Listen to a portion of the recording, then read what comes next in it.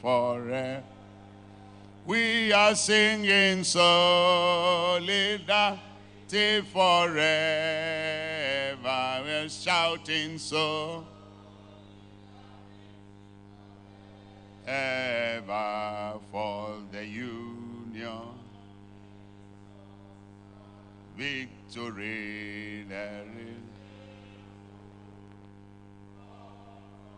Victory in a struggle.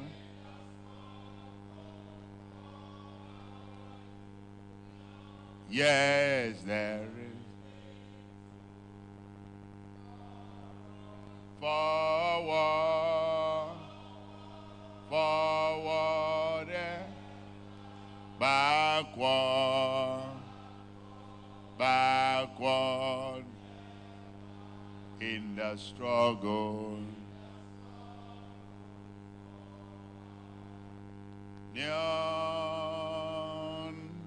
There is victory.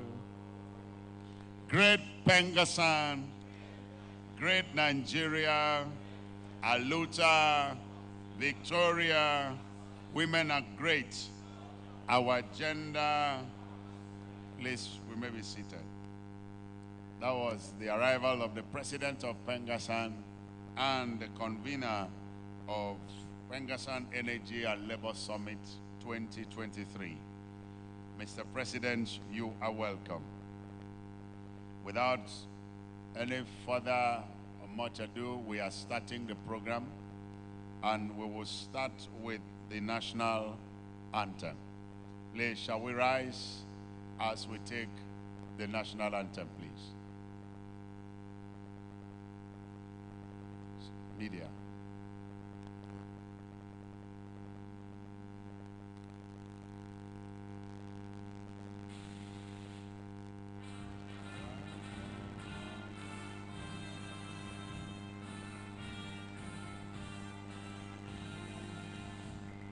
All movements stop, please. Stop.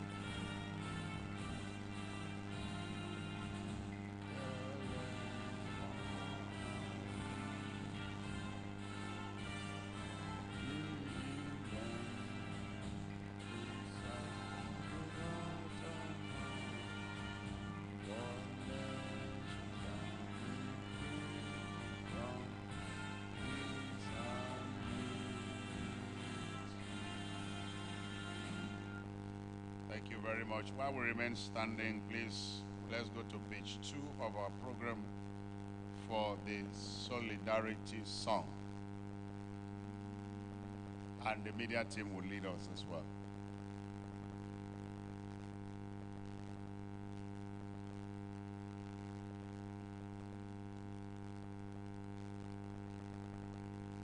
When the union's inspiration through the workers' blood shall run, there can be no power greater anywhere beneath the sun. Yet what falls on earth is weaker than the feeble strength of one. For the union makes us strong. Solidarity, solidarity forever. Solidarity forever. Solidarity forever. For the union makes us strong. It is we who plowed the prairies, built the cities where the trade, dug the mines and built the workshops, endless miles of railroad laid. Now we stand outcast and starving neath the wonders we have made, but the union makes us strong. Solidarity, solidarity forever. Solidarity forever. Solidarity forever, for the union makes us strong. They have taken unto millions that they never toil to end, but without a brain and muscle, not a single wheel can turn. We can break their haughty power again, a freedom when we learn that the union makes us strong. Solidarity so take forever, solidarity forever, solidarity forever, for the union makes us strong. In our hands is placed the power greater than their hoarded gold, greater than the might of atoms, magnify the thousandfold. We can bring to birth a new world from the ashes of the old, for the union makes us strong. Solidarity so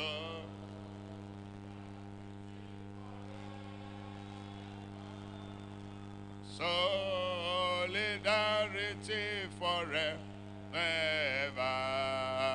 solidarity forever, for the union makes a strong. Victory, victory,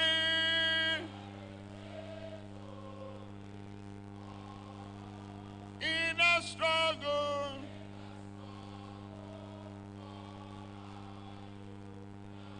yes, there is victory for forward, forward, backward, backward, in a struggle.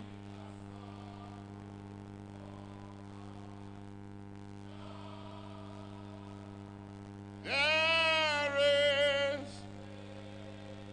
so great Pengassan, great Nigeria, Aluta, Victoria, women are great. Our gender, train a woman, solidarity, solidarity. A round of applause for yourself. Please take your seat. Thank you.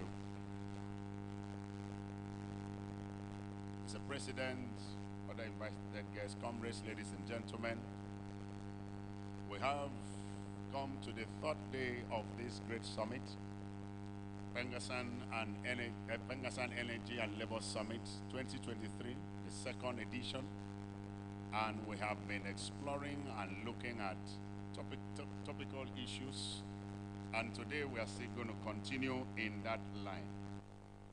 But before I bring up the president to give us the opening remark, we have some invited guests in the house that we are going to introduce. We have here this morning as one of the keynote speakers,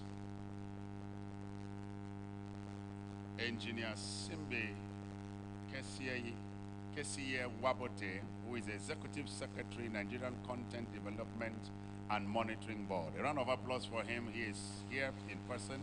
You're welcome, sir. The representative of Mr. Saleh Abdullahi, who is Executive Director, NNPC Pension Board, is here. Engineer Comrade Suleiman, who is a manager, CXE NNPC Academy. A round of applause for him. You're welcome, sir. Dr. Wisdom Enang is a senior energy consultant and analyst. He's also a keynote speaker in this conference. A round of applause for him. You're most welcome. Maria Chibong is a lead Analyst, Sustainability Research and Strategy, Corporate Strategy and Sustainability Division of NNPC Limited. She is here. She is representing the EVP Upstream NNPC Limited, Mrs. Eyeson. Please, Mary Achibong, you're welcome. Thank you. President, I'm glad to introduce one of our own who have been in the field of Pengassan struggle. And before I introduce her, Mr. President, there was a quick observation I had today. While I saw it on the first day, we sang the solidarity song because we didn't go through the whole stanzas. The HR joined us. But yesterday and today that we have decided to do the first stanzas, they were just looking at the wordings of the solidarity song and they didn't sing with us because we were saying they have. So, and they were just looking at it and they kept mute. But this is a synergy workshop. I know we are together. She was the chairman of Shell Branch, former Industry Issues Resolution Committee of Producers Forum. She was the former vice chairman too of TUC Women Commission. Now she is the special advisor to Edo State Governor on strategy, policy, projects, and performance management. Ladies and gentlemen, comrades, let's welcome Mrs. Sarah Ajose Adogon. That is with us.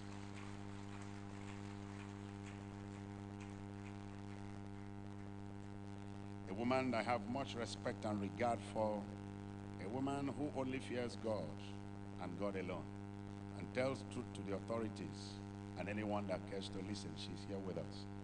She's the Director of Employee and Labor Relations, Office of the Head of Service, and she is here to speak to us. Please help me and welcome our mother, Mrs. Omobie Akpan. A round of applause for her, please. You are most welcome. The representative of the Vice President HR Shell Companies in Nigeria is here. Let's welcome Mr. Soton Bere Bofa that is here with us. Please, a round of applause for him. You are welcome, sir. We have in our midst Dame Rita Quento. She's the Pioneer Director, Energy Innovation, NNPC RTI. You're welcome. A round of applause for her, please.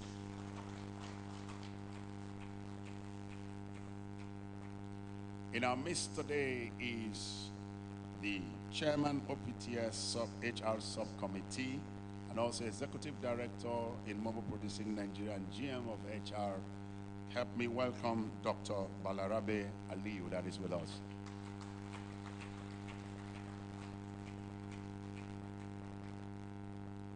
Mrs. Chika Ikemobe is the GM, Nigerian Content Development in Mobile Producing Nigeria. A round of applause for her. She's with us here.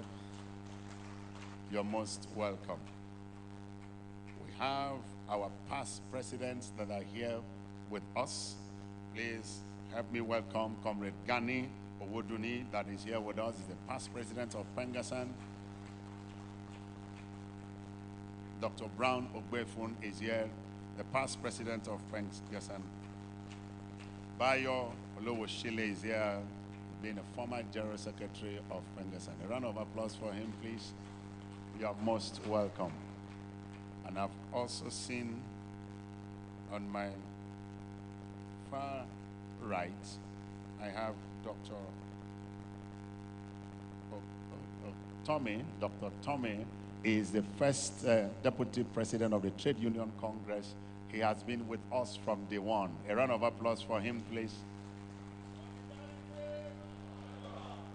Dr. Ide Owodion has been here since the first day. A round of applause for him. He's still here with us.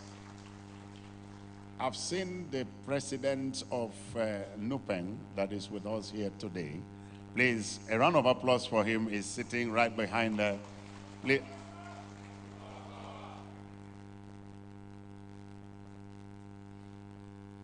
And also, of course, the General Secretary of Pengassan, of Nupeng, Okay, he's here with us. Of course, yes, the Secretary, General Secretary of Pengassan is here as well. And Nupeng. Please, a round of applause for them. And I presume he's still General Secretary, not Secretary General. You are all welcome. You are all welcome. Mr. President, we will take introductions as we continue in this program. But before I call up the President for the opening remark, let's welcome Mr. Fidel Okezie, is the Halliburton HR representative. A round of applause for him wherever he is. Please, you do well to come forward. Thank you very much. Comrades, we are going to take the welcome address by the President of Pengassan. Please help welcome Comrade Engineer Festus Osifo, who is the Chief Convener of this summit, for his welcome address. A round of applause for him.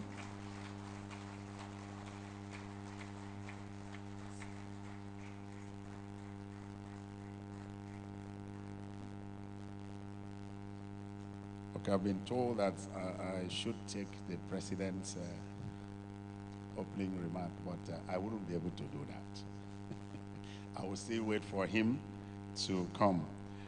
Mr. President, yes, I sought your protection yesterday because a lot of people were comparing me with the former president of Nigeria, and I had to change because I knew that Dr. Simbe Wobote will be here today, so I have to go back and be with him in his own way and his own style, because all of us are from the South.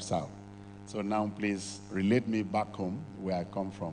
And Mr. President, I have observed something. Something is cooking in this room today. The women are cooking something. I am seeing a trend. I don't know if your eyes could catch it, but I've seen something. Colors are going in one direction, and I'm following them. Women are great. You know your agenda, we always know it up front because we own you. Thank you very much.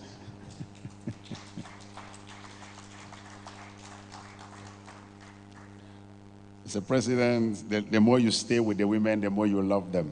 I decided to do something in my house one day, and I just called my wife. We have been married for 21 years, and I just called her.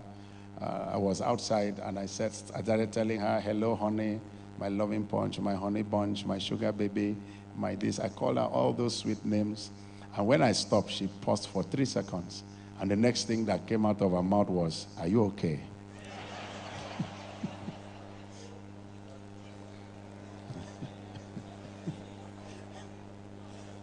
She didn't reply any. First thing she asked, are you all right? Because she's wondering, after 21 years, am I really?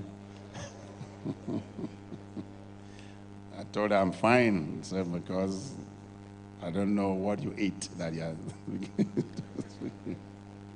So it's fine when you have them around. Are we ready? Okay. I've been asked to still hold on for a while. One of the things I love about Pengassan is our ability to turn out and to churn out leaders. It is rare to go to any company today and then you don't see a former Pengassan leader becoming something, whether in the HR or in the management level, and they always run the company and make it good. And that means the potentials that we have, HR, they are also harvesting on them. I think on that note, our HR deserves a round of applause for what they do. But sometimes when I was still active in Port Harcourt zone, you go to a company and they say, this man was a former Pengassan man. And my perception will be that, everything will be easier, but he was the one that gave me the toughest. And I said, guy, you were with us. He said, now I've seen better. Well, whatever you see and whatever you hear, still try to keep it and let it be about the people. The people, the people, the people. I thank you all. I thank you all. I thank you. I've seen my friends from everywhere, though I've not seen a lot of them. But President, if you look around the building, you are one of those who are really different from others. Some of your contemporaries, the men now, you could see that there are changes either in the head or in the what is standing here. I don't know how you did it, that your own is still all black. But some of us who are having this thing is not as a sign of old age, though. Maybe the pressure of work, maybe the money that is being demanded, or I don't know, but something is just causing it. Because mine definitely is not old age. It has nothing to do with old age. I'm still a young man, and I will remain so. I love it when I look at my friend Charlie, and it is prevalent in Egypt. When you yeah, I'm still young after 21 years. I'm still young. My wife is still too stable. So, so thank you very much. I think I'm just waiting for a signal before we continue. I can see, my former zonal chairman, you're welcome, sir. Please, let's celebrate Comrade Otono himself, the Otobaba. In his days, he goes for everything and ensure that all is well. Let me also appreciate and welcome all the Central Working Committee members who are here. Please, CWC members, can you just rise for recognition wherever you are, wherever you are. I know some of you are very busy. I've not done this from day one. Please.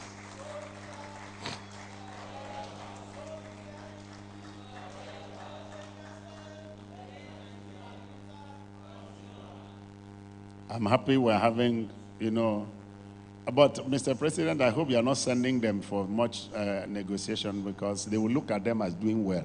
It's when you had Bosun then that you could have sent him anywhere, because they will say, these people are suffering. Can you just...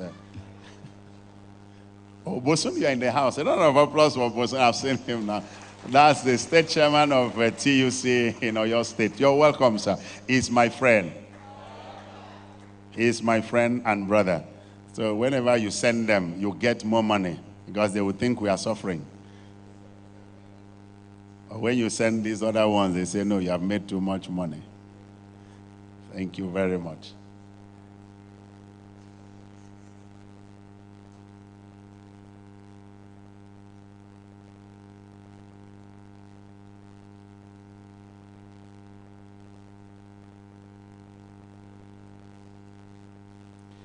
Before the president comes up, please, I will want us to note the slogan that the Nupeng president introduced. Some of us are new in the struggle, but we need to have that, because there is a great synergy between Pengassan and Nupeng.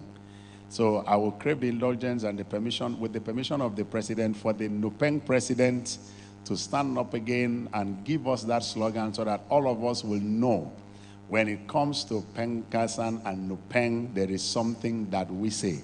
So please, I will all due respect, you will stand up again and give us the chant that you gave us when you were being introduced, so that everybody will know.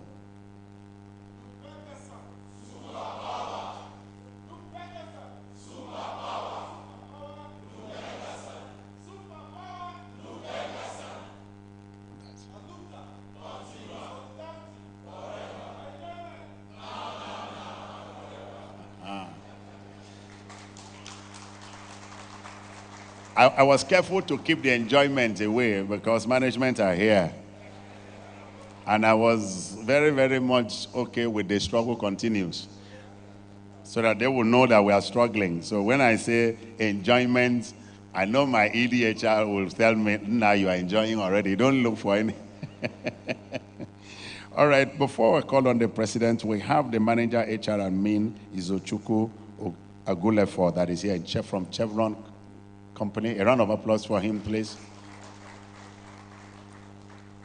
Comrades, please, let's welcome the president of Pengassan for his opening remarks. A round of applause for him as he comes up, please.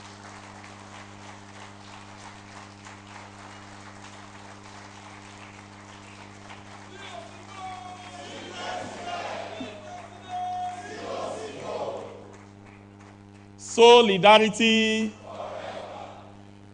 Solidarity. Great Pengassan. Great New Pengassan. Great New Pengassan. Great Nigerian workers. Great Nigerian workers. Hardworking Nigerian workers.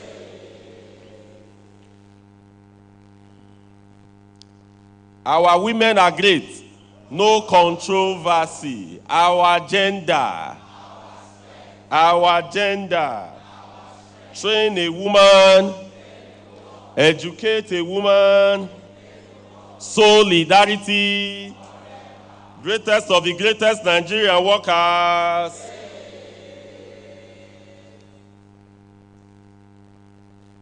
Our past leaders in Pengassan, they have been here with us since Monday when we kick-started this program. I could see 2 out of the 5 right now. You know, they are elders. You know, elders, maybe some of them are still trying to get in here. Like as we always say, that, and that is the reality as well, that these are the conscience of our association.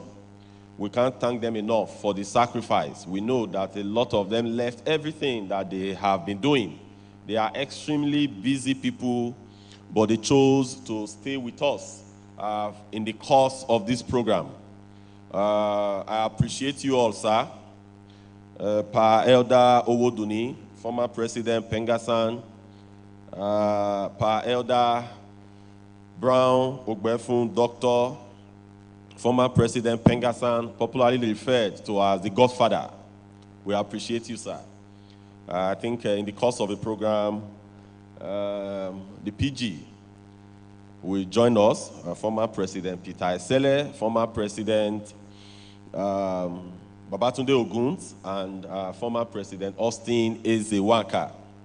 We appreciate you for the love, for the sacrifice that you have shown over the years and you have consistently shown, and for the guidance as always. Our comrade, former General Secretary Bayo Lowoshile, you have been here since Monday. We appreciate you. Even after all the years that you worked for Pengassan, you are not still tired. We appreciate you for all that you have been doing for us. We appreciate as well all other comrades that are here. My very own brother, I refer to him as my twin brother. He's my twin elder brother. You know how it works. The president of NUPENG. Since I came on board in 2020, we have worked in synergy. We have worked extremely well together.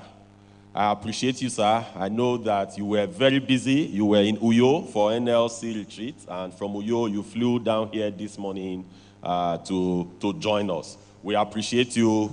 We appreciate all the support. We cannot but thank you enough. Thank you for all you do. And for, I don't know which one is, you know, for me, you are my twin brother. But I don't know, between me and your general secretary, who you will not take as your twin brother. It is senior and junior twin. We appreciate you, Comrade Afolabi. We appreciate you and thank you for all the support. And the way 2 of you have been working has been extremely contagious. We thank you for all you do. For all our comrades, all the president of different trade unions here present, president of FOPTOR, president of association, former president of CESA, and also the financial secretary of Trade Union Congress of Nigeria, we thank you and we appreciate you for all the support in the last 3 days. You all have been steadfast. You've been here with us to celebrate the Pengassan Week and for us to showcase all we have to put forward as far as our great association is concerned. Then also the members of the Central Working Committee of Pengassan, the Deputy President of Pengassan, the National Industrial Relations Officer, the National Treasurer, the General Secretary, And all the former CWC members here present, I could see Elder Otono, I could see Comrade Bosun Olabi, a former CWC member, but also a NEC member by virtue of being the state chairman of TUC in Oyo. And also the state chairman of TUC here present, Comrade Onyefuru. I could see the Kanu state chairman and Akwa Ibom state chairman and all the state chairmen here present. We quite appreciate you. Then the NEC members of Pengassan, I appreciate you all for being here in the last 3 days. Then to our most vibrant wing, the women wing, the PWC of Pengassan, we quite appreciate you. We thank you. No controversy. Our strength. Then to our invited guests, the captains of industry. I mean, since Monday, a lot of them have been with us, and today we have a very good friend, the man that is an associate member of Pengassan. Because he's an associate today. He was a former member of Pengassan in the past, but he's an associate today. So we could refer to him and safely do that as a comrade.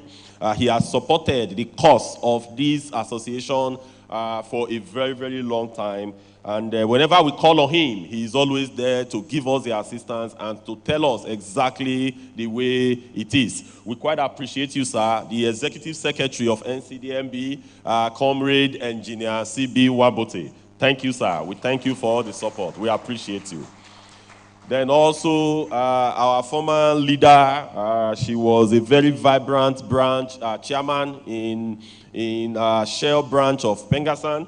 If you were in Pengassan, maybe in the last, 10 years below, you don't know Comrade Sarah, then you don't know anybody in Pengassan. You know, we quite appreciate you, madam. We appreciate all that you have done for this noble association.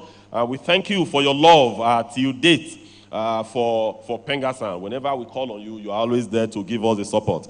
I was just whispering to her that she has left us in the trenches because now she works with Edo State governor. So she has left us to start singing Aluta. When I saw her this morning, her face was much more beautiful compared to how it was even about 10 years ago. I say, madam, madam, madam, I salute you. Thank you so much. We appreciate you. Thank you. Thank you. Then to one of the finest that the Ministry of Labor has ever produced.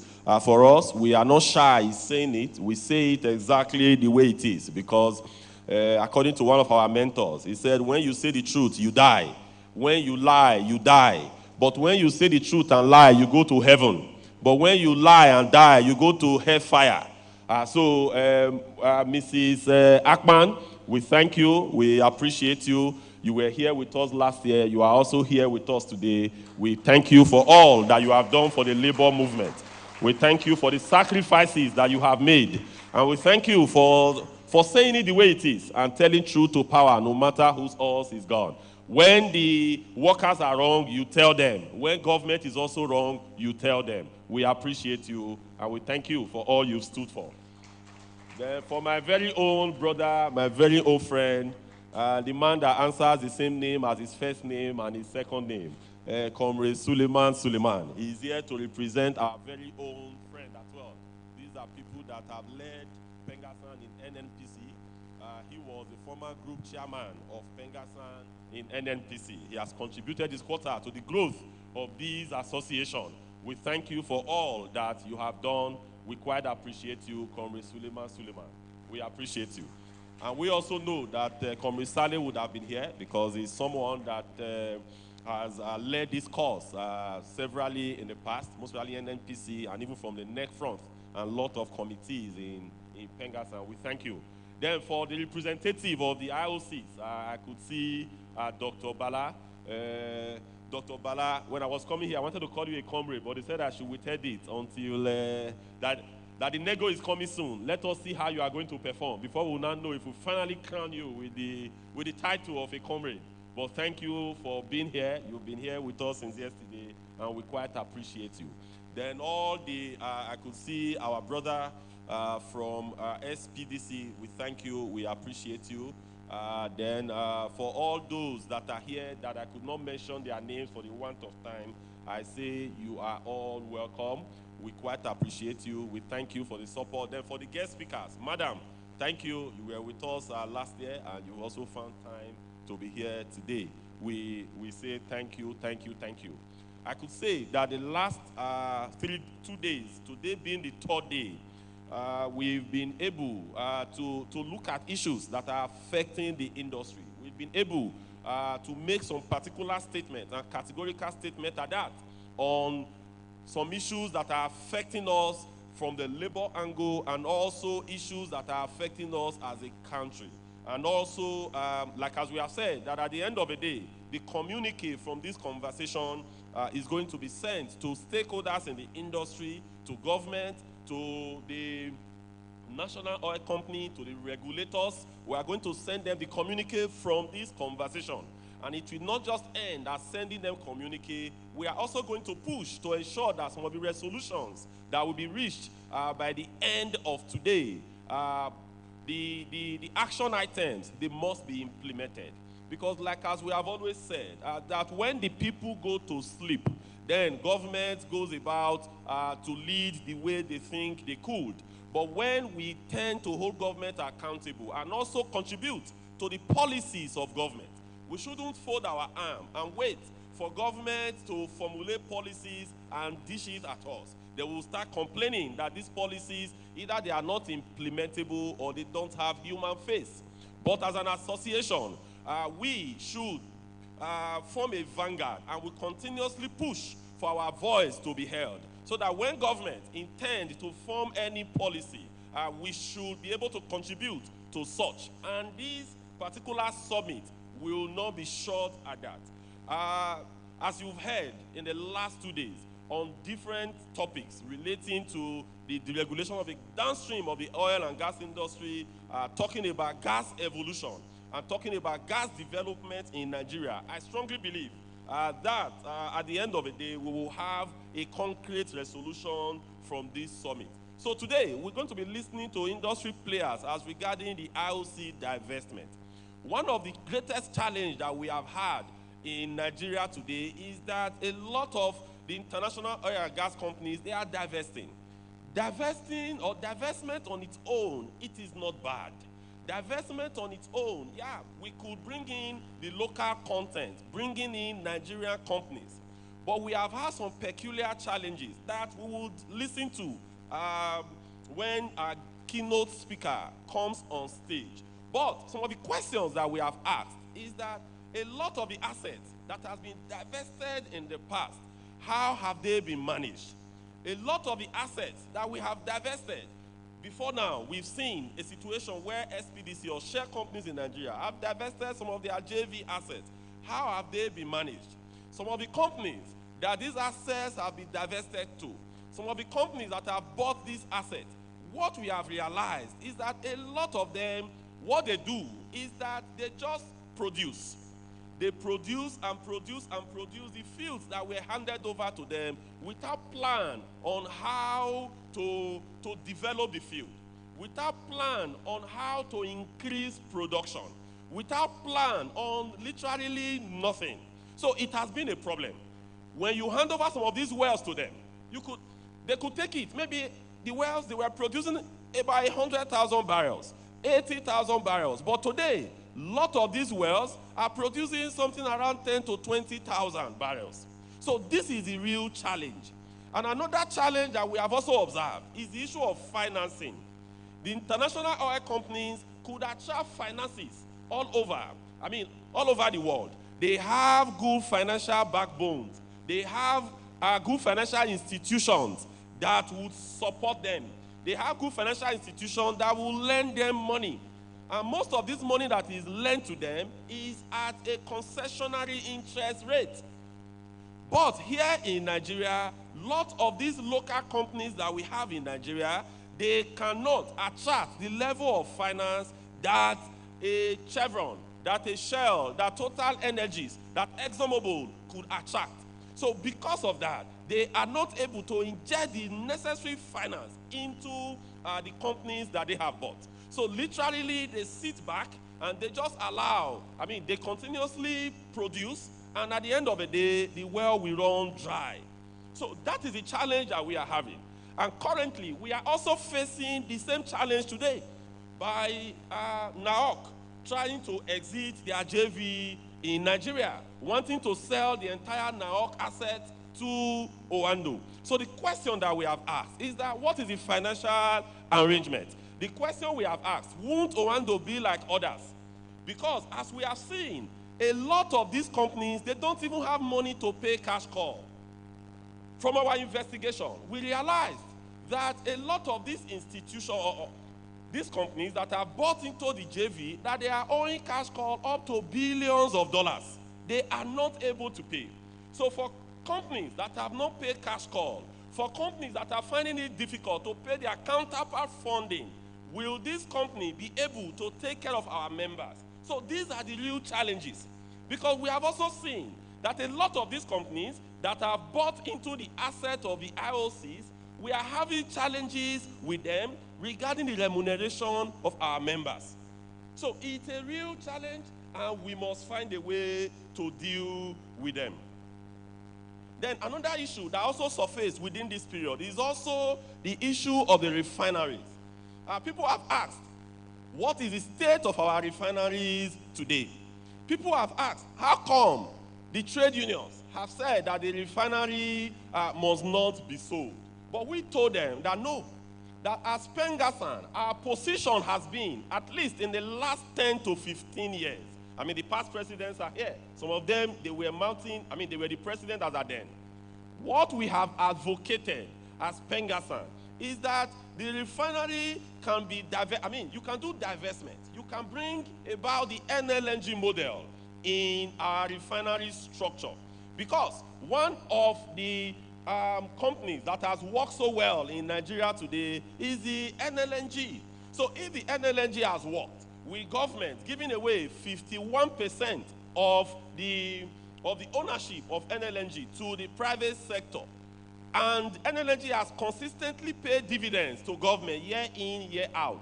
So why can't we bring about such in our refinery administration? So that as Pengassan, we have not said government should not reduce their interest in the refinery, but all we have said is that one, the refinery must work. Then at the end of the day, you bring about, you bring consortium. And this consortium must be people that have genuine interest in the refineries. They shouldn't be political cronies. They shouldn't be just your friends who does not have the wherewithal to be able to develop these refineries. But they should be people who understand the business of refining. So these are the issues that we have thrown up, in the past. And we believe that if this is done, that the state of our refineries will be much more better compared to the way it is today. Shocking to note, a question has been asked, and I think I should use the opportunity to also address this, that how come, why do we want government to fix the refinery before, bringing about the NLNG model? We were shocked that Bureau for Public Enterprise did an evaluation of those refineries, and what they brought, that is the value of that refinery. I could tell you that truthfully, what they value the four refineries cannot even build half of one of the refineries today. Because they wanted to sell it to their friends, they wanted to sell it to their cronies, they undervalued the refineries. So it was based on that strength that we said, no, you cannot throw away our national asset because you have vested interest. You have to fix it. After fixing it, then you could now bring about the NLNG model. So comrades, I appreciate you all. I salute you. Let us sit back, let us relax and enjoy our section. Solidarity. I think he deserves another round of applause.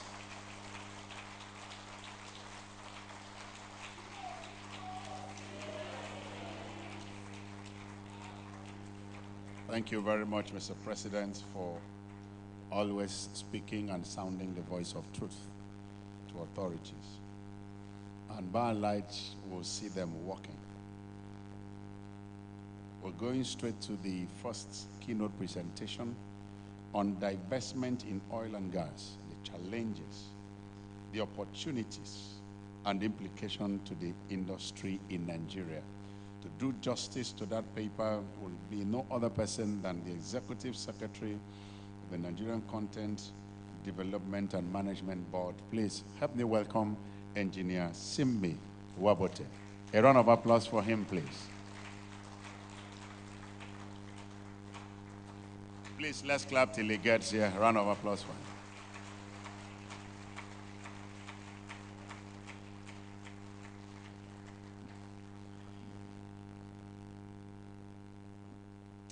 The president of Pengassan, my good friend and brother and fellow comrade Osifo, the executives of Pengassan, I can see the Secretary General, Comrade Lumumba, my fellow comrade, the president of Nupeng, also one of my younger brothers, flying the flag of Nupeng from the other end. I recognize you. Executives of Nupeng here present. I can see the Secretary of Nupeng. I've not seen him for a while, Comrade Afolabi. Past presidents of Pengassan and Nupeng, captains of industry here present, gentlemen of the press, distinguished ladies and gentlemen. As a former comrade, I need to follow the cue. Solidarity, solidarity, solidarity. And one thing that I was taught by my Pengassan chairman, which I also use, is that enjoyment now, now, now. Forever. You don't postpone enjoyment. And also, women are great. And that is correct. No controversy in the workplace, but I don't know about the home. So they need to attest to that if there is no controversy there. And I think Comrade Osifo pointed out that when you look at the mouth of an old man, you will never know that he was once a child and he sucked from his mother's breast. So when you look at the leadership of organizations in the oil and gas industry, you will never know that some of the leaders were sometime Pengassan members. So we were solidly Pengassan members, and we continue to be Pengassan members. Because the truth here is, distinguished ladies and gentlemen, Pengassan, I am happy today that it is very vibrant, because some organizations stay. Despite their achievements, they wither away. But for the past 3 days, I've been watching these activities via social media. I see the vibrancy. I've also been watching all the negotiations with government with regards to subsidy removal, and I see the vibrancy. And I said, I wish I was much younger to join Pengassan again, so that I will be amongst. And when I listen to the president speak, he has spoken on my behalf. So I wonder if I still have anything to add with regards to the divestment. But he said I should just try. So I'm going to try to add one or two things from what he has said. I don't know how many people realize that the Nigerian national anthem, amongst the anthems in the world, is one of those that recognizes labor.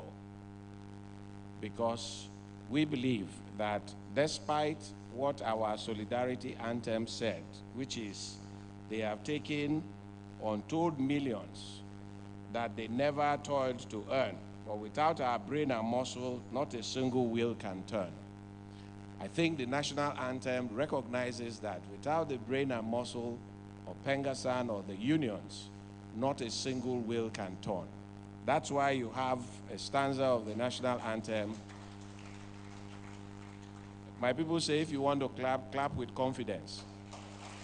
Don't be shy about clapping. So one of the stanzas of the national anthem said, "The labor of our heroes past shall never be in vain." So all that we have toiled as Pengassan members and as management will never go in vain. That's why we are held as Pengassan as the conscience of Nigerian workers, as well as the conscience of the society. Today, what we are going through with regards to subsidy removal, Nigerians expect that Pengassan will speak on their behalf, NLC will speak on their behalf, so your position in our society can never be toyed away, and your labor will never go in vain.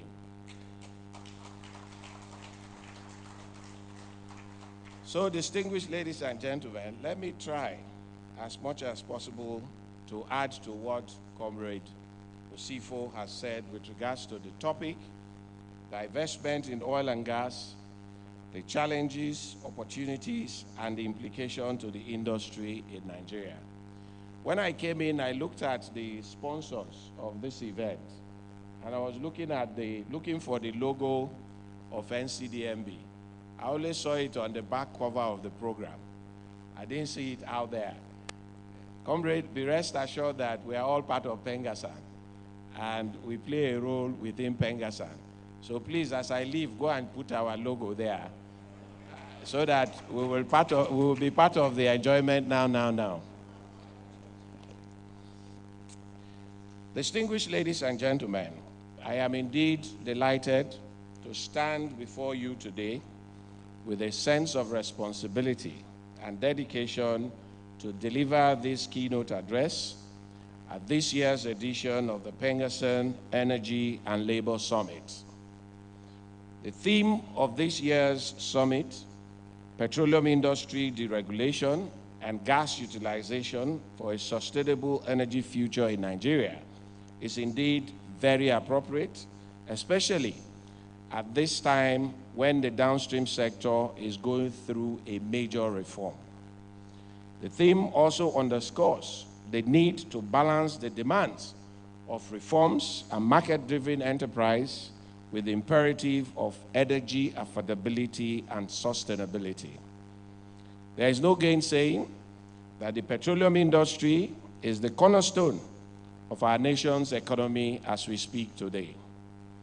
Blessed with an enviable reserve of both oil and gas, the sector is currently the largest foreign exchange earner for Nigeria and still holds enormous potential for us if properly managed. This is why the topic of this session on divestment in the oil and gas industry is of key interest to industry players and other stakeholders.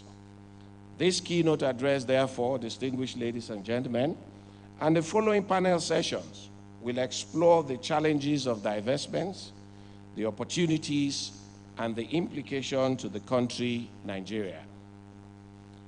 The term divestment means different things to different people, depending on the perspective from which it is viewed. For the purpose of this address, I will define divestment as a situation where a company chooses to sell part or all of its assets or investments for reasons which may include raising of funds, desire to operate in a different industry, refocusing on areas of expertise, portfolio rationalization, response to changing operating environment, and so on. I will, however, like to emphasize that the connection given to this process is the Section 95 of the Petroleum Industry Act 2021, which refers to it as an assignment, merger, transfer, and acquisitions. For a divestment to be consumed by a party, it means that another party has consummated an investment. This means that whatever the reason adduced by a party to divest, another party has put together justification to invest. So in other words, it's like buying and selling. As you go to the market, you see a product, you want to buy it, the seller must agree, and then you pay the price for it and you take that product. That, in plain language, what divestment actually means. The African Report magazine estimates that in the past decade, a total of 26 oil mining leases have been divested. or acquired by companies in the Niger Delta Basin area of Nigeria. While Shell and ExxonMobil intend to sell off oil and gas assets worth billions of dollars, ENI announced last month the signing of an agreement between Nwando PLC for the sale of NAOC interests in 6 onshore blocks, as well as the power plant in Okpai. While there are excitements and congratulatory messages on completion of these deals, there are corners, apprehension, and delusionment in some quarters, which are also understandable. Comrades, ladies and gentlemen, permit me to briefly highlight the challenges, opportunities, and implication of divestment and investment as a corollary on Nigerian oil and gas industry.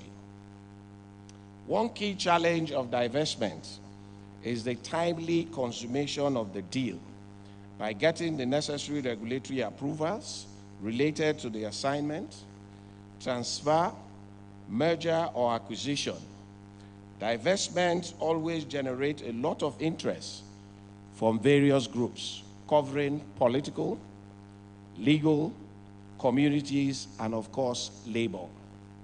One of the greatest danger, I believe, in a divestment process is if it is left to prolong for a very long time. It is a challenge to those divested. It is a challenge to those who want to buy the divested assets. It is a challenge to the staff of the organization. It is a challenge to every stakeholder that is connected to that business. For the staff, the key challenge is the uncertainty that pervades the establishment. For the stakeholders, it is how do they get paid for the services that they have delivered to that organization. For government, is when will this end so that whatever revenue, particularly since, take it or leave it, government owns substantial shares in those assets. When will the revenue come into the system? When will the taxes associated with such divestments come into the system? So it's a mirage of uncertainty once a divestment is allowed to prolong for a very long time. Of interest today for us as Pengassan member, it is the future of the staff that work in those organizations. Because I can tell you free of charge, while being part of a divestment process in my other life while I was in Shell, one of the key challenges we kept coming across is the uncertainty with the staff and the unwillingness for those who want to divest to continue to spend money on those assets. That's why if you allow a divestment process to prolong, at the end of the day, the assets will become obsolete, and then you will need a lot more money to get those assets to work for you. Therefore, like the Machiavellians will say, if you read the book about the prince said, if you want to do evil, you have to do it quickly. And if you want to do good, you have to protract good. The reason for that is that the human mind is very forgetful. At some point when evil is done, it is the same human being that will say, well, let us forgive him over time. But in the same vein, if you don't protract good and you do good, nobody will remember the good that you have done. It is only the bad that you did in the past. Therefore, there must be a time frame to conclude a divestment process in order not to leave the lives of thousands of workers in the balance. If not well managed, divestments will disrupt oil and gas production activities, like I've said, especially if such divestment is abrupt and there is discontentment on the part of the divesting company's employees. I have seen it in the past when we started the discussion of divestment. There has to be a constant communication to staff for them to know that it is not the intentment of the company to put them out of work.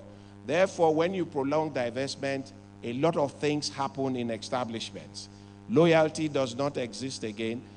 It's in fact an avenue that breeds corruption, because most of the staff know that there is uncertainty, and therefore they will decide to behave any way they like. Therefore, a divestment thought process must be concluded as quickly as possible. Divestment can also result in job losses, no doubt about that, as new owners of the assets may choose not to integrate all or some of the staff of the old owners of the asset into their own company or operations. These are some of the negatives associated with divestment. There's also the challenge of access to latest technology, especially if the new investors lack the technical expertise or has no support from original equipment manufacturers or technology proprietary owners.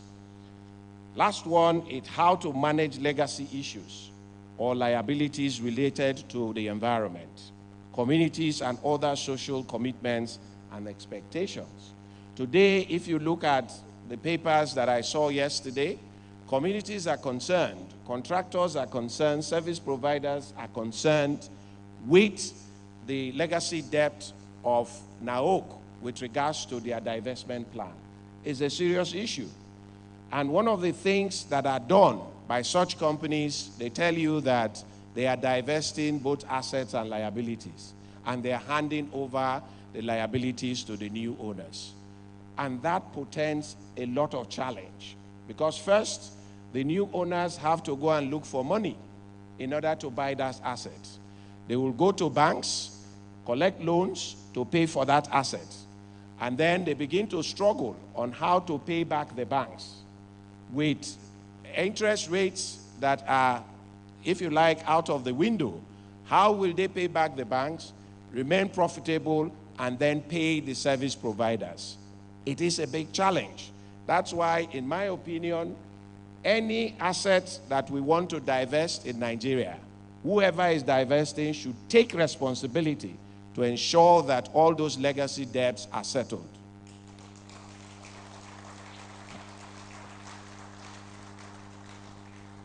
Because if you don't do that, and from what I see as the Executive Secretary of NCDMB, as soon as you hand over those assets to the new buyers, their primary objective is how to pay back the loans, not how to pay the contractors that they are owing. So any negotiation whatsoever with regards to divestment should take out all the legacy debt, and those divesting should be made to settle all those legacy debts. Similarly, I'm sure Channel don't want to air my speech, so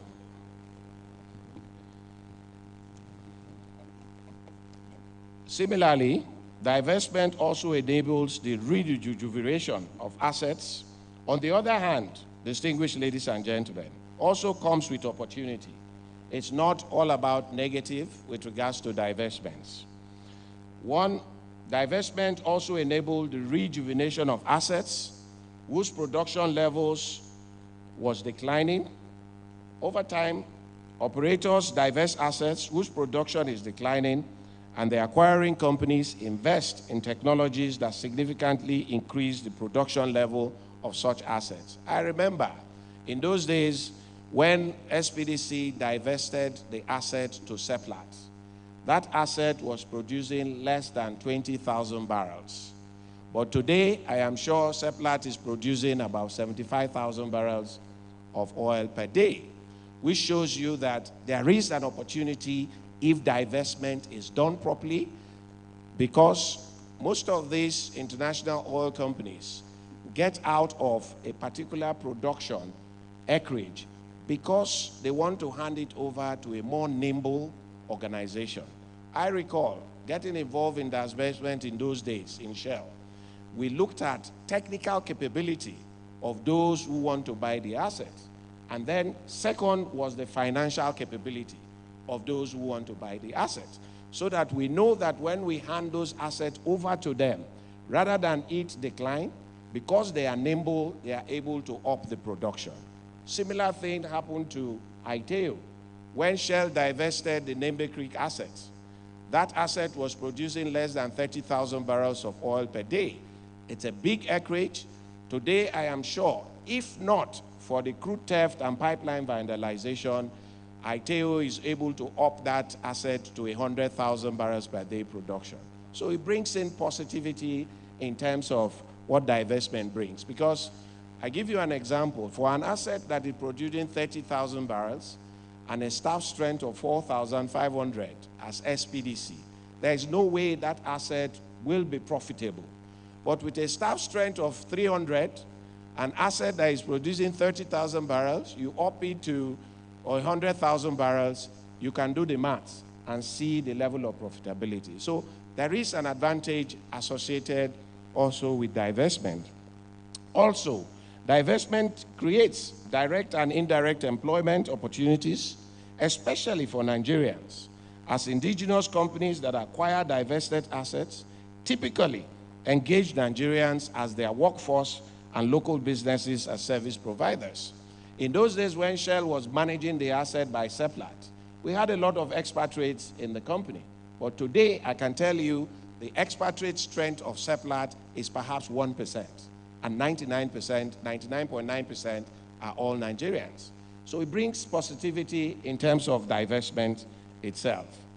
The impact of divestment on the oil and gas industry is significant, as it presents a good avenue for Nigerians and indigenous companies to make a bold statement that we have come of age and have acquired the technical, managerial, and financial capability to play in the big league. One of the downsides to it, and I think Comrade Osifo mentioned it, is access to finance by the Nigerian companies that want to buy these assets. The greatest problem, I can tell you why they are unable to access finance, is because they do not have the discipline of corporate governance.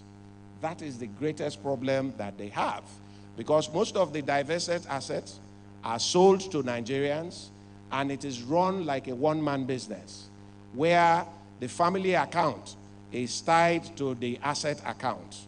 If they want to give money to their girlfriends, it is the same account. And insider trading is so much in the assets that are divested to Nigerians. The man wants to be the one and his brother to bring in rig into the country. His and his wife want to be the ones in charge of catering. His and his wife and brothers wants to be the ones in charge of logistics, which means you are stealing from the right pocket and putting back in the left pocket. How will international financiers give you money in that kind of business? It's one of the key challenges that we see. I believe we should be proud that we have moved from near zero participation in the upstream oil and gas sector to the point where indigenous operators such as Seplat and ITEO, First E&P, Walter Smith, and so on, are responsible for producing about 15% of Nigerians' oil and gas today, and about 60% of our domestic gas production. We should be proud as Nigerians that we have up the ante, and it is 60%. The entire Itorogu asset is managed by ND Western, and that is a major hub where we produce our domestic gas. So today, 60% of the domestic gas is controlled by Nigerian companies. Now, I always tell people, if you want to clap, clap. Don't be shy.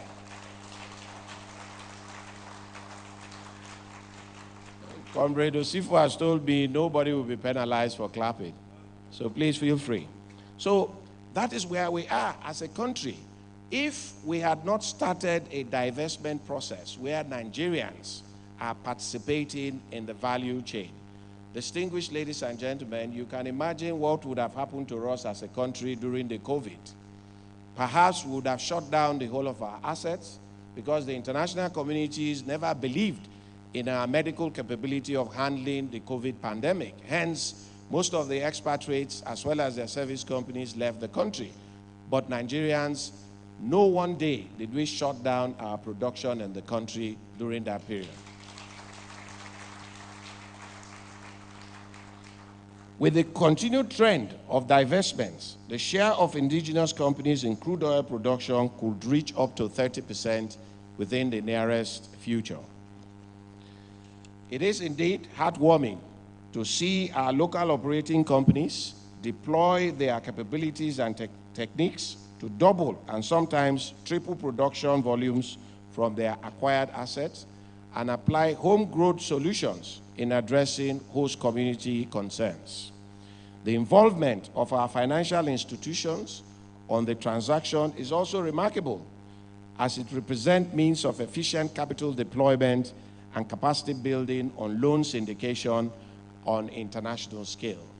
Therefore, my clarion call on those who want to buy or acquire divested assets, they must imbibe corporate governance in their day-to-day affairs. That is the only way international financiers will associate with them.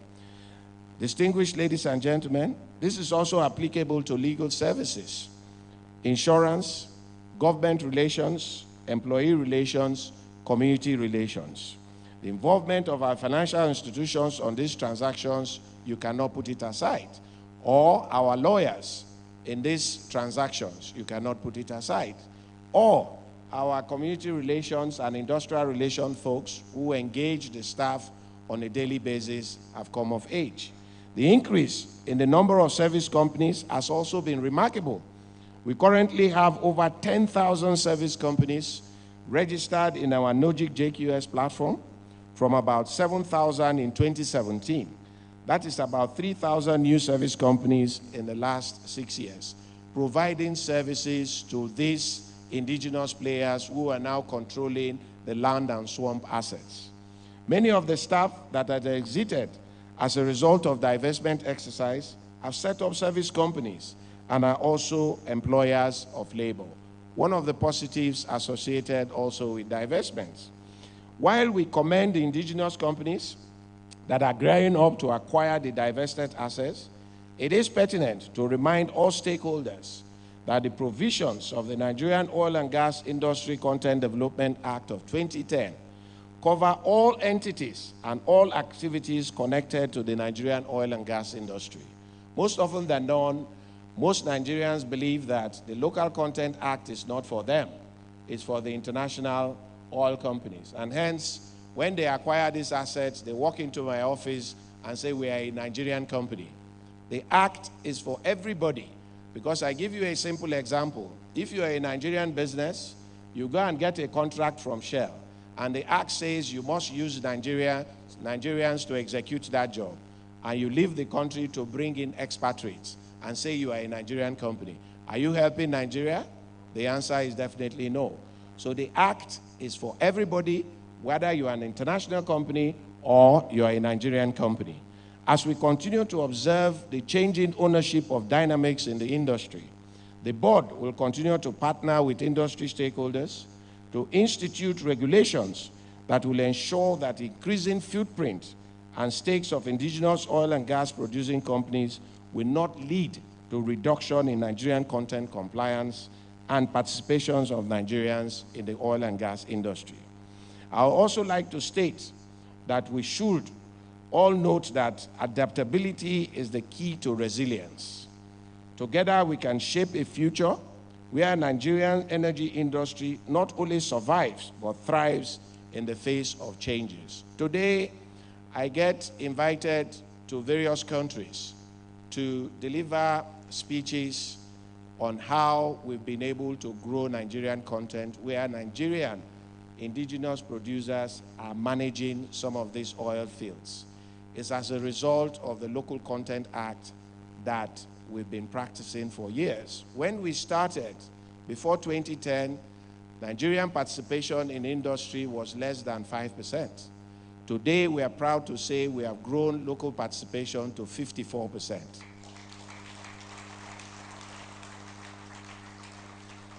Also, it is important to note that one of the greatest risks that we observed when I was part of divestment is return to government in terms of taxes. It was a huge challenge. We saw it that government take will reduce as a result of indigenous players wanting to take over these assets, because it is not straightforward. To be fair to the IOCs, they do everything they can to make sure that they pay their taxes as at when due. But to the indigenous players, they do everything they can to make sure they avoid paying taxes. Therefore, as Pengassan, we must hold them accountable. We must ensure that they make returns to the government, because that's the only way the government will have the desired revenue to provide the services that we need. Because once your taxation reduces, it limits the ability of government to do what they are supposed to do. We saw that. And true to type, when some assets were divested, FIROS reported that their tax revenue from the oil and the gas industry has dropped. Not because of lack of production, but because man no man. In closing, distinguished ladies and gentlemen, I would like to state that divestment is not necessarily a negative or bad thing. In fact, divestment presents an avenue for the local capabilities and capacities that have been developed through the efforts of local content implementation to be brought to bear in the upstream sector and also in the downstream sector. I listened to Comrade Osifo about divesting the refineries that we have today. And I was challenging Sarah.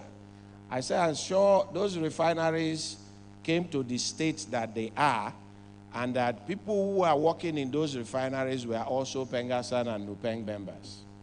And we brought those refineries to the state that they are today. Therefore, my challenge to Comrade Osifo and the leadership of Pengassan, you must speak truth to power, and you must challenge authorities, especially establishments that have government investment, for the staff of those establishments to do what is right. The other day, I went to visit Indorama. Indorama was actually a petrochemical plant managed also by Nigerians through the Nigerian National Petroleum Company. That asset was sold to the Indians for whatever cost it was, justified sales. Today, go and visit that asset. The profit margin they are bringing in as an organization is unbelievable. And that place has expanded fourfold because the private sector took it over. I might be controversial. As far as I'm concerned, if you want anything to work in this country, hand such thing to the private sector, especially your refineries. For your refineries to work, it must be given to the private sector to run. Because the other day I was listening to the guy in charge of tax, and he was very clear to say, if these refineries start working, because it is still being managed by government, as a result of the inefficiencies, we might perhaps be paying more for fuel than we can imagine. Therefore, whatever we can do to put a transparent process together where we can hand over these assets to the right people to manage them, and with demand performance, Nigeria will be better off. We will spend all these billions, we'll repair those assets, and we leave it in the hands of the same people. We are going to get the same result in the next 3 to 4 years, because you cannot do the same thing over and over and expect a different result. That is the definition of insanity. Therefore, for me, I call on Nupeng and Pengassan to believe that divestment is not a bad thing, if properly negotiated, and if done transparently, it will be beneficial to everybody. And therefore, Pengassan, Nupeng should support any avenue to divest an asset so that we will get value from it. I have seen assets that have been divested and turned around for the benefit of this country. The only challenge is that in Nigeria, what I see is that if you are not the one who win the bidding process, then everything is wrong. People will continue to write in the media that the process was frosted with fraud. The amount they sold it is immaterial. Today, look at Indorama. It is the golden jewel. If we had divested the refinery at the tail end of the Obasanjo's administration, today we would have been singing a different song. So I call on Pengassan and Nupeng to do all they can to support government efforts. If they want a transparent process, they should demand to be part of that process so that this asset can be given to people who can manage effectively and produce the much needed refined product.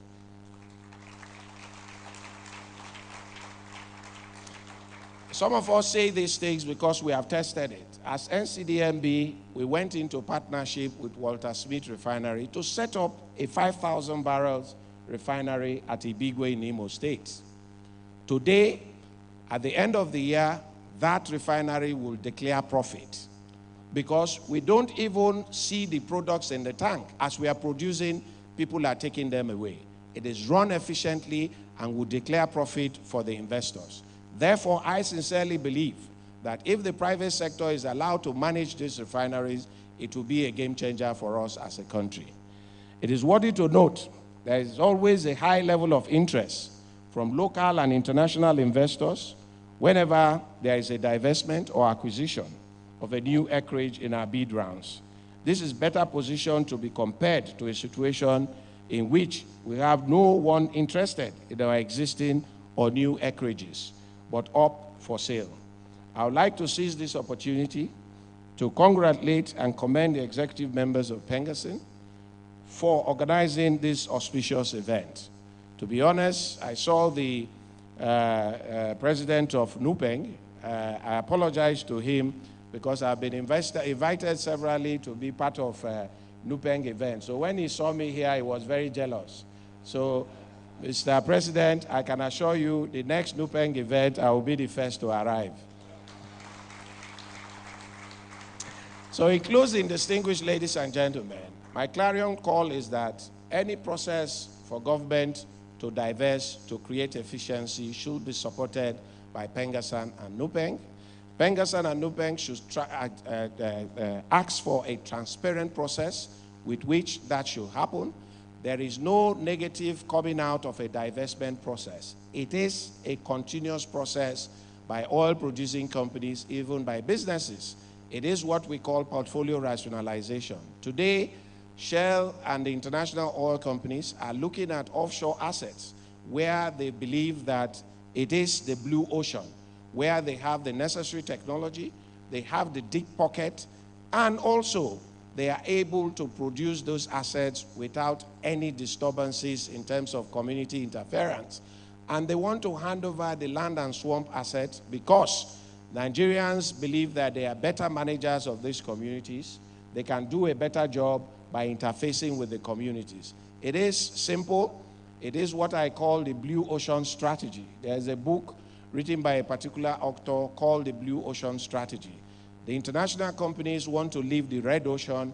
They want to be part of the blue ocean. So there's nothing wrong with divestment so long as it is done transparently and it is managed properly. And most importantly, we hold those people who get those assets to make sure that they pay their taxes as at when due. Distinguished ladies and gentlemen, thank you very much for listening.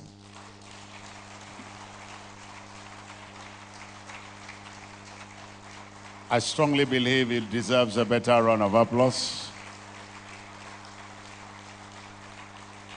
That is Engineer Simbi Wabote, the Executive Secretary of Nigerian Content Development and Management Board. Thank you very much. Before he goes, I want to call the President of Pengassan just to say one or two words. And I would love the Executive Secretary to listen to him before he leaves. Solidarity. You know, after listening to our amiable comrade, Engineer C.B. Wambute, you know, he said a few things. And we felt that it's also in our position to also state some things as well. You know, he's our daddy. So thank you so much, sir. Really, I mean, for us, NCDMB has transformed the landscape of Nigerian oil and gas industry, no doubt. We can also attest to the brilliant work that Engineer Simbi has done in NCDMB. No doubt whatsoever. In fact, a lot of innovations that he has brought to bear since he has been in NCDMB. But, you know, when some things touch on our core fabric as an association, we also need to re-examine it. Some of the things he has said, we took them in good faith. But there are also some that we also want NCDMB to assist us. For example, he talked about the Otorogu Power Station. He talked about ND Western. He's the chairman of ND Western branch. Yeah, he's there.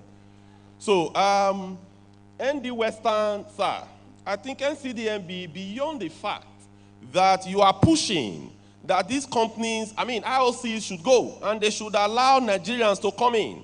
But I will tell you, sir, that these Nigerians are treating Nigerians as trash.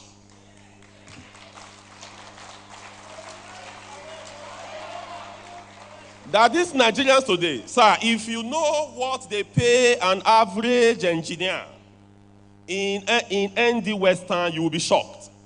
Till today, we are asking ND Western to unionize formally. The members, they be unionized. They are members of Pengassan, members of Nupeng. We have asked them just to deduct dues. Just to deduct their dues. They refused. In fact, about 2 weeks ago, we wrote a letter to the GCEO giving them a 3-week ultimatum that if they don't do what is right, we will shut them down. We have been discussing with them for over 1 year, close to 2 years now. We have had discussions with them. We have had discussions through the MPDC. We have had all manner of discussions. I have personally met with the MD of ND Western, telling them to do what is right. But today they are refusing. People are working for you. Engineers are being paid peanuts. And they are going away with all the profits. But if it is an international company, they will not do that. So that is a fundamental problem. A lot of these companies, Aeroton, they had an issue. Aeroton also bought some of these assets. But today, what has happened to Aeroton? If you look at them, even the members there, they denied them from being unionized. It was at the point of failure of the company that they quickly joined Pengassan. That was few months before the issues happened. The same management that was holding them they were now rushing, come and join Pengassan because they have seen the danger coming. So the greatest problem we have with these people is how they treat Nigerians. So if an expatriate could come from the US, from France, from everywhere, and they treat Nigerians fairly, we prefer it to even our own, who will treat us like trash.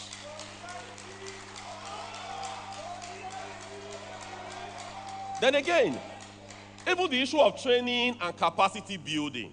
You see most of these international companies, we have people here from Shell. Thank God, sir, you are from Shell. Today, the position you occupy today, I guess that most of the trainings that you received was in your formative stage. But these companies, go and ask them, how do they train Nigerians? No single training plan. They just bring them, teach them how to operate panel, and that is it. That is not how you develop people. So I think not just NCDMB, but the Nigerian institutions, they should stand up for the average workforce to ensure that these people are properly trained. Because if we are not trained, at the end of the day, we cannot deliver. So that is on that. Then secondly, sir, on the issue of the refineries, I would say that today, the staff in Shell, they are delivering. The staff in Total Energies, they are delivering. The staff in NAOC, they are delivering. The staff in most of these private-owned companies are delivering, including Indorama. We have our members here from Indorama. They are delivering. So it is not majorly about the Pengassan or Nupeng members that are working in the refineries. It is majorly, when I say majorly, I'm not exonerating us completely. But the higher percentage of a bulk should be to those in management, those in government who are running these institutions. Because the question, I work for Total Energies. A lot of us here work for private organizations. So if I work in a plant as an engineer, so I design an engineering plan for maintenance, and I go to my management, and I ask my management to provide me the tools that I will use in fixing the plant. And the management refuses to provide that tool. What should I do? Should I take my salary to go and buy the parts to fix? The answer clearly is a no. So, as the staff, I can tell you, sir, we have interacted with people that are working in those refineries. A lot of them have the necessary skills, and I think some of them are here today. Without sounding immodest, the major point, the major issue there is that there is no finance to buy the requisite parts. There is, the management or government, as the case may be, they don't provide the requisite tools. Channels is here today. They are covering this program. The reason they are covering this program is because their management gave them camera to cover this program. If the management of channels asks the channel people to come and cover this program without giving the necessary camera, it becomes a problem. Then, why I said we are not exonerated completely is that Pengassan and Nupeng as an institution, so beyond the membership, so at that point where they are not providing the necessary tools, we should hold them accountable. So at that point, when we request, we know that in the next 6 months, there is going to be issue in this plant, and our management is refusing to provide us with the necessary parts. They are refusing to provide us with necessary equipment. On our part, we devise means to hold them accountable to do what is right. So in general, to the members, I strongly believe that they have the necessary skill, but to the institution, we should hold them much more accountable. I salute you, sir, and I thank you for all you do. Thank you so much.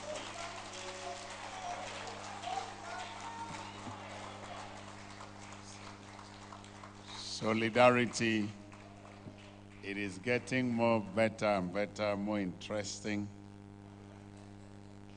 Because from what the president have said, sometimes we will see people going on strike, not necessarily because of pay, but because of maintenance issues. Management have refused to do their maintenance scheduled, turnaround, and all that. We want to see those things happening. A round of applause for all of us so far.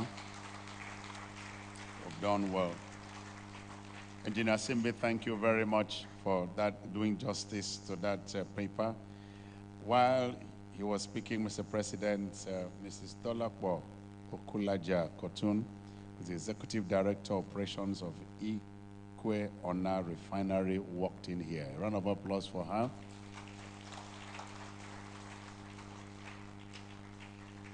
You're welcome. We're going straight to panel discussion and to anchor that section on casualization in oil and gas.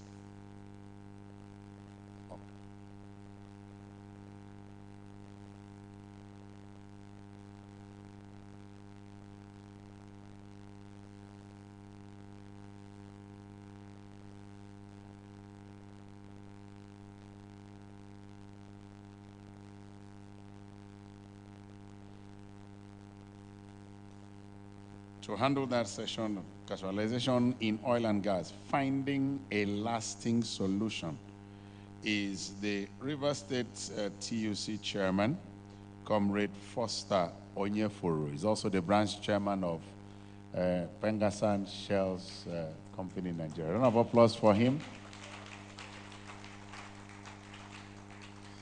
Don't look at the size, look at the content. Very strong man indeed. The women gave him a song yesterday. I'm still trying to learn the song. You're welcome, sir.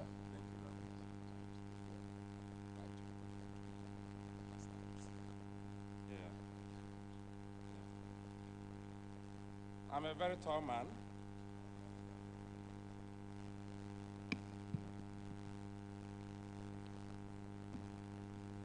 Thank you very much, Comrade Dr. Mbok, for that introduction and for anchoring this program very well. Mr. President, our own Pengassan Worldwide President, Comrade Festus Osifo, who also doubles as the President General for the Trade Union Congress, TUC, Nigeria. I will seek or crave your indulgence to stand on the protocol you have already established. It's robust enough. I'll just crave your indulgence to stand. But I will play one small politics with your permission too. My employer is here, and they've already started annual review.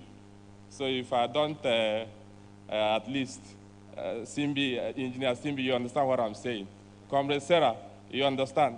So, Mr. President, with your due permission, I want to specially recognize the representative of the VPHR share companies in Nigeria, my own brother Olukayode, that is ably represented here today by Mr. Soton Bereprebofa. Welcome, sir. Welcome, sir.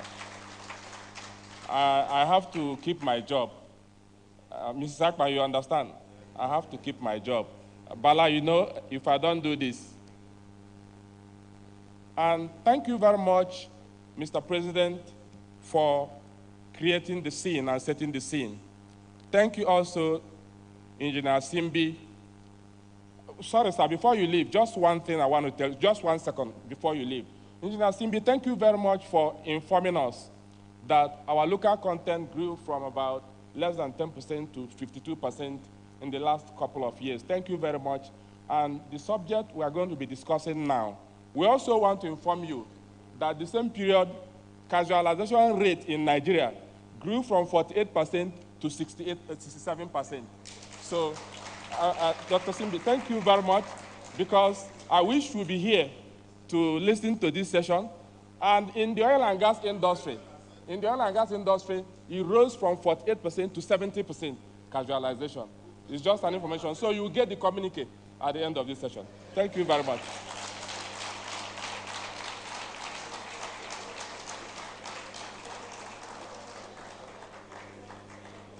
Distinguished ladies and gentlemen, we welcome you to this session. It's going to be a very rich session, and I'm privileged to anchor this. My name is Sir Comrade Ikechukwu Onyefuru. I'm the Pengassan Share Branch Chairman and the Trade Union Congress Rivers State Chapter Chairman. Distinguished ladies and gentlemen, today we are happy to have selected resources to handle this session because of the relevance, because it's important, because it's a subject that will determine the future of the oil and gas industry in Nigeria.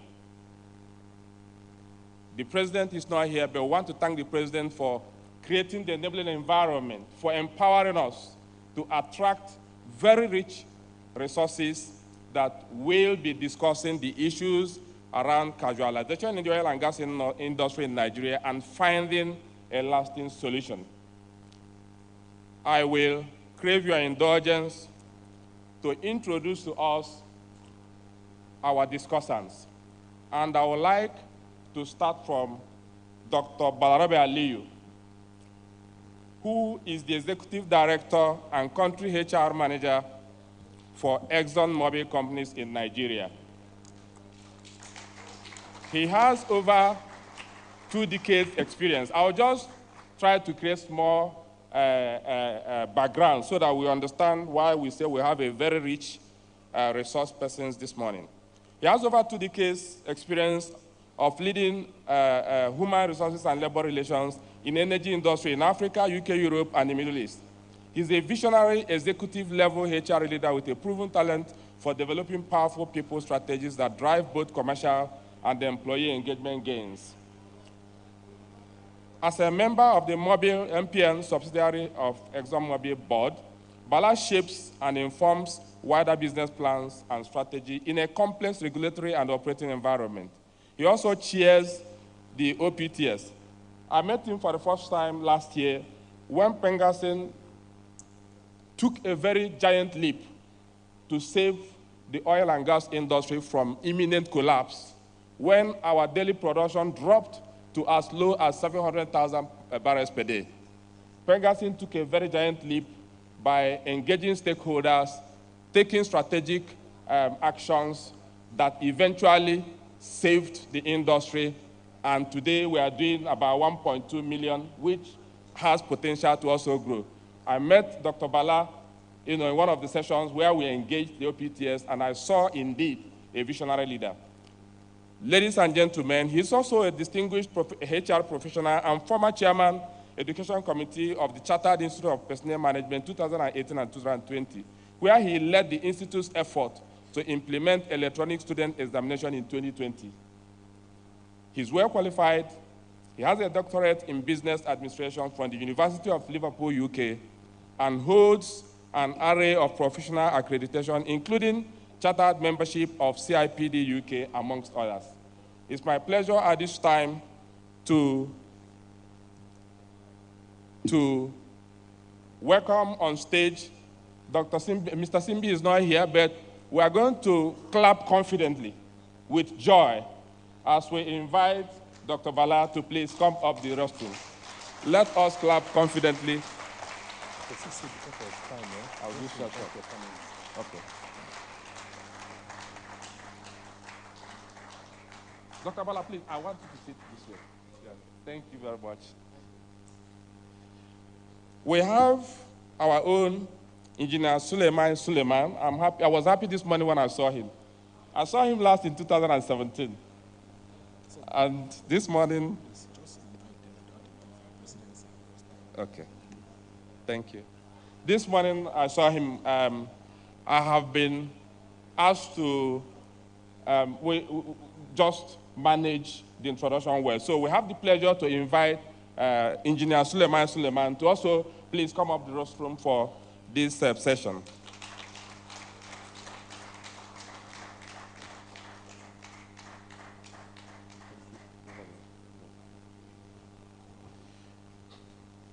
We also want to invite Dr. Brown Obeifun. I saw him. Okay. Dr. Brown Obeifun, who is a trainer and has taught mediator. He's actually most qualified because he's going to play the role of a mediator in this session. We are going to define the tripod relationship, and he'll be playing the role of a mediator for us today. Thank you very much, sir. You can see just. And finally, last year, for those of us who were here last year, remember when we introduced Mrs. Akpan and we read her profile here? It took us almost another 50 minutes to discuss her profile. How many of us remember? Thank you very much. Because of that, we will not read her profile today. We just invite her to come up. Thank you very much.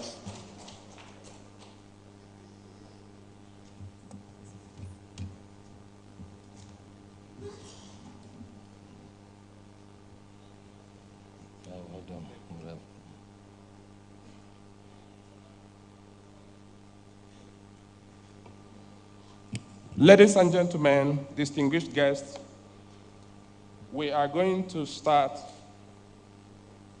by setting the scene, and I will just draw our attention to Section 7.1 of the Labor Act 2004 that provides that no worker should be engaged on probation or temporary employment for more than 3 months.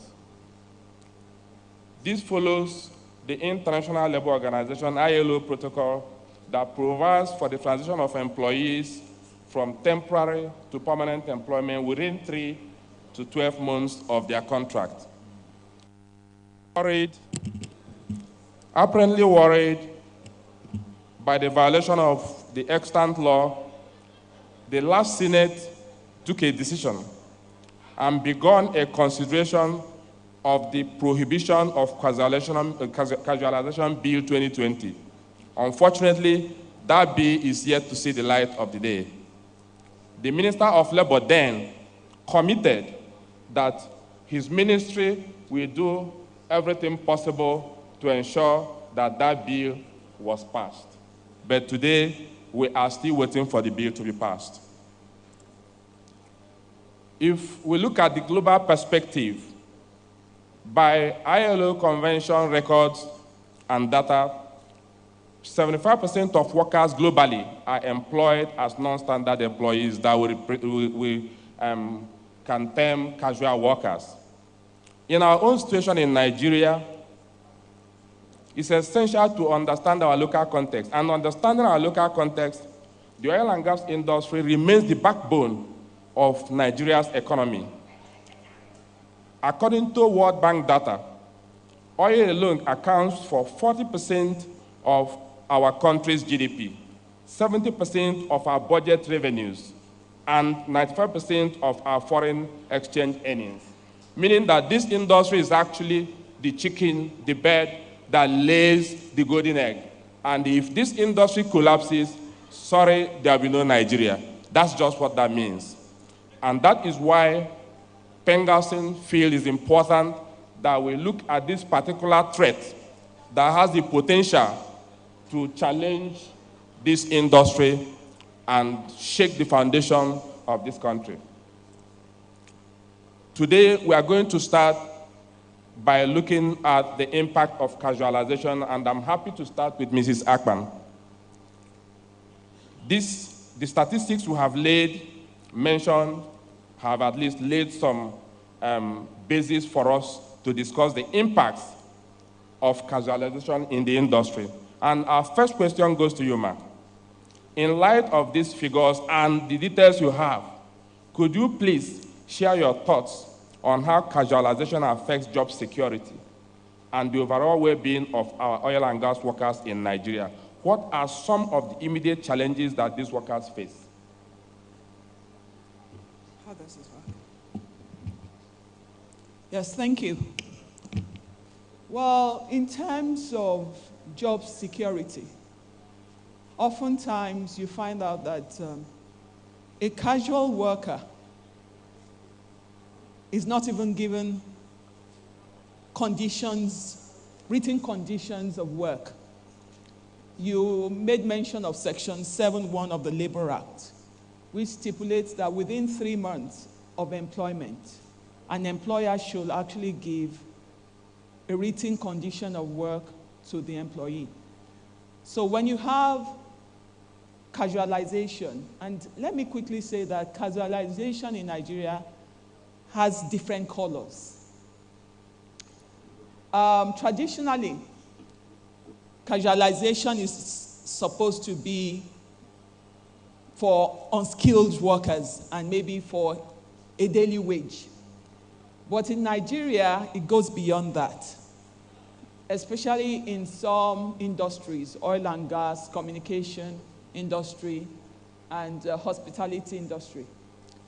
You have people that ought to really be full-time workers, permanent workers, so to say, being put on what you call contract arrangement. And in that regard, in some cases, they may not even identify who the employers are. And so it becomes difficult to hold anybody accountable.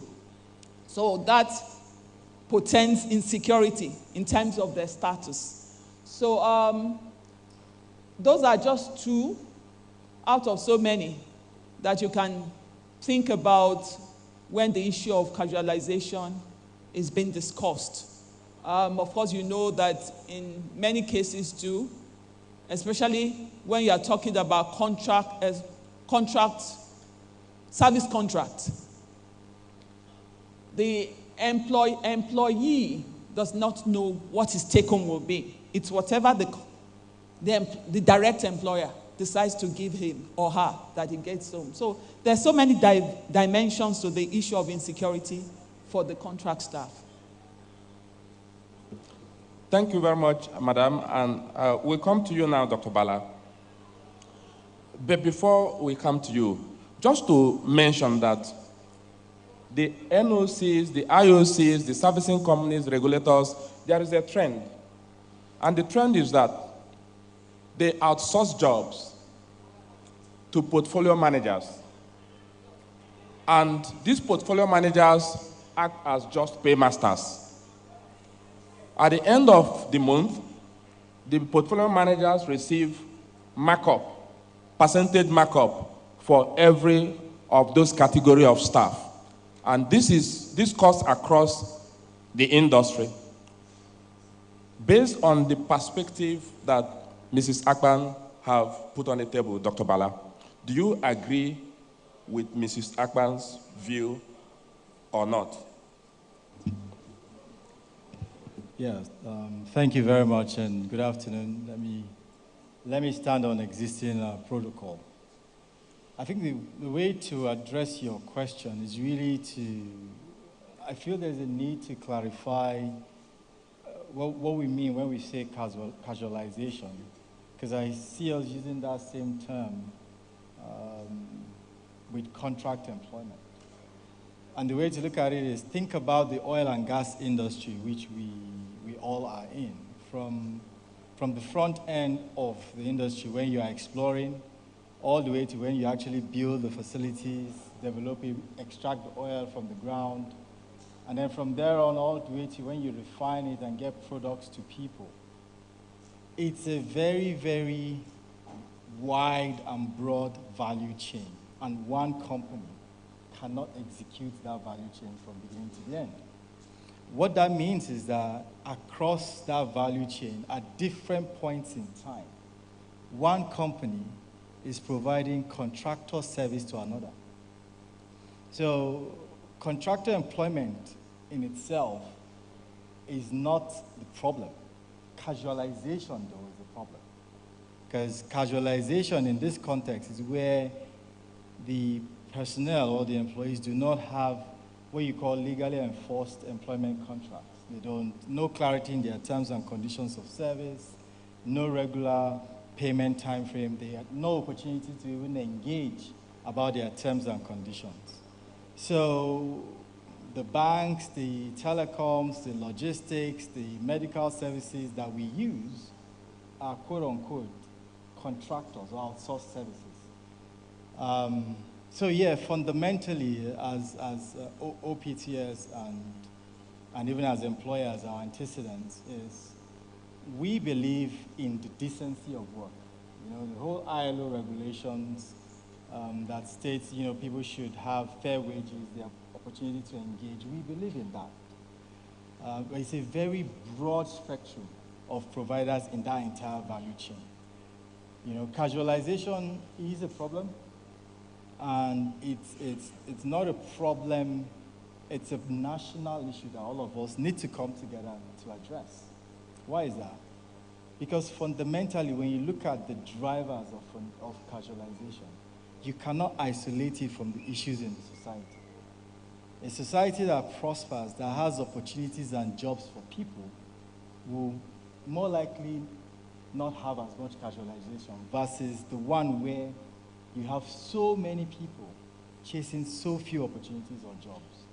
So I agree with her comments, and I know we'll get into, okay, what have we done in the past, what are we doing now as stakeholders in this industry to continue to improve the decency of work for every Nigerian. Yeah, thank you very much. Just to also ask, could you now elaborate on the occupational health and safety concerns associated with casualization in the industry, possibly? How does this impact the overall safety culture and overall accident rates within the sector in Nigeria?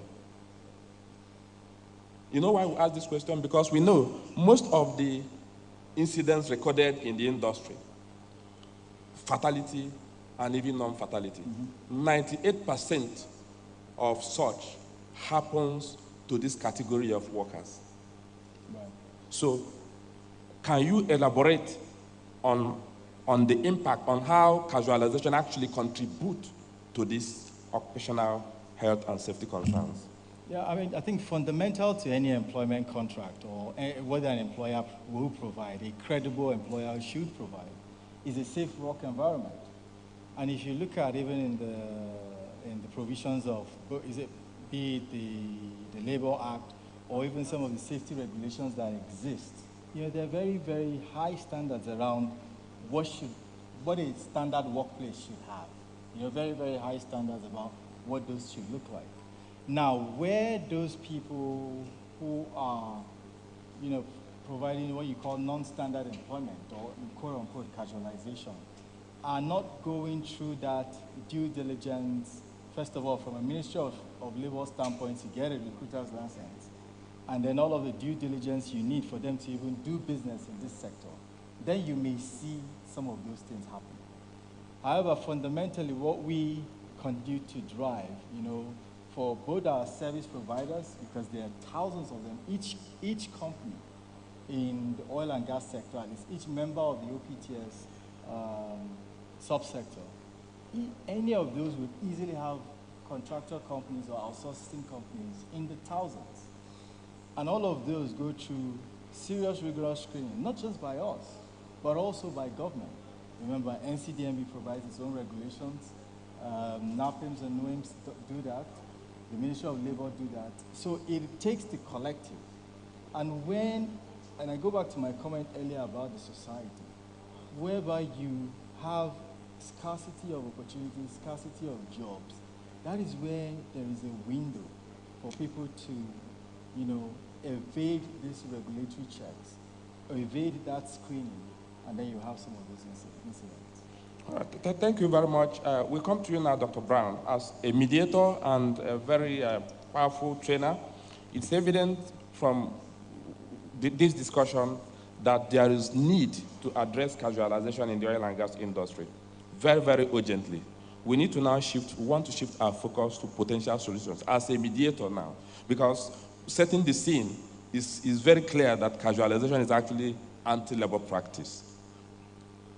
What measures, policies, or best practices have been successfully used in combating casualization in any part of the world that we know you know?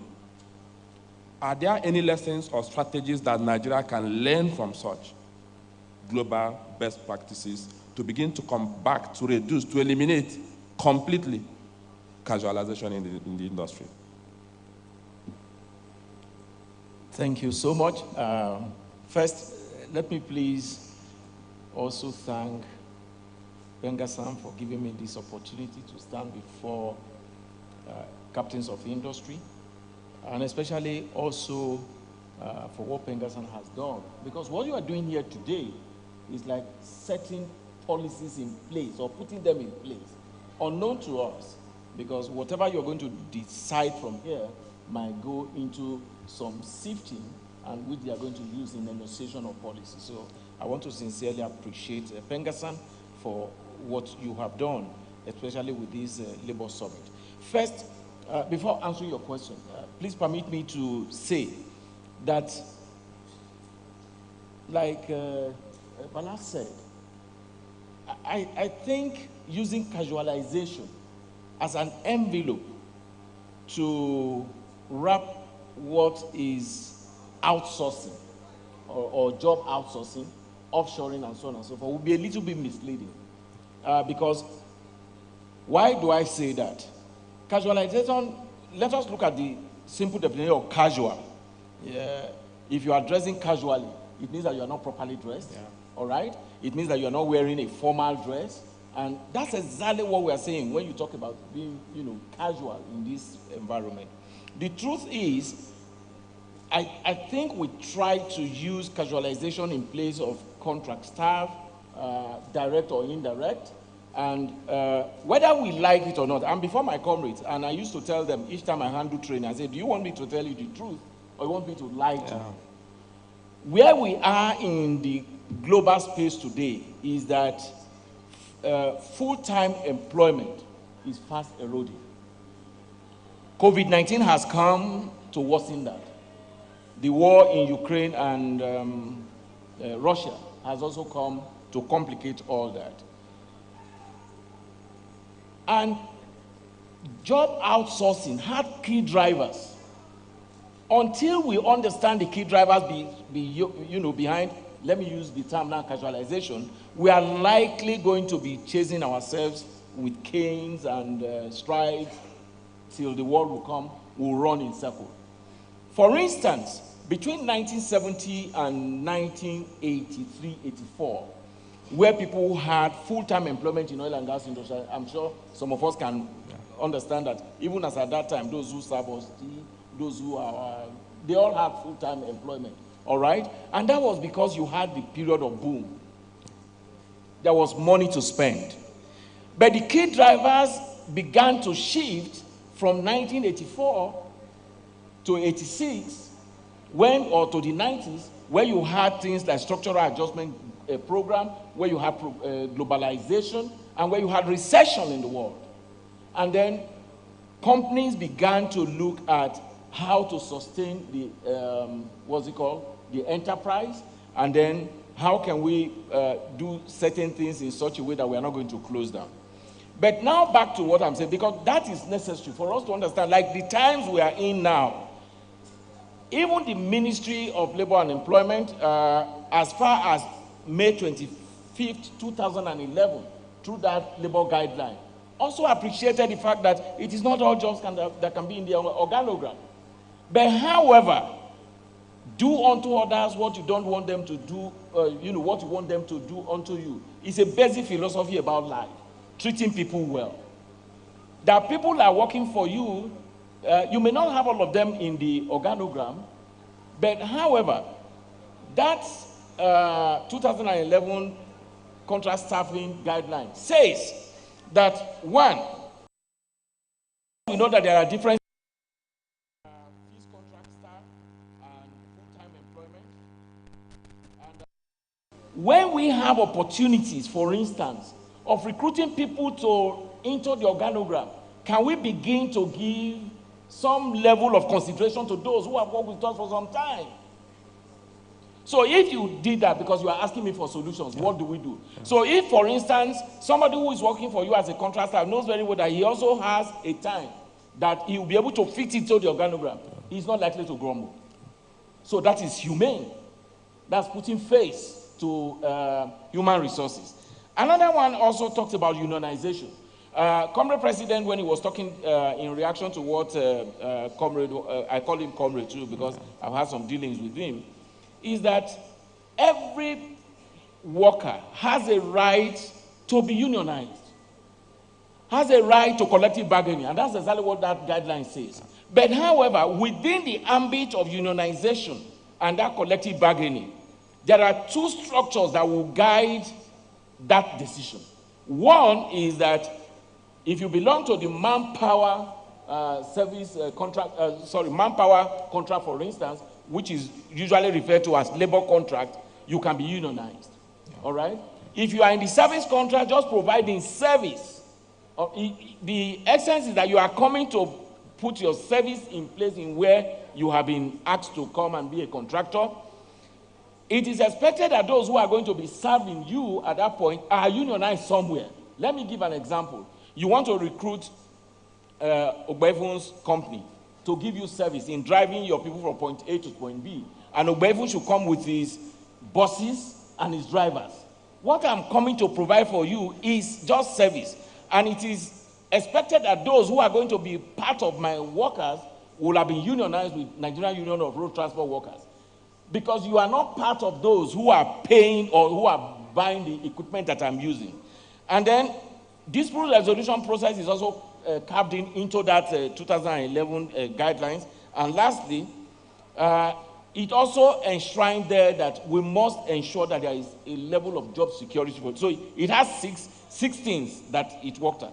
Therefore, what can we do to ensure that there is human face and that there is symbiotic working relationship with everybody that is working in an oil and gas without discriminating against them on the basis of whether they are casual or not? First, there is no reason why anybody that is working for any company in oil and gas shouldn't be pensionable.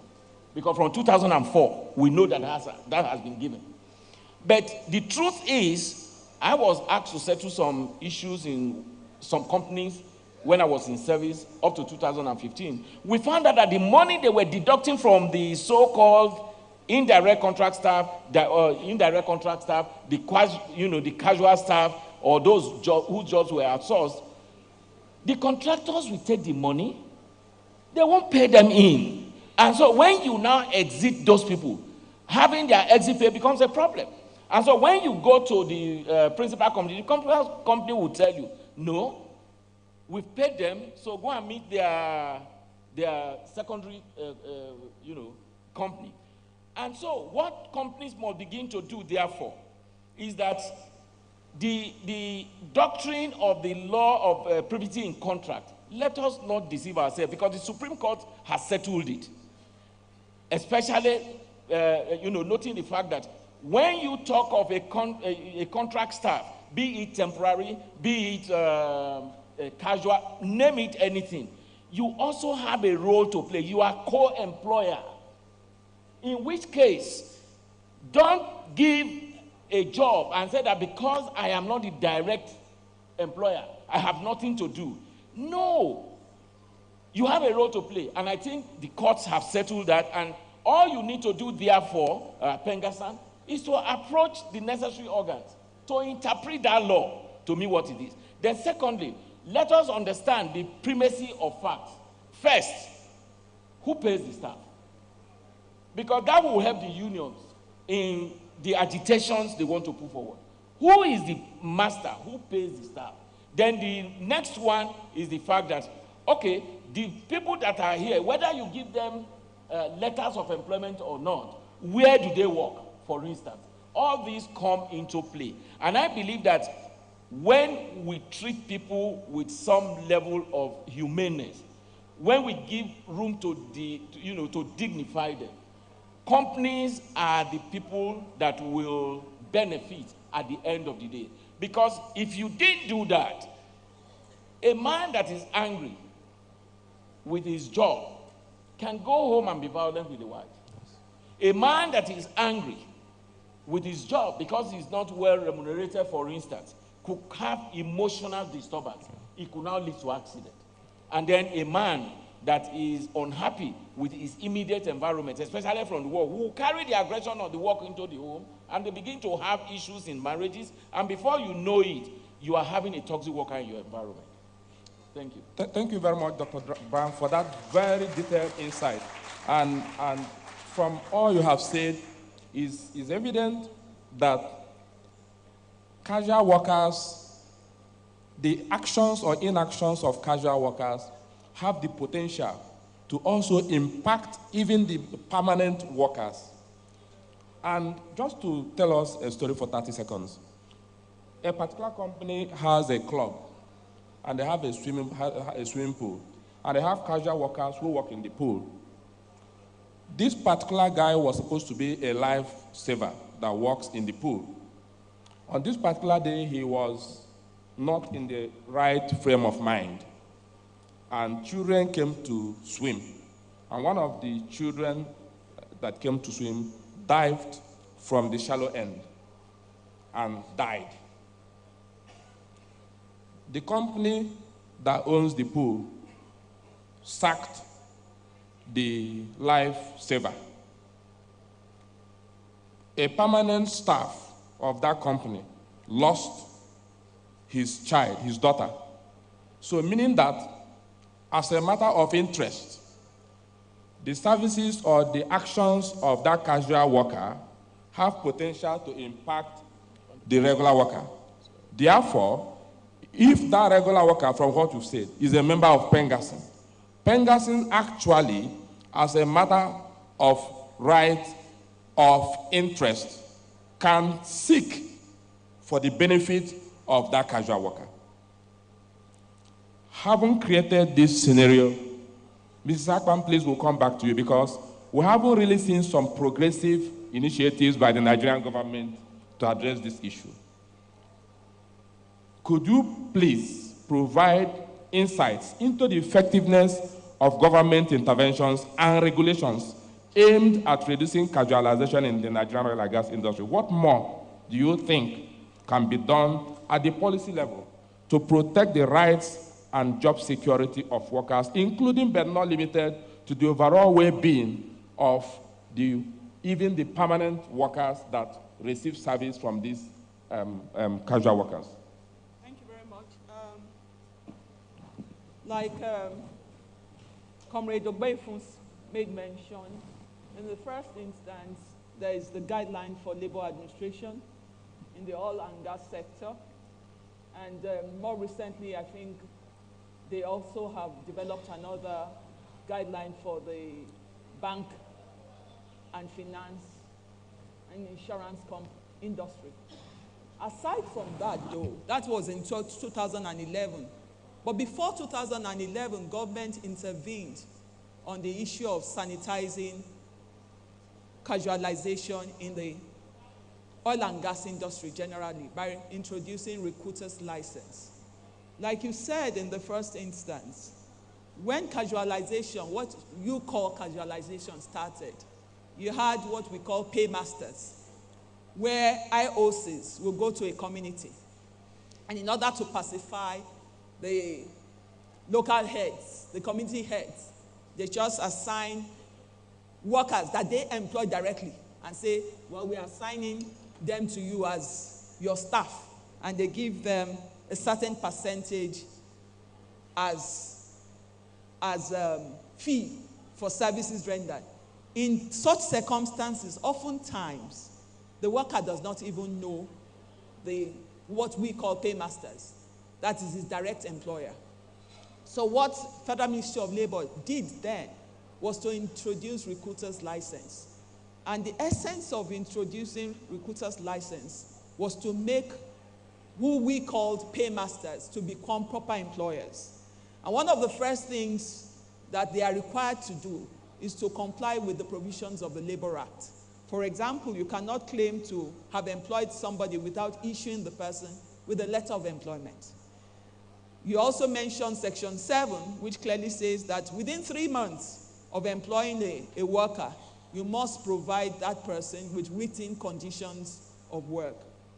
Beyond that, the recruiter's license also has a provision where the people applying for that license must clearly state that they will not object to anybody being employed by a labor recruiter to becoming a member of a union. So with that, the right to organize, the freedom of association is protected. There are several provisions with the recruiter's license. I think the identities of even the directors of the company recruiting must be made known to Federal Ministry of Labor. So in the event that a third-party employer disappears or fails to fulfill his obligations to the worker, you can lift the veil and see who is behind the company and get the company to do the needful. That's just a few under the recruiter's license. And then the IOCs had also been informed that they are not to work with unlicensed recruiters. But oftentimes, what we see is that the license being given by Federal Ministry of Labor has a lifespan of 2 years, renewable for another 2 years. But oftentimes, when they expire, the IOCs don't do the needed diligence to ensure that they are dealing with people that have current recruiter's license to be sure that they will comply with all the requirements for giving them license in the first instance. After the recruiter's license, the Federal Ministry of Labor went further to introduce the guidelines which Comrade Ogbefo mentioned. And I must say that aside from some of the things he said, there's a provision under the guidelines that when a new third-party organization takes over an existing contract, there's supposed to be what you call a carryover of the staff that have been released based on the initial contract, just to ensure continuity. So those are some of the things that government has done to ensure security of jobs. But you know, just before I left Federal Ministry of Labor, the then Minister of State that's Festus Keyamo, was appointed to chair the committee to review the guidelines for labor contracting in oil and gas. And one of the things he was tinkering with is to actually upgrade the guidelines to become a law. And one of the things we had contemplated is that any job that is found to be within the organogram of an organization should not be on contract. It should be full-time job. And so, you know, of course, when you say something is a guideline, it's persuasive in terms of implementation. So to make it better, government must upgrade what we call guidelines to become law. And then, as part of the law, to say, if you are sure that this is a core aspect, this position is a core activity of the company, it must be given on a permanent or full-time basis. And in this regard, you must know that we must work with the trade unions, because, of course, Federal Ministry of Labor will carry out, well, I still say Federal Ministry of Labor will carry, because even though I'm in the office of the head of service, I'm essentially a labor officer. And of course, you know that we carry out inspection, labor inspections.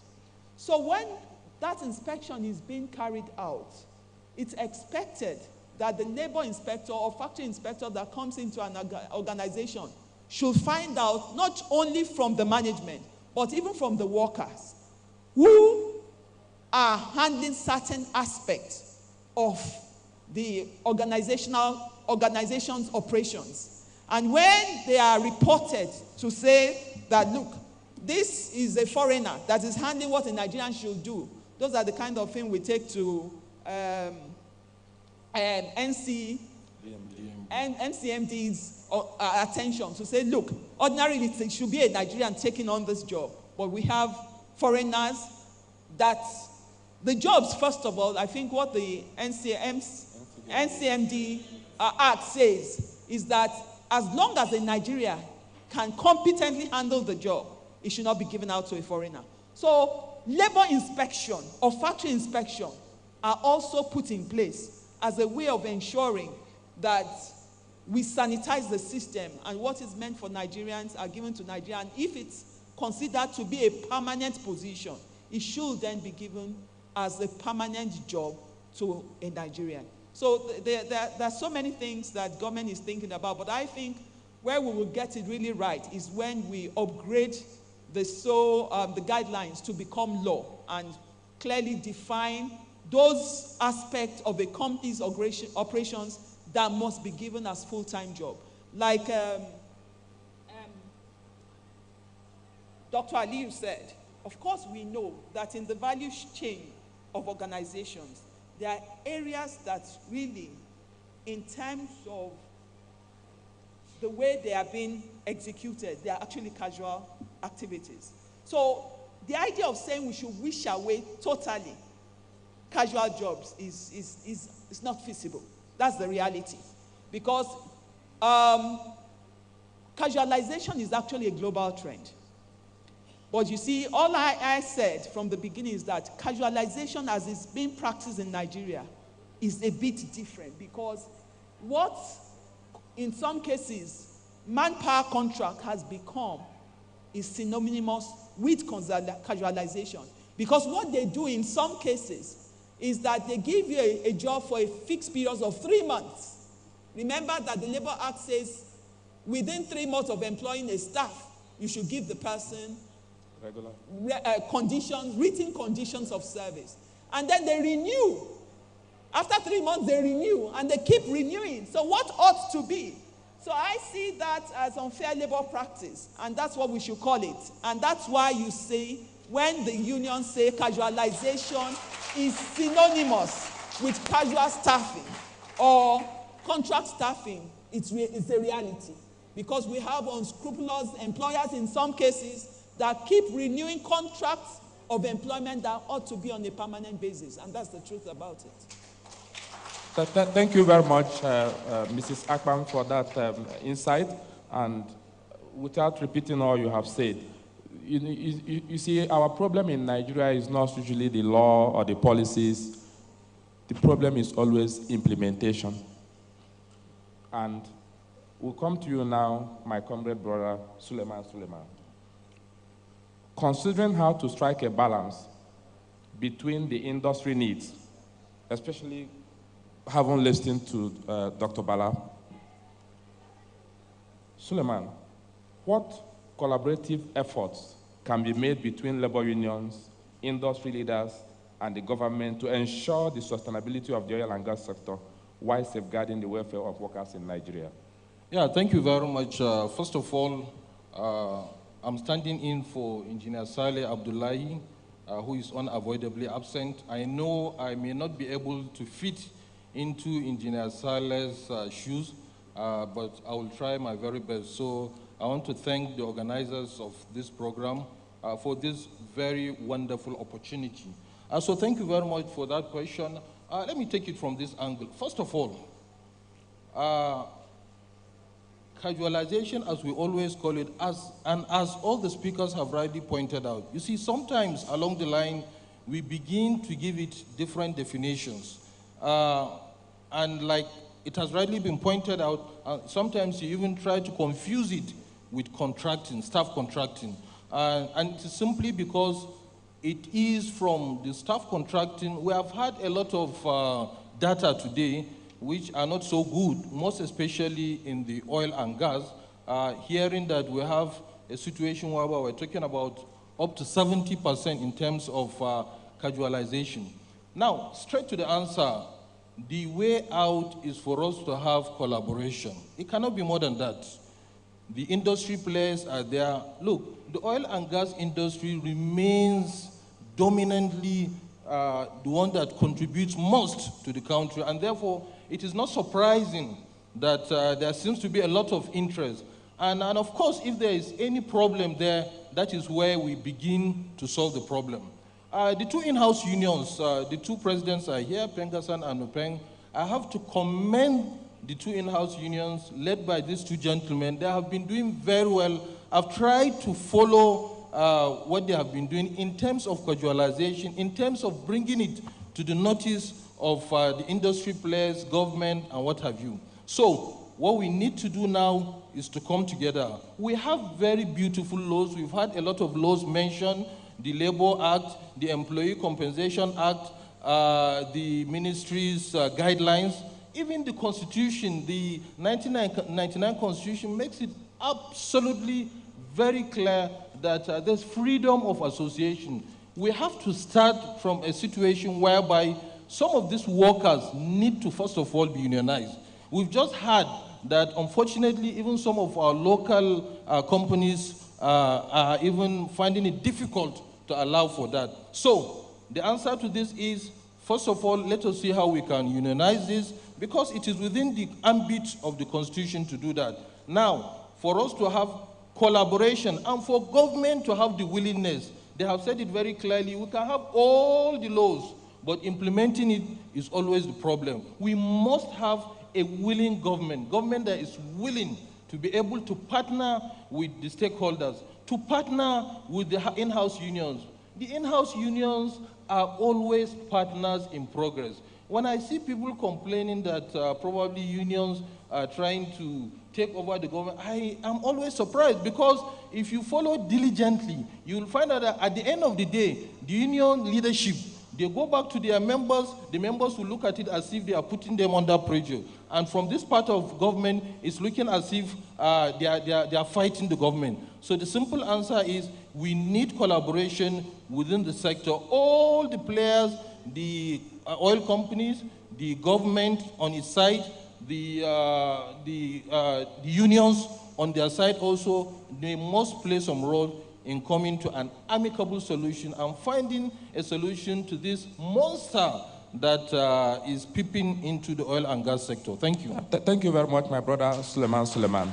And distinguished panelists, as we begin to round up, Dr. Bala, I'll come back to you because of the strategic position you occupy in the oil and gas industry in Nigeria.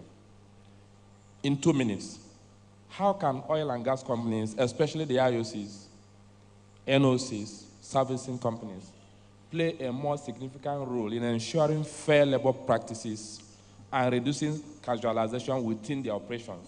What benefits do they stand to gain from such efforts? In 2 minutes, please. Yeah, thank you very much. And I will echo the comments from Engineer Suleiman.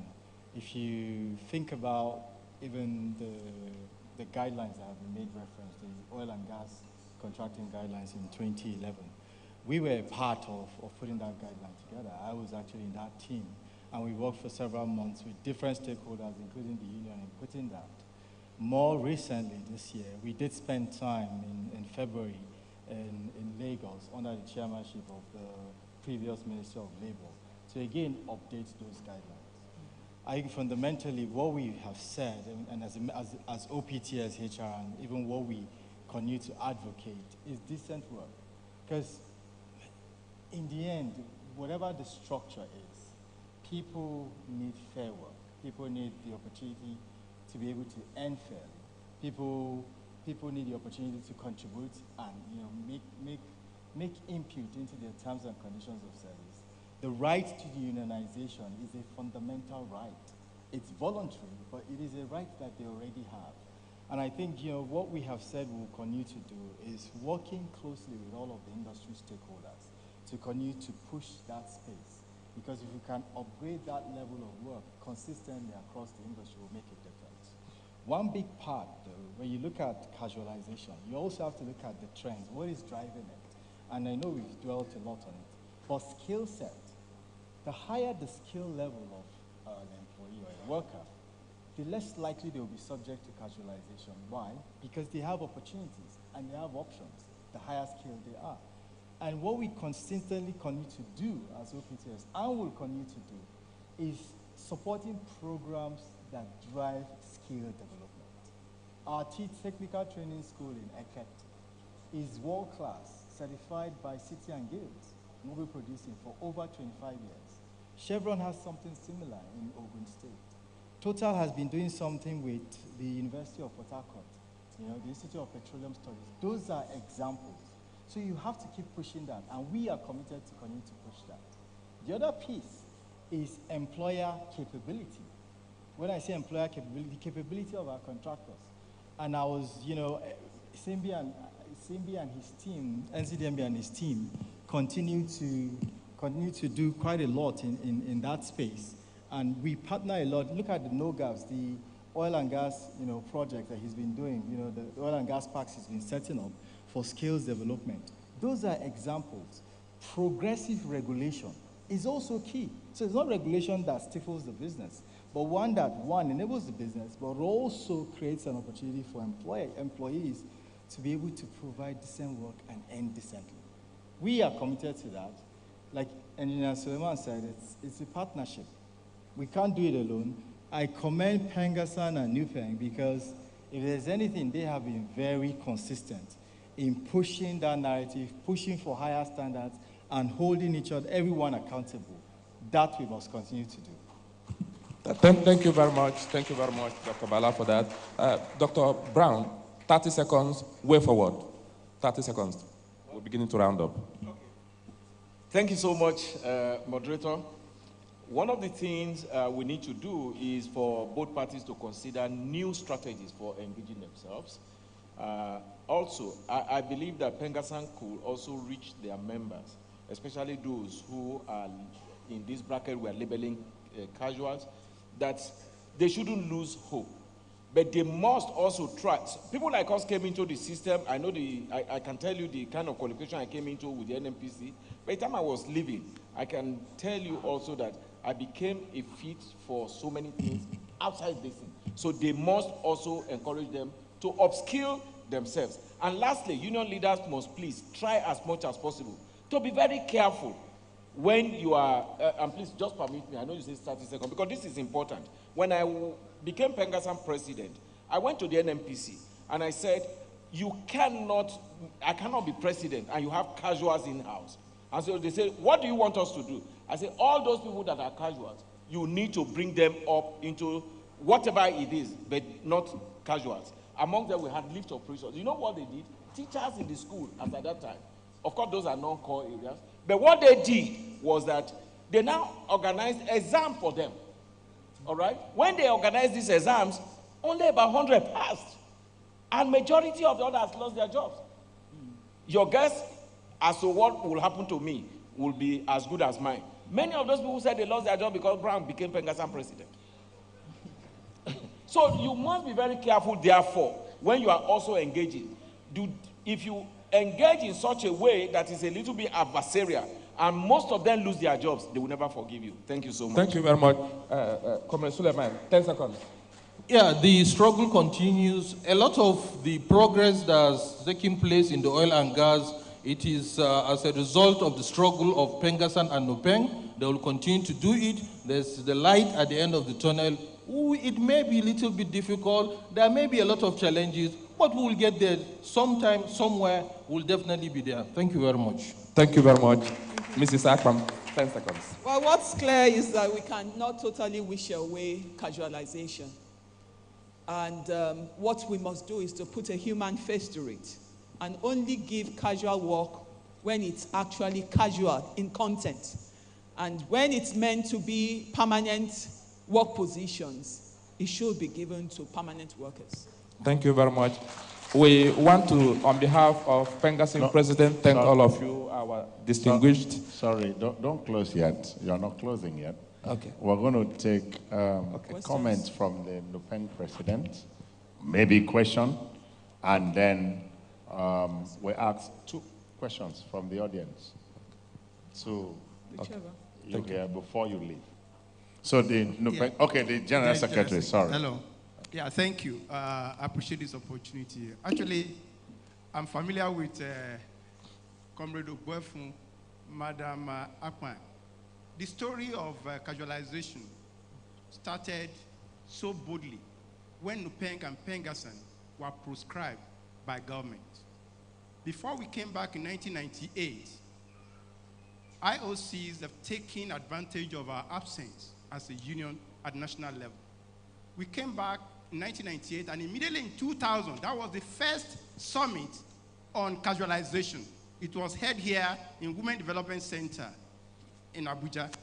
Professor Agusiobo was in Shell, and there was this woman in Texaco too, before Chevron Texaco. That was when we started the struggle. By then, NUPENG started losing members in droves. But there was a proverb then that a bunch of banana will start getting bad from the edges. And those at the center will say, it is those at the edges that are getting bad, not we inside. And that was the relationship between the attitude of Pengassan and NUPENG member to casualization then. Now, it has entered into the center. It's unfortunate. Unfortunately, Wabote Simbi is no more here. I brought out the chart I had with Simbi in 2018, 2019, because we dragged him to National Assembly. That part of the primary assignment of the SCBMB was about looking at the labor content of whatever local content you are bringing in. We find it so frustrating that Ministry of Labor is only advisory to anybody. They can only advise. But we saw so much opportunity in the Nigerian local content that they can hold them to question at the appropriate time. But they are only interested in the figures, the number of indigenous contracts they can give, not about the nature of work, how decent the work these indigenous Nigerians are giving to Nigerians. So I wanted him to be here so that we had this kind of discussion, but he escaped. He said he has not seen me for a long while. He didn't escape, he left. So that was one. In 2019 and 2020, we took the battle concerning casualization to the global investors AGM of Shell in Hague twice. We embarrassed them together with an international federation, Industry Hall. President and I were there twice. We forced the AGM to address our matter. What was the conclusion? They said it's your government. They always ask for the lowest bidder in every contract. So whatever standard we have globally, it cannot be applicable to Nigerian workers because the standard given is different. Anytime we attend global meetings concerning workers, people from Netherlands, UK, US, they look at us as if we are aliens. We stopped going there because our words were becoming as if we are from slave land. It's quite unfortunate. I'm sorry to say, labor movement is going into extinction. It's unfortunate. Thank you. A round of applause for him, please. Just 2 questions by the permission of the President. 2 questions. One from a man. Okay, hello, ushers. It's me that will direct you where you will go. Don't rush, okay? Do I have a lady's hand up, please? Okay, unfortunately, I don't have a lady's hand. Somebody is covering him now. I'm not seeing. Okay, there is. All right. Okay.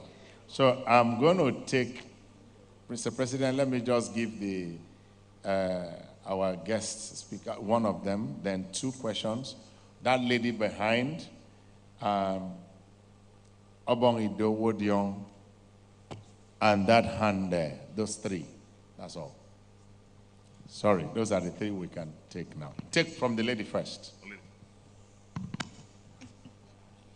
Thank you. Good morning, everyone. Permit me to stand on existing protocols. First of all, please let's clap for the lady in the group. The lady among men. We appreciate you. So for this discussion, I'm highly passionate. Why? Because I work in a sector where we have a lot of casual workers. They call some of them third-party staff, agency workers. They call them contract, locum, and the rest.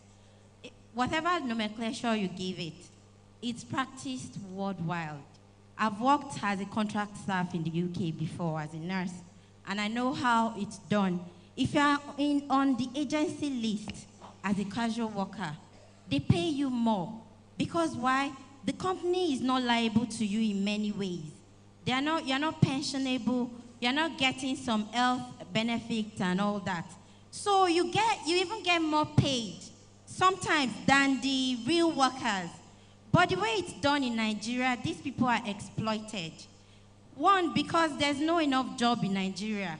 So they know that if they don't renew their contract, they lose their job. So whether they're comfortable with the condition of service or not, these people stay on and do this work, and they're treated more or less as modern day slavery. It's unfair. The conditions are unfair. So being a casual worker is not that it's something that is bad. It's done globally. It's just the way it's being done in Nigeria. And something I have learned from this summit is we have a lot of policies, great policies, that people don't even know they're existing. However, they're not being implemented. These great policies, everyone that has spoken, from the panelists of the first day, second day, and today, they've all spoken about policies. But people are not even aware, because the drivers of these policies, I don't know, sorry to say, it's like they're not driving it to the grassroots. People are not aware, it's not being done, it's not being implemented. Nigerians are so brilliant. I don't know if I'm the only Nigerian who is tired of listening to big grammars from panelists.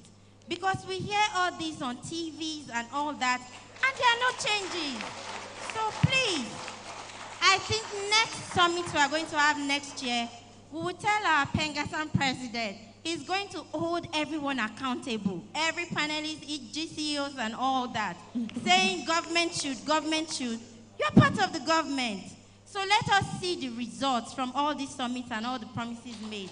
Thank you. Thank you very much. That was more of a comment. Hold on. Is that a question or a comment? Question. Okay. Go ahead. Solidarity. My name is Comrade J. Lingwanagum, the Pengassan Warizona chairman. My question will be on 2, recruitment and contracting. Now, it is management prerogative to recruit, but we have observed that in most companies, they have not recruited into their in-house for a very long time.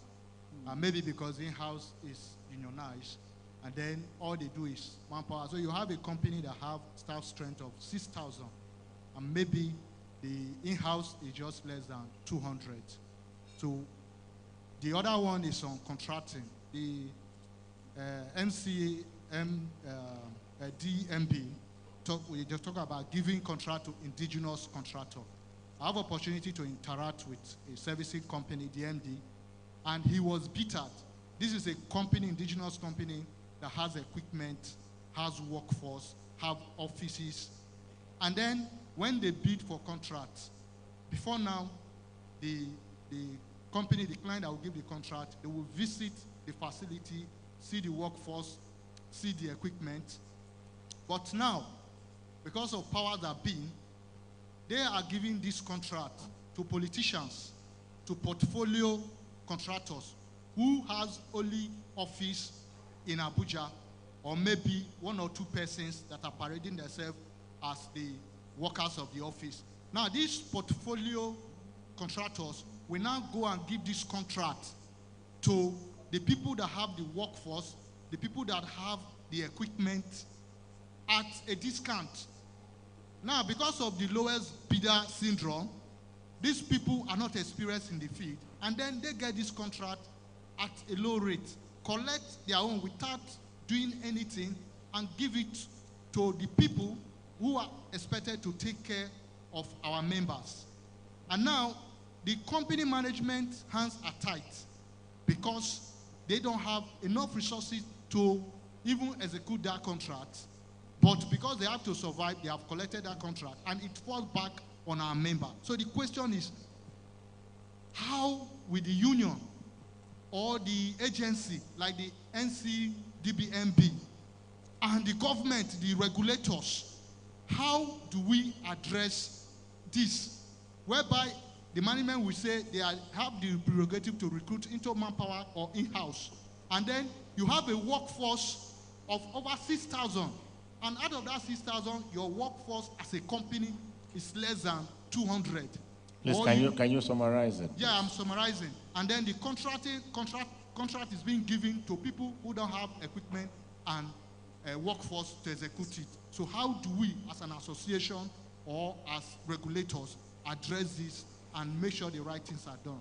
So you will apportion the questions. So, so let's take the last one. Okay, thank you very much for this opportunity to comment.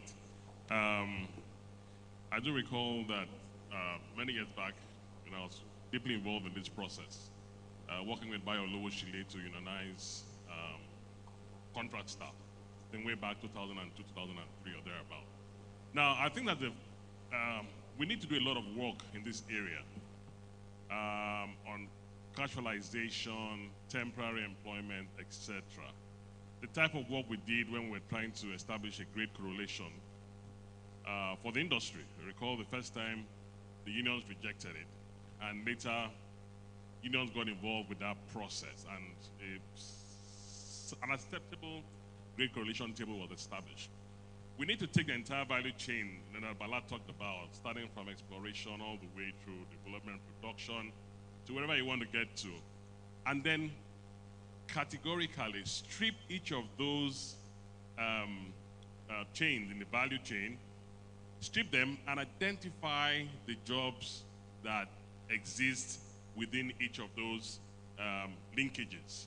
Strip them and be able to identify which jobs would typically be casual jobs, which ones would be temporary, and which ones would be permanent, regular type employment jobs. I think doing that would, and reaching an agreement between the unions and companies would help solve all these challenges that we are facing. Before you go to set up the law that you're looking at, because you set up a law that is a law that might not be enforceable because of the practicality of the challenges that each of those processes face. For example, why would I want to have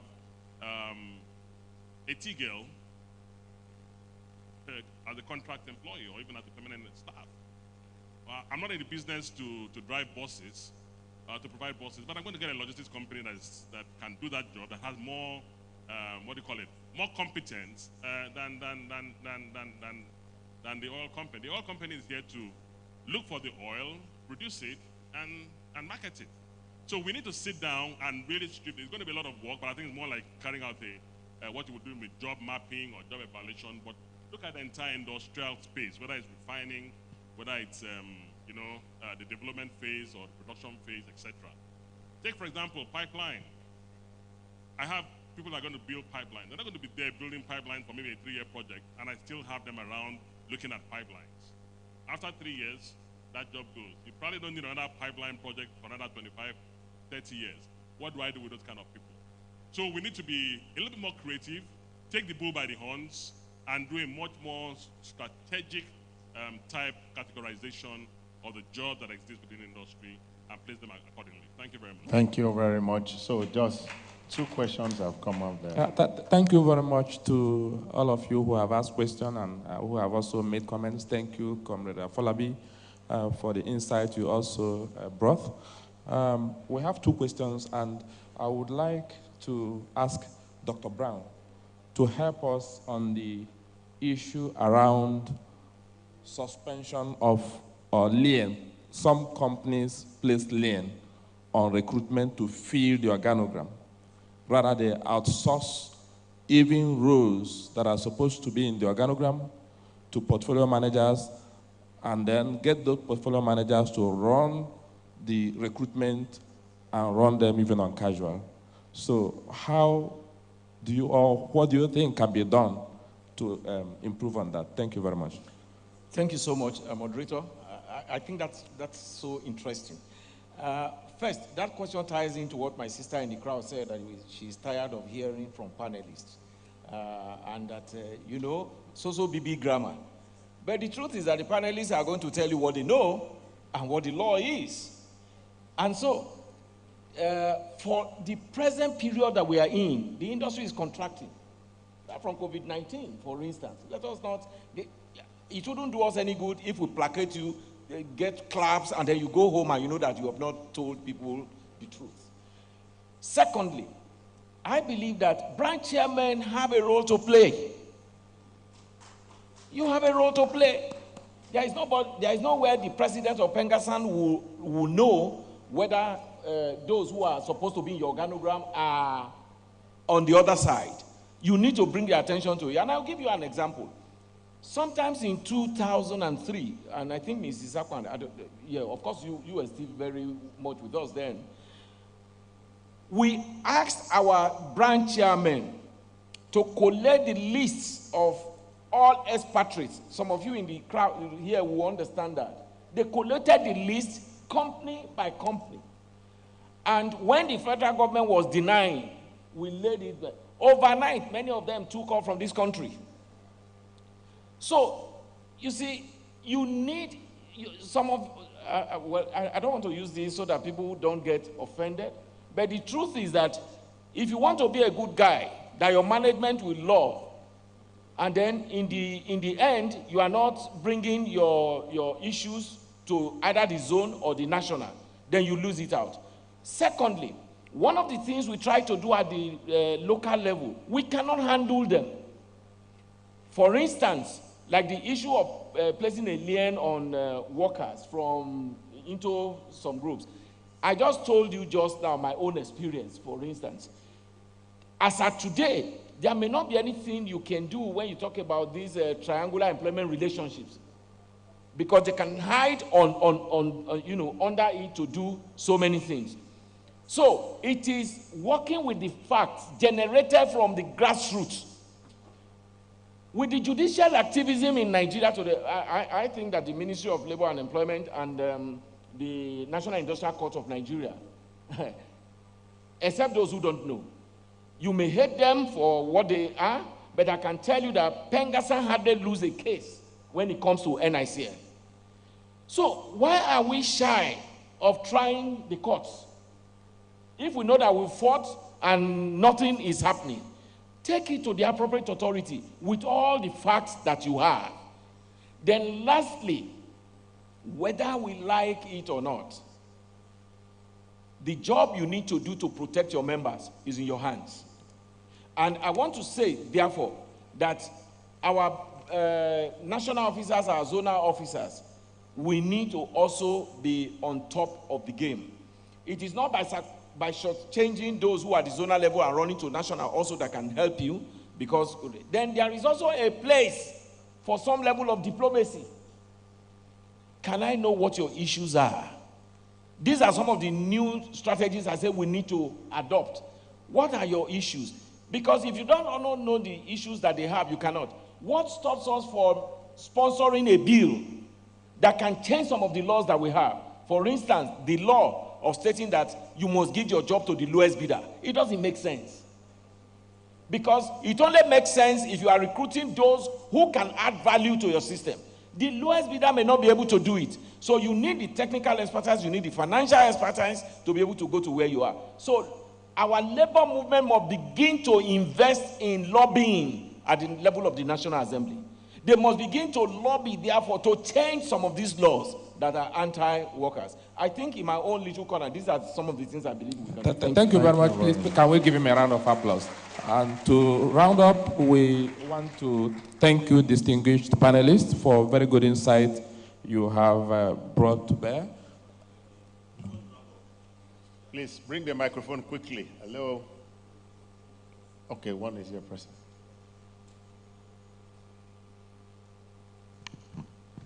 Organizer, next time, this topic has to come in day one. Exactly. Not the last day when we are trying to... yes. Absolutely correct. And actually, I was extremely passionate about this topic when we were drawing up the program. I said, no, we have to add this topic to the program. So the reason was very clear. Maybe I will let out some secret out of a bag today. You know, I was discussing yesterday with a particular branch chairman, and I just told him that something big is coming before the end of the year. So, Dr. Bala, I just wanted to state this because I know you are the OPTS, subcom chairman. So just to prepare your mind as well, sir, because really, I think one of the greatest misdeeds that has also happened is just tied to what the lady said earlier about the remuneration structure in the oil and gas. The remuneration structure, even in Nigeria in general. Yes, there are some jobs that are purely contract staffing, or rather, I'm going to talk outsourcing. Yeah. For example, I mean, this is a hotel. So if you, or rather, a particular oil and gas company, you need people to be changing your bulbs to come every day, for example, or the example that you cited, you know, of that lifeguard. But the question is, how are you remunerating that particular individual? Because I remember in 2008, I visited one of our affiliates in Total Energy. So there was this lady, her name was Maria. So Maria was a contract staff. So I asked Maria, that you have been contract staff, he said, for the past 20 years. I was like, wow, in Netherlands, you've been a contract staff for 20 years? She said, yes. I said, what happened? Why haven't you crossed over? He said, no, I don't want to be enslaved. I said, how? He said, no, that she doesn't want the system to determine for her gratuity. She wants all her money now. And that what she is earning now is much more than what those people, so she wants to enjoy her life as long as she lives, not the one that they are promising her, the deferred earnings. So because she is earning almost ×2 of what the staff are earning doing equivalent job, that she is okay. And she was really okay with that. Then our past president said something that is very instructive as well. And we will also internalize that. And that one is something that has to do clearly with even some of the ways we respond to some of these issues. I was just sharing with Madam Sarah that at a time when, you know, in Total, 2016, so the management wanted to recruit people into, panel operators, those that do some maintenance in the field. So those jobs before then was done by staff. They wanted to bring in contract staffing. But when these people were employed, they sent them to training. They said there was embargo in Paris that you cannot bring in people as staff. So when they were employed, they were about bringing them, but the local branch resisted that no, they must be staff. So they drove all of them away from the field. But the people were shouting, oh, why should I? They told them no, that today you think that what they have given to you is good because you've not had a job. But after 2, 3, 4 months, when you see what others are earning, you will feel bad. So they left angrily. Behold, 2 months later, when they now came, they were not regularized, they brought them in. When they now came back, they discovered that, in fact, it was almost maybe ×10 of what was offered to them earlier. So I think that there is a lot of job to be done. That lady, madam, the panelists you are seeing here, how many of them can implement what they are saying? So what they are saying is that they are telling us what we need to do. Because most of them here, like Dr. Brown has retired, right? So what will Dr. Brown will only advise us, he will only lecture us and tell us the skills we need to put in place, what we need to do as branch, what we need to do as zone, and what we need to do also as national. But in there too, you have Dr. Bala. So Dr. Bala can still do something. So Dr. Bala must do. Dr. Bala should solidarity forever. So Dr. Bala should do. Then the moderator is one of those that we push this Oga to do. Exactly. And this Oga must do. Exactly. If Oga cannot do, Oga should go and tell his boss that boss, you must do. Then for Madam, no, Madam has always been on our side. We can attest to that. Please give Madam a round of applause. Then, for Suleiman, I mean, he has been part of the comradeship. But in general, we think, and this has been Pengassan position, and we are going to take it a notch higher because we think that there are people that are in organogram today. Some of them hide it. They will revise their organogram and try to remove them. But we know the jobs that they are doing. So why are those people not given the permanent role? And even those that we call manpower, those manpower, they are doing jobs that are organic to the company. Why? Okay, even if you call them manpower, why is it that people, you see someone, you call him manpower, he is a maintenance supervisor. And you will have the one that you call staff. He's also a maintenance supervisor. Why is it not equal pay for equal job? Why will you now pay the one that you call permanent staff high, then you pay the other one lower? But the time is coming, and the time is very, very close. Solidarity. Thank you very much. Of course, I'm not here to... We are going to take group photograph with the president, and of course, I don't have the power to correct the president. I will never have, but when he said Madam has always been on our side, Madam has been on the side of the truth. And because we speak the truth, we are on the side of the truth. Yes, we are the ones speaking the truth. So it now looks like she's on our side.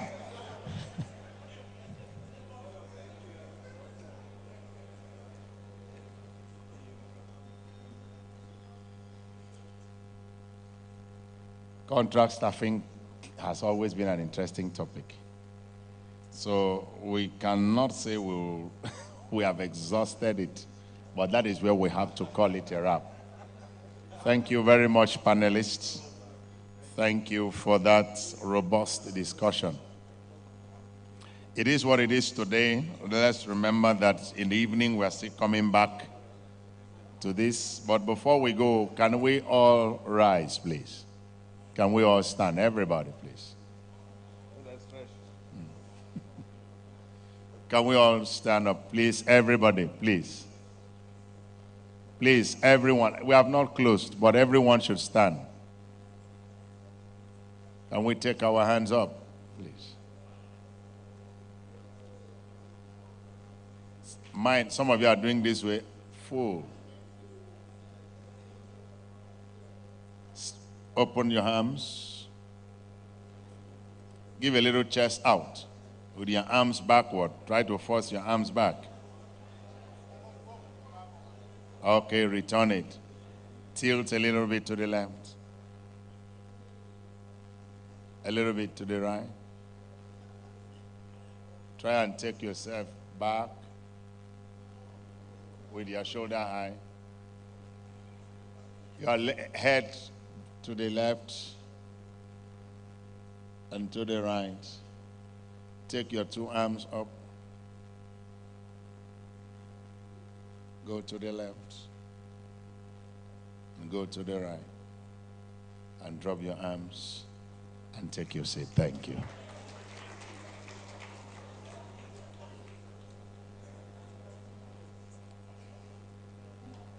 Mr. President, we're going to take solidarity message before we continue from the Nupeng president.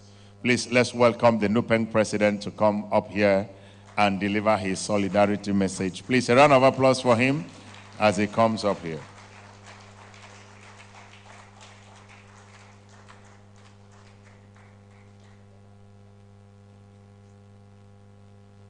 Pengassan. Pengassan.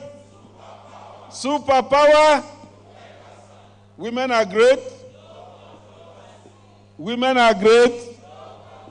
No women. No women. No man. Well, in Nupeng, we have a different answer to that. Where they say no man, they say no miliki. My president, I call him double president, Comrade Festus Sifo. Please permit me to stand on all the protocols that have been established. Comrade, mine is to congratulate all of you and also congratulate my friend, the double president, for raising the bar in Pengassan leadership.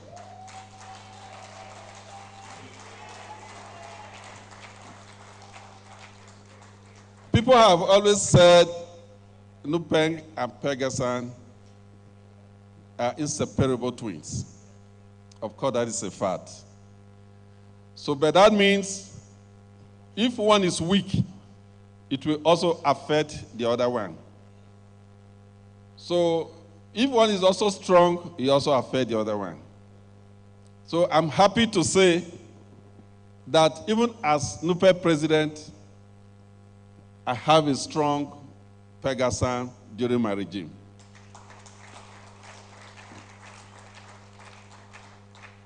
Comrade, a lot has been said here.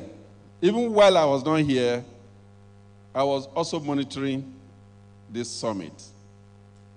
And I'm happy it's a successful one. And thank you. And what we need to say, or what we need to say has been said. But one major issue that touches my heart mostly is the last topic here. Comrade, in the past, casual worker and contract worker used to be a Nupeng thing. But what you observe now is spreading to Pengassan. When Shell promoted all permanent workers under Nupeng same day, and make sure we don't have Nupeng members as permanent workers in Shell operation, to date, Pengassan, fortunately or unfortunately, Pengassan celebrated it because it increased their numbers. But comrade, those same persons now, a lot of them have retired. But they were not replaced as Pengassan members. They are being replaced as either casuals or contract workers. Are we now in the same boat or not? So, comrade, that tells you that we must work more closely now. We must think outside the box to challenge this system. It's not just a Nupeng thing anymore. Like my GS said, we may be facing extinction if we don't rise up very, very quickly and stand firm and challenge this precarious system of employment.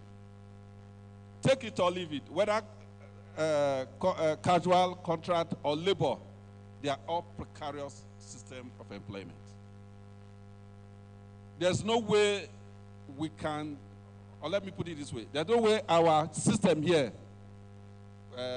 government or our labor laws, yes, we might have the best of labor laws, but definitely they will not also be implemented the way it is supposed to be. So when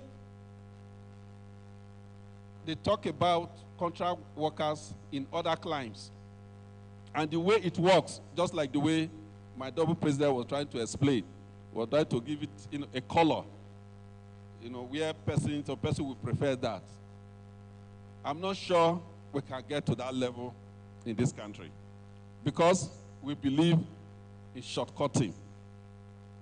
So, comrade, the challenge is before all of us.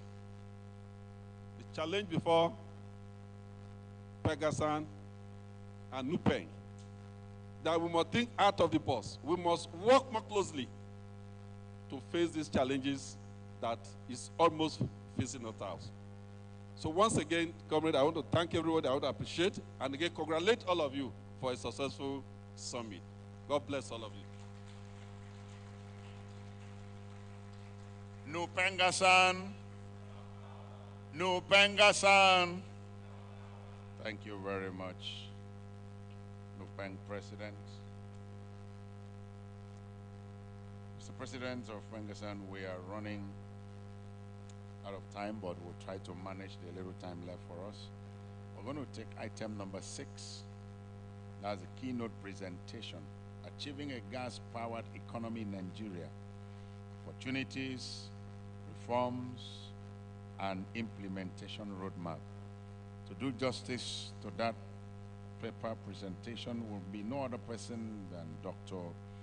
Wisdom Enang. He's a senior energy consultant and analyst. A round of applause for him as he comes, please. Please, let's clap for him till he gets down here.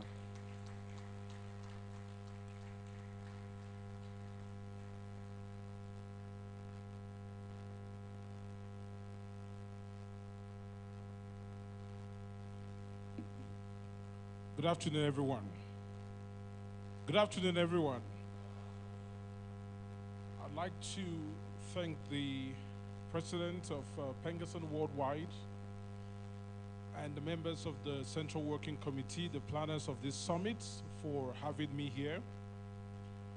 As part of the summit theme, which talks about deregulation and then gas utilization, both of which are actually both sides of the same coin, because once we deregulate, we have a higher price of energy, and then we need alternative sources. The question is, how do we enhance domestic gas utilization? And that is exactly what my job is today. To set the tone for my presentation, I'd like to say that fossil fuels provide 80% of the world energy, and is undoubtedly the energy foundation upon which global societies function. As such, a sudden shift in the composition of that foundation can potentially destabilize the global economy and key elements of modern society. Energy transformation is shaped by a much broader and fundamental shift in terms of prosperity, progress, and politics and environment. And one of the cornerstones of this huge transition is the concept of decarbonization. Next slide, please. Okay, leave it there. The ongoing transformation does not concern and apply to the energy sector, nor does it talk about a switch from one fuel type to another, or merely a technological leap. It is much broader and reflects a transformation in terms of the values and the way we understand the world around us today. The great transition features a gradual breakaway from the older core values of security, reliability, and sustainability and robustness, which the current energy systems are built on, to new values of sustainability, flexibility, affordability, enabled by a completely new way of producing, delivering, and consuming energy. Next slide. Next one. All right. This doesn't really mean that the older frame values, core values, will become obsolete. What it means is that the center's weight is certainly being rebalanced. With more than 200 TCF of proven gas reserve, quoted at about 208 by the NUPRC, which is the highest in Africa, Nigeria is naturally endowed with the key imperative required to rebalance its energy mix in a way that engenders domestic industrial development whilst optimizing energy availability affordability, accessibility, and acceptability. Next slide, please. It is important for us to understand the emerging trends that typify the energy industry or the oil and gas industry in particular. Today we have divestments, the drive to optimize capital efficiency. We also have energy transition, which is what I'm going to be talking about today, and deregulation of the Nigerian downstream sector. Next slide. The slide here shows us the entire Nigerian gas value chain.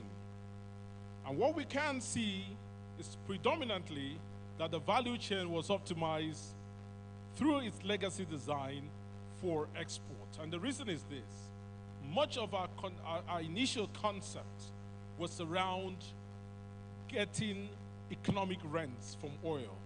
And so the gas development was actually an afterthought, which again, we can see that we're not utilizing as much in the domestic concept. But we have made certain progress. Despite this progress for gas utilization, we still have to flare, actually, because technically that's something that we do as part of our operations. And the reason is because, one, lack of the infrastructure to harness some of this gas from the fields. Even when we want to inject, we still have limitations in the reservoirs that can take some of this gas. And then the cost of expanding our gas pipeline network and the difficult terrain of the Niger Delta in linking some of these gas resources. Next slide. So when we look at flaring statistics, we need to superimpose the fact that although we have made efforts, there's still a lot of flare, which I will talk about what the government has thought about doing later. But we need to understand the opportunity cost of gas flaring in totality. And we look at this and we find out that there is a lot that we could have done with the money. I mean, there are a lot of statistics out there, but it definitely tells us that there is a lot of money that we've lost from actually flaring for a number of years. Before we dig deeper, next slide. Before we dig deeper, let us look at the most basic, consumption of gas.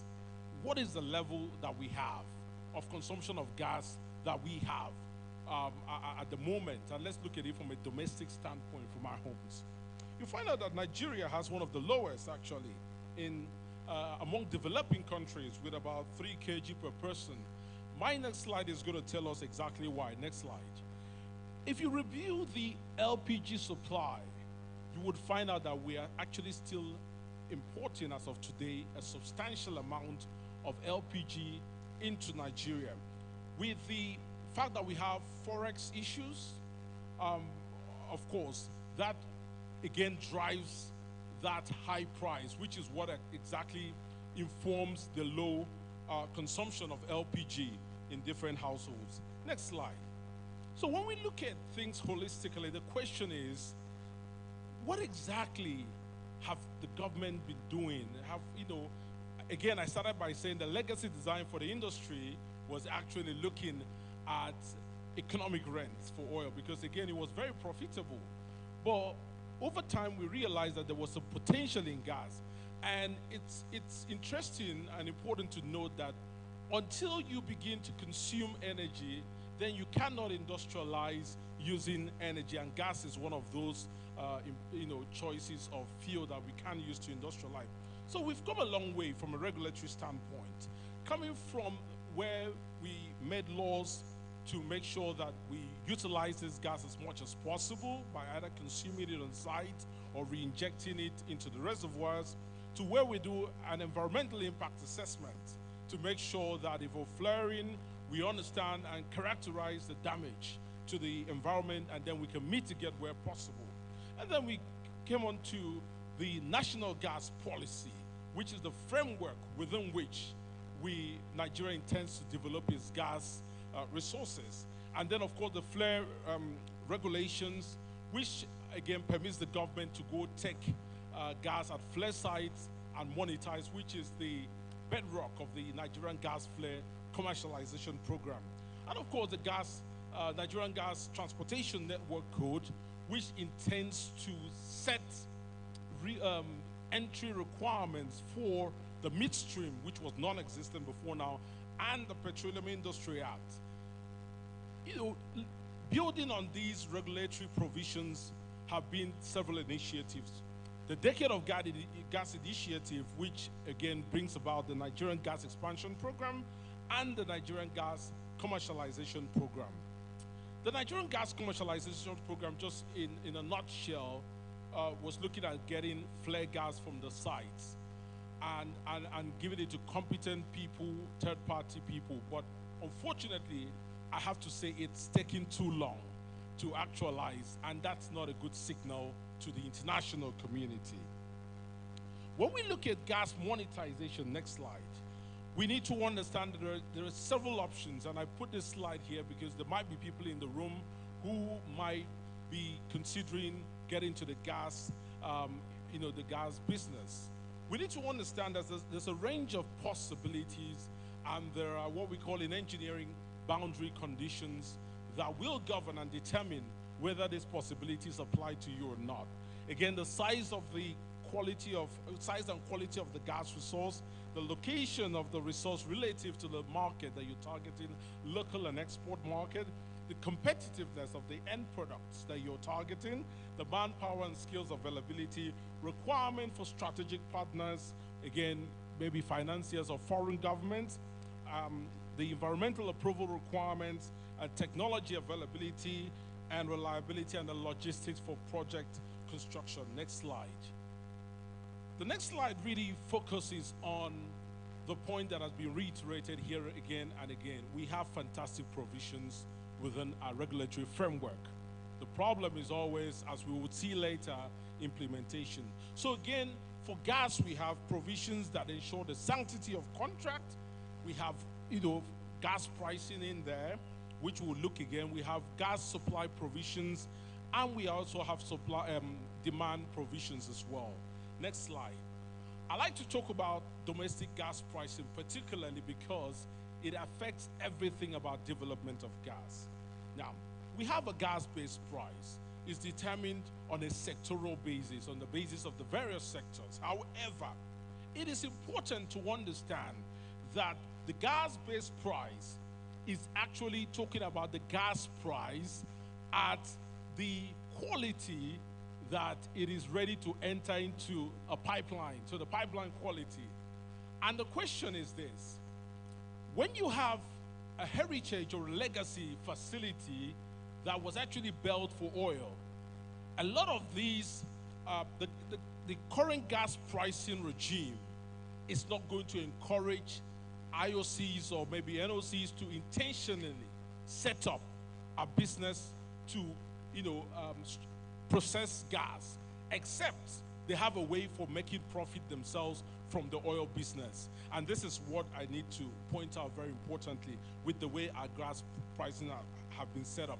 So we have gas pricing ranging from 3.2 MBBTU, million British thermal units, to 1.5 for the gas-based industries. And we need to understand that if we need higher gas prices, if we need to bring forward more volumes, because of course, as I said, a lot of what the companies, the oil-producing companies send out are, wet gas, and wet gas would not class as the, will not be able to class under the pricing here because it's not pipeline quality. So for you to have pipeline quality, you need to set up a whole gas processing facility that will process gas to the quality that we need. Now, next slide. And this is where I look at the competitiveness of our domestic gas pricing. I understand that in setting up the gas-based price that the government has set up, the idea was around striking a balance. Again, what is the trade-off between a balance that works for developing new gas fields, maximizing export revenues, attenuating price volatility, increasing the supply from existing gas fields, and stimulating the growth of different businesses. So of course, when you find that trade-off, you find out that you're in the middle between free pricing, cost-based pricing, opportunity cost pricing, and of course, you're now having the hybrid. However, as I said, I would look at in the chart at the lower right side, it does work for some context and not for others. If we look at already existing fields that have a gas processing system, fantastic. The price of gas at the currently would work, and we will be able to make a profitable business because those facilities have already been set up. But if you then look at developing, for example, a medium cost associated facility to process associated gas, in today's context, that would not really fly, or marginally would it fly with the current gas pricing. Again, it would not even fly if you're developing a dry gas field, which is non-associated with the production, and you're intentionally going to develop. And that's something we need to understand. And this is why a lot of the intentional field developments are actually bound for the export market, because it makes a lot of sense. So we need to understand a few things. Domestic supply obligations, which is basically, in simple English, forcing the companies to provide gas, is critical to the growth of our domestic gas-based industries at the current price set point.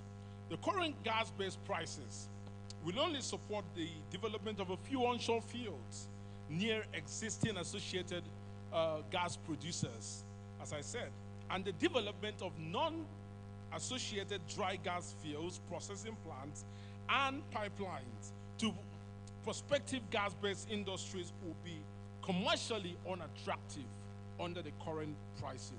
Next slide, please. So, in the next slide, I take out the time to look at a SWOT analysis of the entire sector, the gas sector itself. As I've said, we have fantastic provisions, in our regulatory framework. However, the weakness that comes up is primarily the lack of proper policy implementation. We also have the administrative bottlenecks, long bidding cycles, and long bidding and contracting cycles. Because I cannot understand how we could start the Nigerian gas flare commercialization program, I think it was in 2017, and we only just got the winners in 2023. That is something I cannot understand. It doesn't make sense to me. It doesn't make sense to any professional. It would not make sense to the international community. Again, low domestic gas pricing is something that we need to look at honestly, if at all we are going to develop the gas value chain. When we look at opportunities and at SWOT analysis, we find out that we have a huge consumer market. We actually have the opportunity, again, to fix some of the infrastructural challenges using technology like virtual pipelines, CNG, and we also have the opportunity to leverage gas to meet Nigeria's decarbonization targets and industrialize our economy. Again, as I said, we need, when you're talking about developing an economy, we're talking about consuming energy, not selling it out for economic rent. And then the threats of the entire value chain. Political interest tops the chart on the threats. Where political interest would undermine economic fundamentals, that's a problem. Scarcity of funding, and this is where I think we need to understand that the international community would actually not be very intentional about funding us, and so we need to look inwards in putting some of those subsidy funds towards developing our gas infrastructure. The volatile exchange rate regime is a big problem. And the reason is this: even when we look at importation of LPG, it makes it so high that each and every one of us seated here is actually complaining about the effects in our homes. Then, of course, the current, the limited gas infrastructure, which, by the way, I'm going to show in the next slide, or next couple of slides, and then the present reputation of Nigeria when it comes to the international community that we need to fix. Again, we just need to be very intentional. We can't have a narrative that is pointing in one direction. I mean, I've heard release where the CBN says, oh, we're going to clear the backlog in a week of FX in a week, and then 3 weeks on, we haven't seen anything. We need to be very intentional, because that whole narrative about how the international community see us is very important to getting their help with businesses. Again, one of the biggest problems that has undermined the Nigerian gas value chain has also been the debt in the power sector, which is the number one user of gas, domestic gas in Nigeria, due to weak and unenforceable gas purchase agreement. Next slide. So in the next slide, it's going to give you a comparative analogy, and there you see that in the Niger Delta, at the time this was taken, we had 190 trillion cubic feet of gas reserve, but we only had 7,500 kilometers of gas pipeline. The North Sea, on the other hand, had less than that, 117 trillion cubic feet of gas reserve, but they had 43,000 kilometers of gas pipelines. And that's to show you that we're having a lot of gas. So let me tell you the implication of this. We're having a lot of gas, which I will call stranded gas. They're stranded in those offshore fields. They're not getting to the users. And then we also have flaring, for which, the oil producers are saying, well, we were set up for, at the time, for oil producing. We have this gas, how do we get it? And there are, next slide, and there are some efforts, although not enough. Again, we're coming to the party very, very late. There are efforts ongoing for the construction of pipelines, but I think that needs to be complemented with the use of technology. Next slide, please. So what are my recommendations in attempting, I'd like to say, to improve gas availability and supply in Nigeria? We need to develop gas transmission systems and compressor stations to efficiently distribute gas from where we're producing to the areas of need in the country. We need to have available functional gas aggregators with functional facilities where oil and gas companies can send their gas to. We need to have pipeline infrastructure, and particularly to tie in the shallow to medium depth offshore gas resources, which otherwise are left stranded, as I emphasized earlier. Again, at this point, I would like to recommend that we begin to look at modular options like the virtual pipeline for the CNG. We'll see it later on what the picture looks like. It's just looking at CNG trucks. We also have the virtual pipeline for LNG as well. But CNG is something I would say because of the range of distance that we intend to cover in country. So that's something we need to really look at. But most importantly, I'd like to say that the money we save from subsidy removal, we should look at development of central gas gathering and processing facilities in Delta rivers and Akwa Ibom for the treating of wet gas, which most of the oil producers send out, extracting LPG, NGL, and exporting lean gas into the transmission systems. Next slide, please. Okay. So this is the virtual pipeline technology that I was talking about. And it's basically looking at, again, this is a short-term fix, if we'd like to call it that way, where we have gas and then we have people in the value chain who take this wet gas, do some drying, compressing, get it stored and then distributed across. And CNG, kind of tickles my fancy on this technology option because it's very applicable. It's something that we've mastered how to use. And for the short range of transportation of gas, that works for us. And this is where I think we delaying the Nigerian gas commercialization program was actually bad, because a lot of these technologies would have featured where people come into that midstream and begin to play that role. So it's interesting to see that we're moving that forward. I think we need to accelerate efforts. Next slide, please. Right, this slide is basically showing what countries have done to deepen the consumption of gas itself, and in this case, the LPG. And whilst this is indicative of what they've done, studying the particular context, I'm not in any way advocating that we adopt either of them. But what I'm advocating for is that we look inward and ask ourselves, what are those frictional points across our gas value chain that we do need to fix? in order to deepen the consumption, because it's going to amount to an academic exercise if we all stay here and talk about gas, gas, gas. And at the end of the day, some of us are still resorting to using another source of fuel like kerosene at home and not gas because of the pricing. So I think a lot needs to be done, because charity, they say, would begin from home. Again, I think that's the last slide for me, and that's just identifying the investment opportunities, because again, we may be talking to someone who knows someone who potentially can bring investment and bail the country out.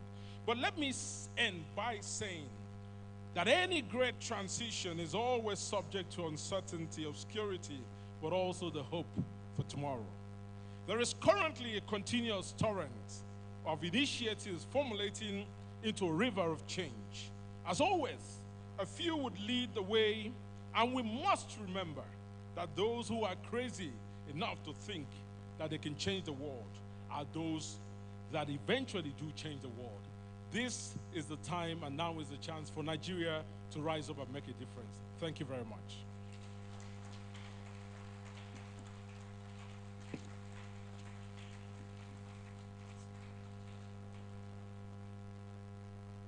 I believe he deserves another round of applause.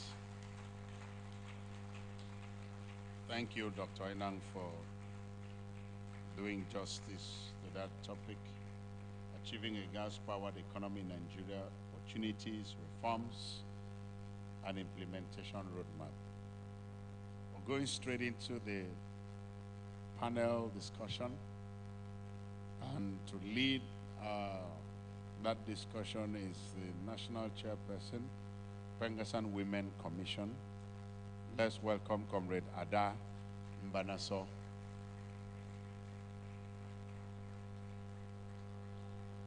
Please, let's welcome Comrade Ada Mbanaso. I hope no fanfare.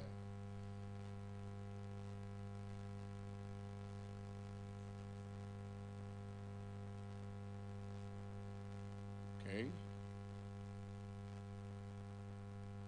So I want to bring to the high table the members of the panel. Please, let's receive Dame Rita Quentos, immediate past Director, Research Technology and Innovations, NNPC Limited. A round of applause for her. She comes up, please. Please clap until she gets up here. You're welcome, madam. Mrs. Sarah Ajose Adeogun. Please, a round of applause for her as she comes up.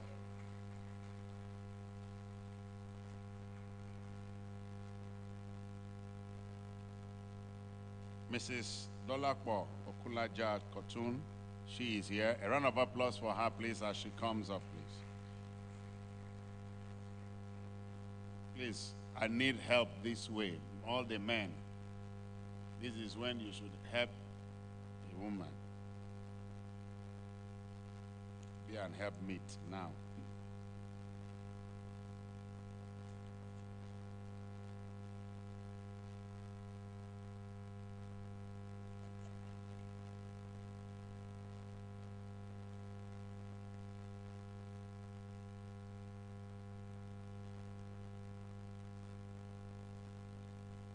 Mrs. Orishama, your son, she's being represented here. She's being represented here, please. Okay, please, a round of applause for her. She comes up, please. Okay, Mrs. Mary Achibong, thank you, thank you. A round of applause for her as she comes up.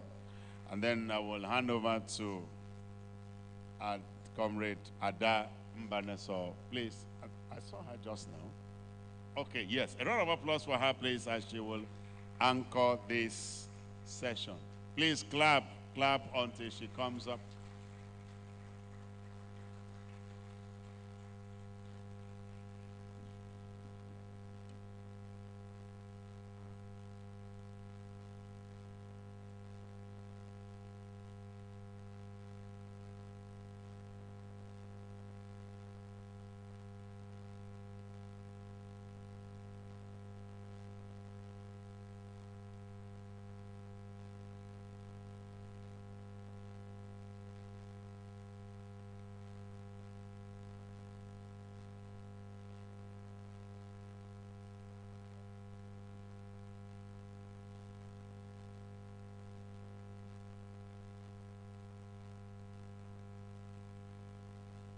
Good afternoon, ladies and gentlemen.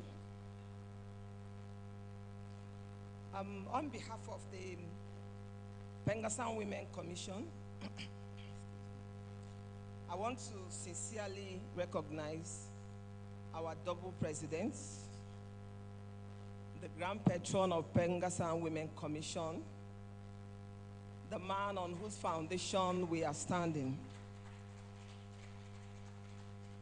I equally want to recognize all the members of the CWC present here. The president of NUPENG and his secretary. I want to recognize the special guest of honors, my distinguished panelists, all the NEC members, all our comrades, and men of the press. I want to say good afternoon.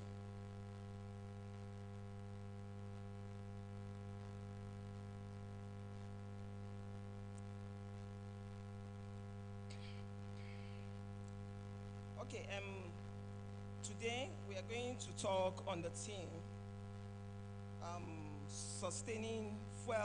fueling sustainable energy innovation, women leading the charge.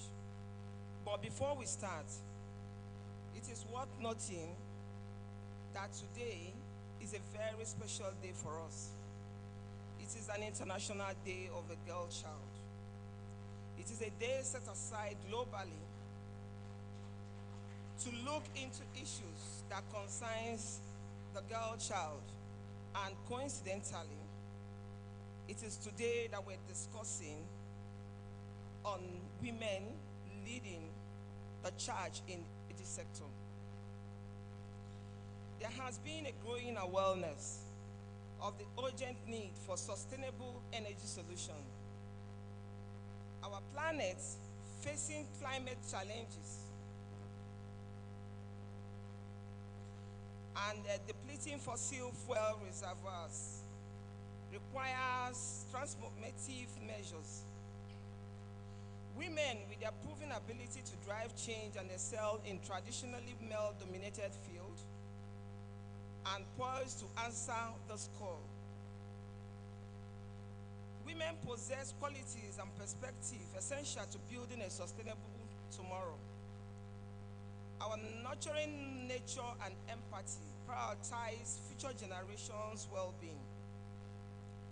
And our unique experience and perspective allow us to approach challenges with fresh ideas.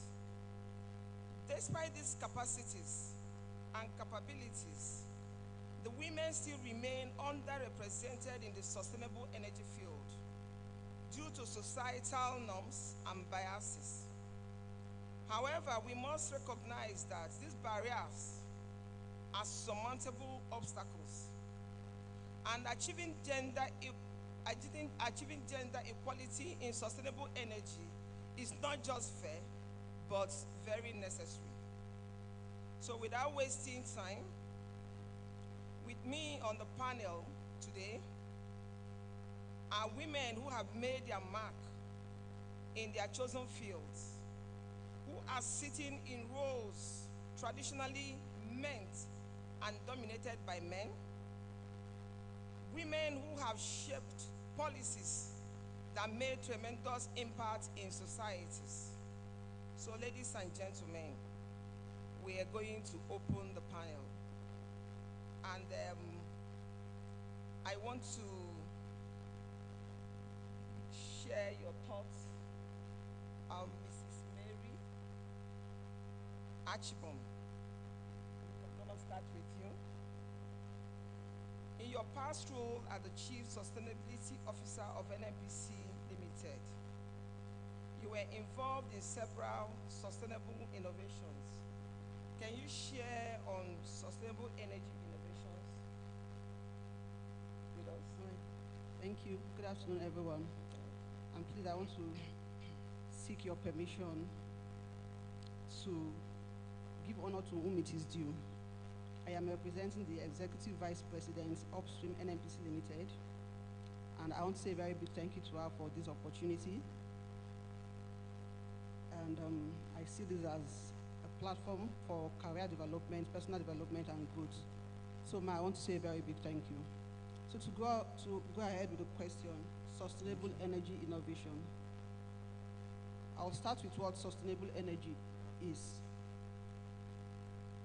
We can refer to sustainable energy as energy sources that are clean, they are affordable, they are accessible, and reliable, readily available, and at the same time they are sustainable over a period of time, and also their impact on the environment is minimized.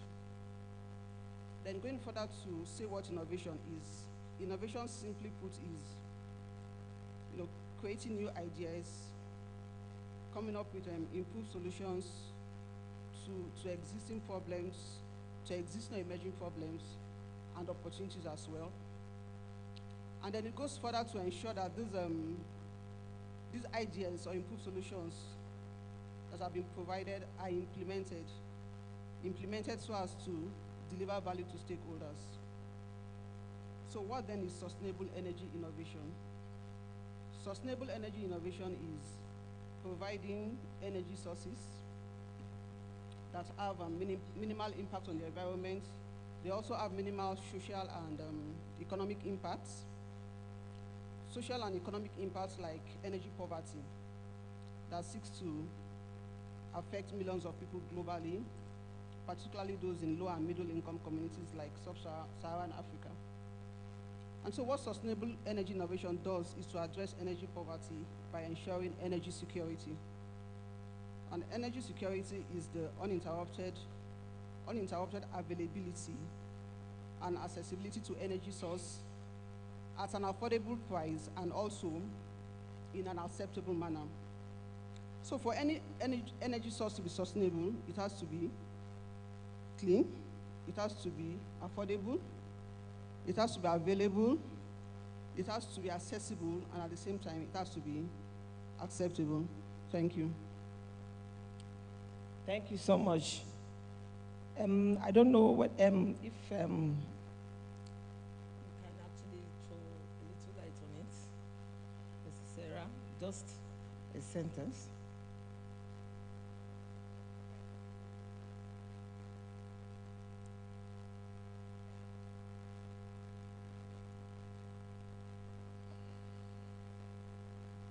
Hello. Okay. Thank you very much. Sustainable energy is key if we want to actually move our country forward. When we talk about energy and we talk about sustainability, we find out that we're talking about clean energy, not just for today, it's for tomorrow. It doesn't only impact us, but it impacts our world, it impacts our generation, because we're talking about leaving behind a better environment for our children now and in the future. From historical times, women have played a role in ensuring that we have sustainable energy. We can go back in time, but the role women play today in sustainable energy is not only the role in the office, we also play that role in the fact that we are the ones that are growing the next generation of people, men and women, that will take over the energy sector tomorrow. So when you talk about the sustainability of energy, we need to look at the remarkable contributions that women are making in this sector. A lot of progress has been made. We are talking about gender diversity in the workplace. And it is proven that for companies where you have more women in leadership position, they are able to have a better outcomes for that organization, both in terms of revenue and both in terms of the sustainability of that sector. So yes, while we are growing and we are making that impact, 30%, McKinsey has done the study and says that for women, companies where you have more women at leadership positions, you have 30% better outcomes for those companies than traditionally male-dominated organizations. So when you make the decision to put a woman as a leader or to bring a woman into an organization, you are not doing yourself, the woman, a favor. You are doing that organization a favor because she is bringing her knowledge, she is bringing her ability to multitask into that organization. I have a lot to say. Okay. Stop here and have opportunities to, Okay. Thank you so much for throwing more light to it. As a matter of fact, you have spoken so well. I actually want to share your thoughts. Demlita Quento, sorry if I murdered the name. Okay, so sorry about it. According to the global statistics, women make up 22% of workforce in the energy sector and 32% in the renewable energy sector. Despite the gender gap, women have historically contributed to advancing technology in the energy field. Can you share your thoughts on how women have been instrumental in pushing forward sustainable energy innovation despite being underrepresented in the field? Sorry. Hello. Okay, thanks. I think the underrepresentation is becoming a thing of the past. Because historically, our culture actually hindered us from going into areas that were harsh and areas where we will not have enough time to take care of our family. But with the introduction of digital technology and virtual workspaces, women can handle, very difficult tasks from home. And what is required now is more of thinking. You use your brain to do most of the job. So with time, let's give it like in the next decade, the underrepresentation will be a matter of choice in the energy industry. Women had always had slots in the teaching, the nursing, the feminine, what we consider the feminine industry. But because of the tediousness of the energy industry, women themselves, or the way they were brought up, or by their husbands or their parents, decided, going into the energy industry might not suit this family. It's better you allow me to do the tedious job and you do the less tedious job, and then we can work together as a partner and bring up a healthy family. So I actually attended the training, the leadership training, where the coordinator was talking about, it was in Kenya, and the coordinator was talking about the need to now look at the male child, that in the next 10 years, that he found out that our boys, the younger generation, that the boys are becoming timid. If you ask a question, is the girl child that will, jump at the question and answer it, the boy will shy away. That in the next 10 years, we'll be talking about inclusiveness for the male gender. So in everything we want to do, we have to create a balance. That's my take.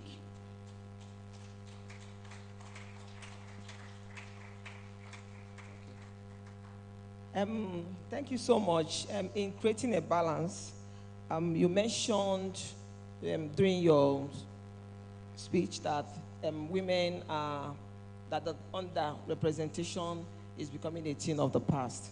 Okay, I want to see whether every one of us agree with you, and I equally want to call on Mrs. Sarah to please throw more light to it or share your thoughts. Thank you. Thank you very much, Chairperson. I seem to be throwing more light on the discussion so far. Yes, while the technology is bringing a new landscape into our world. Currently, the current landscape shows gross underrepresentation of women in this sector. We have 22% women in the energy sector workforce. And at the leadership level, at the global level, this reduces to about 12%. When you talk of 12% of women in leadership positions globally in the energy sector, it shows that there's a gross underrepresentation of women in that sector. And we are actually shortchanging ourselves in the energy sector because of the statistics I'd spoken about before. Now, if you now take that and bring it back home to Nigeria, I can on my fingertips count the women that we have in senior leadership positions in the oil and gas industry. Even now that we are going into, we talked about localization and coming into the space where we are now, divesting and investing in the oil and gas sector. What are the policies that have been put in place by government to enable women begin to play in this industry? People are buying oil fields. People are, investing in this area. Where are the loans or whatever, female affirmative action? We need it in this area so that more women can begin to take up roles, begin to invest in this area, and we can begin to see a representation of women in this area. So yes, there's an underrepresentation of women in the oil and gas and the energy sector, and we need to find a way to bridge that gap in such a way that we can address the issues. We've talked, historically, we've talked about mentorship, we've talked about coaching, but when you look at it, you find out that your male colleagues, they actually have an informal network where they network, they meet, and they are able to grow their careers because they are building relationships outside of the workplace. Is it a woman that has to close from work, go home, feed her children, cook, do homework, ensure that the house is okay, and in the night, the man will say, "Madam, how are you?" Is that the woman that will now be running, looking at ways to do informal networks? We are not playing on a level playing field. So there needs to be affirmative action to ensure that women can take the place that they require to take in this area. We will look at mentorship, and I'm sure there's a question on that. I'll talk on it when we get there. But what I'm trying to say is that there is underrepresentation of women in the oil and gas industry, especially in leadership positions, and it needs to be addressed. And we must not be shy in taking the bull by the horns to say, yes, we want affirmative action to be able to occupy our place as women in this industry. Thank you very much. Thank you so very much. I totally agree with you as well. And I believe that by going with this section, that all that we're dealing with will equally be addressed. The next question will go to, excuse me, Duchess. Okay, sorry.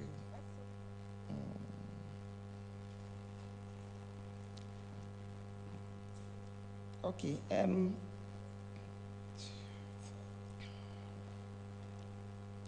Okay, Duchess Dalapo. Let me know more that is sorry. Dolapo. Okay, despite the vulnerability stemming from the differing gender roles, women can be key agents of change for sustainable energy. What can women do differently? What's your thoughts on it? Thank you very much. I just want to say thank you so much for Pengassan for this honor of being a panel speaker, especially for the Pengassan Commission of Women. Thank you so much for the invitation, and I just love your power and I love your energy. Thank you. Let me just start by saying my mother had 4 daughters, and my father wanted sons. So I grew up in a polygamous environment. But my mother, who was, I believe all of us got our brains from her, believed in education. And she said to my father, my daughters have to be educated. And thank God for my father, who we are remembering today, it's 32 years that he died today. He honored my mother, and he gave the 4 of us, and my sisters coming behind us, the best education that money can buy.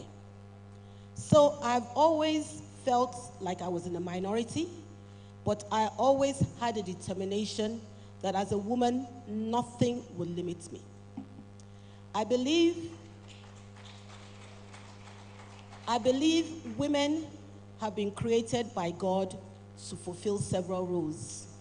We are multifaceted, we are multi-talented. We can throw more than one ball in the air without the balls falling down. That's the way that God has created us. We pay more attention to details when we are doing projects. We pay more attention to details when we are running our businesses. When we are looking for resources, we just don't look for the technical and hard skills. We also look at the soft skills. How can this person communicate? Is she communicating well? Is she being professional? How can I increase her capacity? So not bringing women onto the table, we're by no means telling the men, we're not trying to get rid of the men, we just want to be included in that round table. There's a space for women in the round table because the way we are able to think outside of the box, we are intuitive in our thinking, and we are also very determined and hardworking. I mean, you see women today doing professions and working in organizations where when I was growing up, it was a no-no. So women are actually playing their role in that they are being educated. That's where it starts. Foundation is education. And then you have to now build your capacity. You've got to know what it is that your industry needs. And you need to become that go-to person.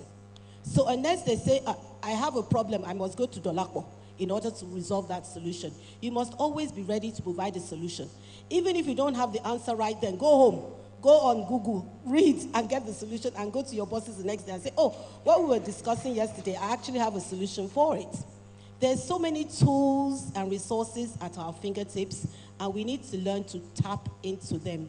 Then when you build capacity, then you've got to have your own personal development plan.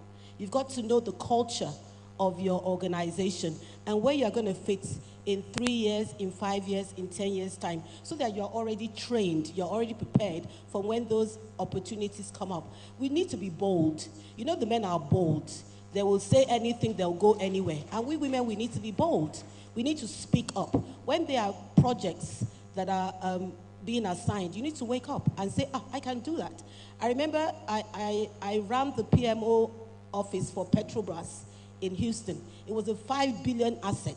Wow. And the man said she can't do it. Not only did I do it, I did it excellently. And that was just because I had the training, I had the capacity, I had the hunger to succeed, and I had the hunger to grow. So women, like I keep saying, we are intuitive, we are hardworking, we pay attention to detail, and we always find the solutions to whatever issues or problems that are set before us. We are determined, and we are solution providers. Thank you. Okay, thank you so much. I equally want to share your thoughts now, not just throwing light into other people's speech. The research shows that diverse teams with women in leadership roles are more likely to develop innovative solutions. Can you elaborate on how gender diversity in the workforce enhances the effectiveness of sustainable energy initiatives and the creation of new technologies? That's for you, Sarah. Thank you. Like we know, innovation is key for any organization to continue to thrive. You cannot continue doing the same thing over and over again and continue to expect a different result like we are doing in Nigeria. You need to do it differently. So that is what we need to also do in the oil and gas industry. If I look at this, you'll find out that, you know, innovation in the industry did not start today. It started way before now. We can talk about things that women have contributed into the oil and gas industry right from the World War II, where it was a woman pilot that actually, you know, came up to say we can actually fly differently. I don't remember her name now, but before the end, I'll do some research and get you her name. So women have been in the forefront of innovation right from the beginning of time. We can talk about Marie Curie, who was one of those who discovered electricity. Do you understand? So we need to now begin to go back to say, how can we as women contribute to the ongoing discussion in terms of contributing our quota in the different jobs that we do? Like my sister here has said, we are one of the people in any industry where you find women, in any company where you find women, we are always quick to say, oh, I want to help, I want to contribute differently. Oh, can we do this differently? Because we are trained right from childhood to think outside the box. The way you handle one child is not the same way you handle another child. The way you cook okra soup today is not the same way you cook it tomorrow. Otherwise, it will be a bland taste. You need to be able to, be creative in your solutions. And you are being creative every day in living your life. So how do we now bring that creativity to the workplace and ensure that we are supporting each other as women to grow and to contribute? When you have a project you are doing and you need to execute it as a woman, do you look around and say, where are the younger women in this organization that I can pull in that will support me to deliver on this task? How are you mentoring and coaching the women in your organization, not only those that are reporting to you, to ensure that they are able to bring their best foot forward and you can showcase what they can do to the organization? Because it is only in doing that that you are helping them. The men can go out in the evening. I had a mentor when I was still in Shell. And there was something I learned from my mentor. He said, men have informal networks. If women cannot create informal networks, use formal networks to pull yourself up. And like she said, you need to continually train yourself and upskill yourself. It's not only because you are training yourself, you are an engineer, you are being trained in engineering. No, you need to be able to engage people. You need to be able to sell yourself. There's something I call the 2-minute pitch. If you meet your MD in the elevator, how can you sell yourself to your MD in 2 minutes? Speaking extemporaneously. How do you bring yourself forward when there are projects to be done to say, oh, I know I might not be able to do it, but I can see potential in this other person that they will be able to do it. We now need to begin to form networks, informal and formal networks, in such a way that we can help ourselves to thrive in any organization where we find ourselves. And it's not just only in doing that. We now need to be able to bring up solutions to complex issues. Use our natural gift as women that we use to solve complex problems every day in our personal lives. Bring it to the workplace so that you can begin to add value. But one thing I always say is that even the men that are adding value and the ones that are not adding value, because of the informal networks, they grow relationships and they grow in their careers. So let us not be perfectionists. There's something called the Pareto principle, 80-20. If the person is good, 80%, please pull the person along. The other 20%, they can get it even as they grow in their careers. But as women, because we are perfectionists, we continue to pull ourselves down, looking for perfection in the next person. There's no perfection anywhere. We need to learn that. We need to begin to look out for what is good in the people that we are working with and begin to project that, knowing that even as they grow, they will learn and they will become better. And then for people who come up with solutions to issues, encourage people to speak out, because even the silence, you still find out that a lot of women are shy. That's the way we've been cultured. That's the way we were brought up. A woman should be seen, she should not be heard. But in today's day, women should be seen, they should be heard, and we should actually push it down their throats that we are there. There is a seat, we have a seat on the table. Nobody, my father used to tell us growing up, he said, nobody gives you power. They give you a position. It is you that will know how to use the power that is in that position. Many women, we do not know how to use the power in the position. A man that is reporting to you will be the one directing you. No, let them call you troublesome. Let them say you don't listen. Know what is right. Be bold to do it. Ask questions as you go along. Don't be shy to make mistakes. In every mistake you make, learn what is the learning from that mistake and move forward. What is the goal? The goal is that as women, we are made, we must have our seat at the top. It might not be me. Help the next woman. I might not get there, but there's another woman that has the potential to get there. Let us provide the support for her to get there by doing things that will make our women shine. Because at the end of the day, we are all in this together. If we are able to break that jinx, if we are able to break that glass ceiling, I might not benefit from it. You might not benefit from it. But we are creating a place in the table for our daughters that are coming after us. Wow. And they must occupy that seat tomorrow. And it's by all of us doing what we need to do today to ensure that women have a place at the table. It is available and we must take it. There's a book I read. It says that you must take it by force. So now as women, we must begin to know that we need to take our position by fire, by force, by whatever way that we have to do it. We must take our seat. It is available and we will do it. Thank you very much. Thank you. Women are great. Our agenda. Our agenda. We really have to take it by force. But before we finish, I want Duchess, let me end with Duchess, please. Okay, to share your thoughts on this. Okay. I want us to really focus on networking, because networking is very important. I think you can see this sash around my neck. I belong to the Women in Energy, Oil and Gas, and it's through the auspices of the Women in Energy, Oil and Gas that was invited to be a panel speaker. So you women, we need, by importance, be determined to belong to your industry associations. You need to network even outside of your industry. You need to network and network and network. COVID has shown us we don't have to be physically present in order to network. You can set up virtual webinars every week, every month, quarterly. Go out there and learn from other women, because there are women who have a lot to give us. They have a lot to share with us. They have a lot to teach us. And we mentioned mentoring. Mentoring is so important. It is something that I'm very, very passionate about. Mentoring and empowering women. In July, we inaugurated 180 STEM women from Unilag into WIOG, because we want to pass them the baton.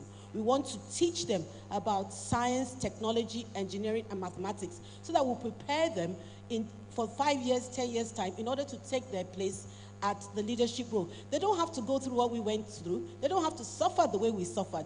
They don't have to, they don't have to be neglected the way we neglected. That's why we're mentors. We are teaching our mentees. We are trying to cut the road short for them, giving them a roadmap and a template through network, through leadership, how they can be the future of women in leadership. Thank you. Thank you so much. We need mentorship, and we need to mentor other women, so that all that we are saying here, we have to all achieve it. And collectively, we have to work together. To say, Mrs. Mary Achibom, okay, in many regions, women continue to face barriers accessing leadership in the energy sector. What are some of those barriers, and what strategies or best practices have you observed or implemented that successfully address these challenges or promote the gender equity in the industry? I know that Mrs.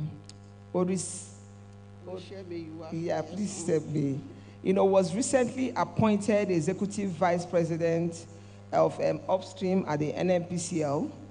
And I know that this is an area she is very good at, and she's your boss. So can you share your thoughts on how we are going to achieve this? Okay, before I proceed to answer that question, I want to say that I am a perfect example of someone who is being mentored to aspire and take up leadership roles. And being here, an opportunity afforded to me by my boss, it's deliberate and intentional. It's deliberate and intentional to see her, for her to mentor me, aspire and go into leadership roles. So for that, I am very grateful. And I believe there are a lot of other senior colleagues with many years of experiences who can also look into their cycle and then try to bring us up, the younger women, to take up these leadership roles. And so to answer the question, barriers facing women, we have a number of them. Starting from, we have the cultural and societal norms that actually, discourage women to pursue career in male-dominated fields like our own. We also have the educational disparity, where we have fewer number of women and girls in the STEM field, that's science, technology, engineering, and mathematics field. We also have the challenge to balance work and family life. And then also, like earlier said, we have few women in the industry, and so there's that challenge of mentoring. We do not have too many visible role models, so to say, and so that opportunity to network, to build that collaboration, and then aspire for leadership roles also there. Then coming to best practices that, like I have observed in my industry, or in my company, both men and women are given a level playing ground. There are no gender biases. There are no jobs that are, kept for men and jobs kept for women. Everybody is given an equal playing ground. And then there's also equal pay for equal work, equitable benefits, irrespective of your gender. And then we also have flexible work programs. Many organizations have gone ahead to implement flexible work programs like, working from home, part-time work. And then we also have job sharing amongst colleagues that could meet the diverse needs of employees. And then organizations too have gone ahead to establish family support programs. In some companies, in some organizations, they actually keep aside, places where young mothers places like crèche, where young mothers can actually come to work with their babies. You take out time, you go to breastfeed. And then there's also the provision for parental leave, not just maternity leave. These days, organizations are also implementing paternal leave also. And so that's a way to encourage women to actually take up roles in this energy sector. And then we also have, there's also the establishing and enforcing of policies. Yes. We have the 30% women affirmation. That's a policy that is available, but the other question is it being implemented? The application is a question, and that's a recurring decimal that's been going on here. Having policies, yes, they are there. How about the application of these policies? Because a policy is only as good as how you are able to implement it. And so all of this has actually given women opportunities to come into the energy sector, which is perceived as male-dominated, and then aspire for leadership roles. As women, we need a seat at the table. We need a seat in that room where decisions are being made concerning us. And so, while we are waiting for this opportunity to come, this aspiration, opportunity to go into leadership roles, what are we doing? What are we doing while waiting? So what we need to do is to, we skill up, like I mentioned earlier. You acquire skills, you acquire competencies, you make deliberate effort to develop yourself personally and professionally, and then we are able to get what we aspire for. Thank you. Thank you so much. She has said it all, that we need to sit at the table where decisions are being made, so that issues that concern us will equally be given the appropriate concerns they deserve. Coming to Duchess.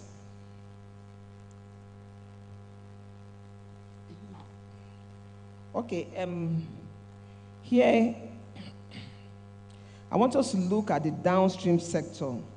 The most popular and most consumed petroleum product in Nigeria is the PMS. We have had a serious hike in price due to its deregulation and the naira falling to $1.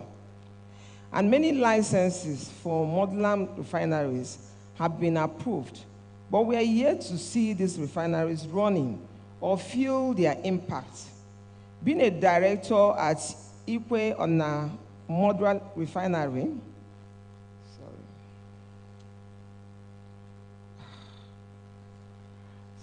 sorry, please. And the vice president of the Modular Refinery Association, what needs is to be done to ensure the impact of these refineries are felt and strategies we can use to sustain energy innovation. Okay, thank you very much, moderator. The question is very, very timely, and I'm so grateful for that question. I wear many caps. I'm the executive director of Ikwana Refinery in Akwa Ibom. We are building a modular refinery. And I'm also the vice chairman of the Crude Oil Refinery Association of Nigeria. And I'm also the chairperson, downstream committee of Women in Energy, Oil and Gas. Now, building a modular refinery, thank you. I'm not bragging, I just want you to know the many caps that I have. So that okay. Let me booga. Hey, the world. Okay, so we have licenses that have been issued even since the Obasanjo era. And we have the licenses today are suffering from the mistake of those they gave in the Obasanjo era. Because those that were given licenses thought that those licenses were actually crude allocation. So they had no intention whatsoever of building refineries, whether modular or conventional. What they wanted was the crude. But they didn't read the fine lines that they were not promised crude allocation, they were promised feedstock guarantee. So we are suffering the irregularities and the greed of those who were given the licenses about 20 odd years ago. So we've had that upstream battle, trying to convince government, the former DPR, that we are genuine. I came back to this country because I want to be part of the solution. I want to be part of those who are going to industrialize my country. Nigeria has everything that we need to become a superpower, and we can do it if we are resilient and we are focused. Now, why are we not feeling the impact of modular refineries? We can break it down into two. We have developmental issues and we have operational issues. The developmental issue is that there's a lot of red tape in obtaining your license. And then when you do obtain the license, how do you fund those projects? Because they're multi-million-dollar projects, even as small as 2,000, because according to NNDPR, you can only be considered a modular refinery up to 30,000 barrels a day. After that, you are considered to be a conventional refinery. So part of the developmental issues is that there's a lot of government red tape. And, you know, before NNDPR and NMUPC came into play, we're being played like a ping pong. Who do we go to get the feedstock guarantee? Who do we go to get approval to construct? Who do we go to, you know, so it was not, the framework was not really solid, but we battled that. And then Nigeria as it is, like she mentioned, the free fall of the Naira, lack of security in the country, doesn't make it a grounds for investors to really, they're not lining up to invest in Nigeria, but we are hoping that that will change now. So government red tape and funding was developmental. So some of our members, we actually have 5 modular refineries that have been fabricated and are working today. And I think that's a major achievement for the companies that have actually been able to do that. So from the developmental issues, you go to the operational issues, in that the main bottleneck is that the government does not have infrastructure to deliver crude oil to these refineries.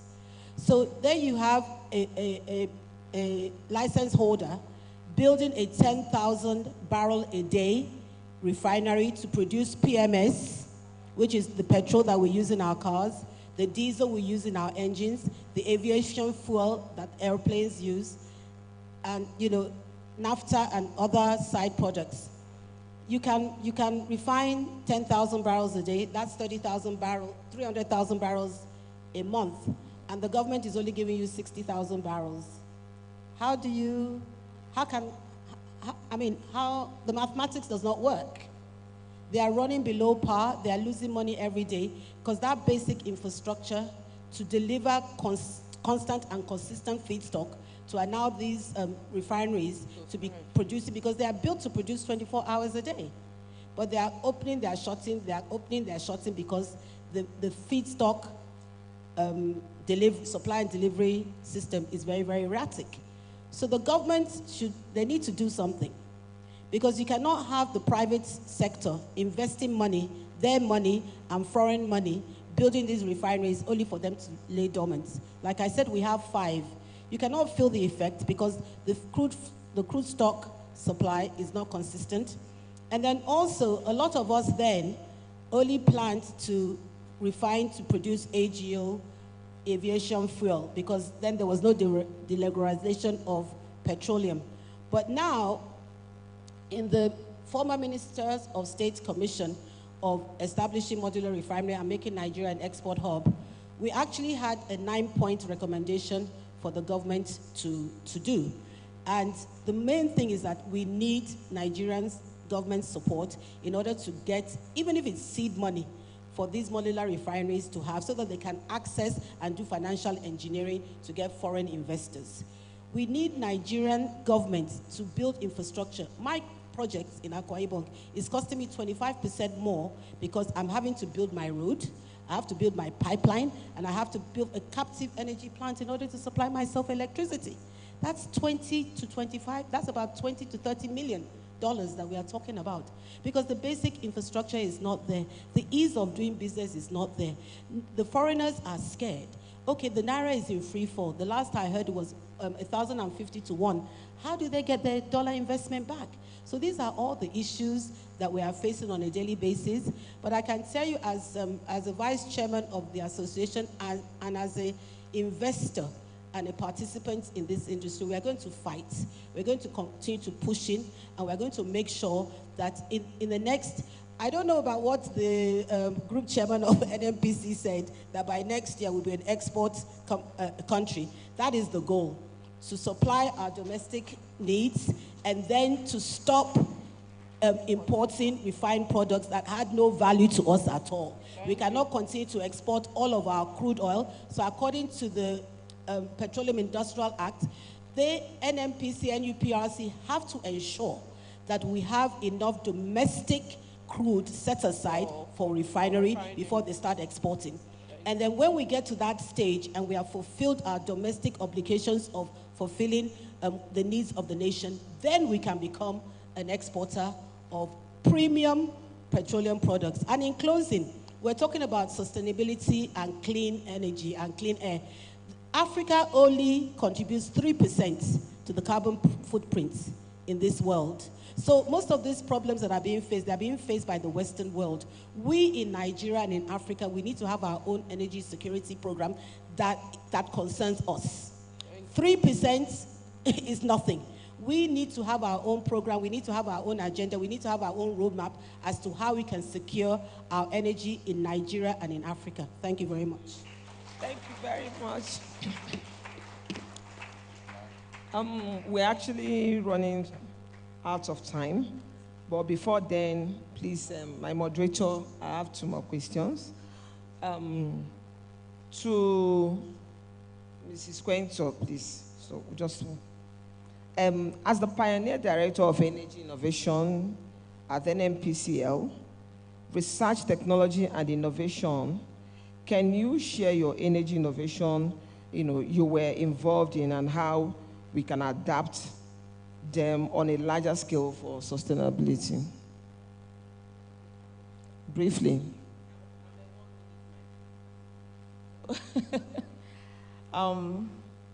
For the sake of this discussion, I want to define energy innovation as the practical application of ideas that will lead to a sustainable energy sector. And what did we do when NNPC woke up and decided to transform R&D to an innovation center because of the need for change and the need to remain relevant? First of all, I wasn't the only director. We were about 6 of us. We got together and upscaled. We did a lot of certificate programs, and then we set up to direct a team that hardly knew what innovation is. We don't study innovation, and our culture does not permit innovation. Innovation allows you to be to air your opinion and express yourself. It brings out your thinking skills. But we are not brought up like that culturally. Now what we did was to, do an idea program. It was new to NNPC. We drew up a program. We drew up a program where NNPC staff had to bring in ideas on what needs to be done.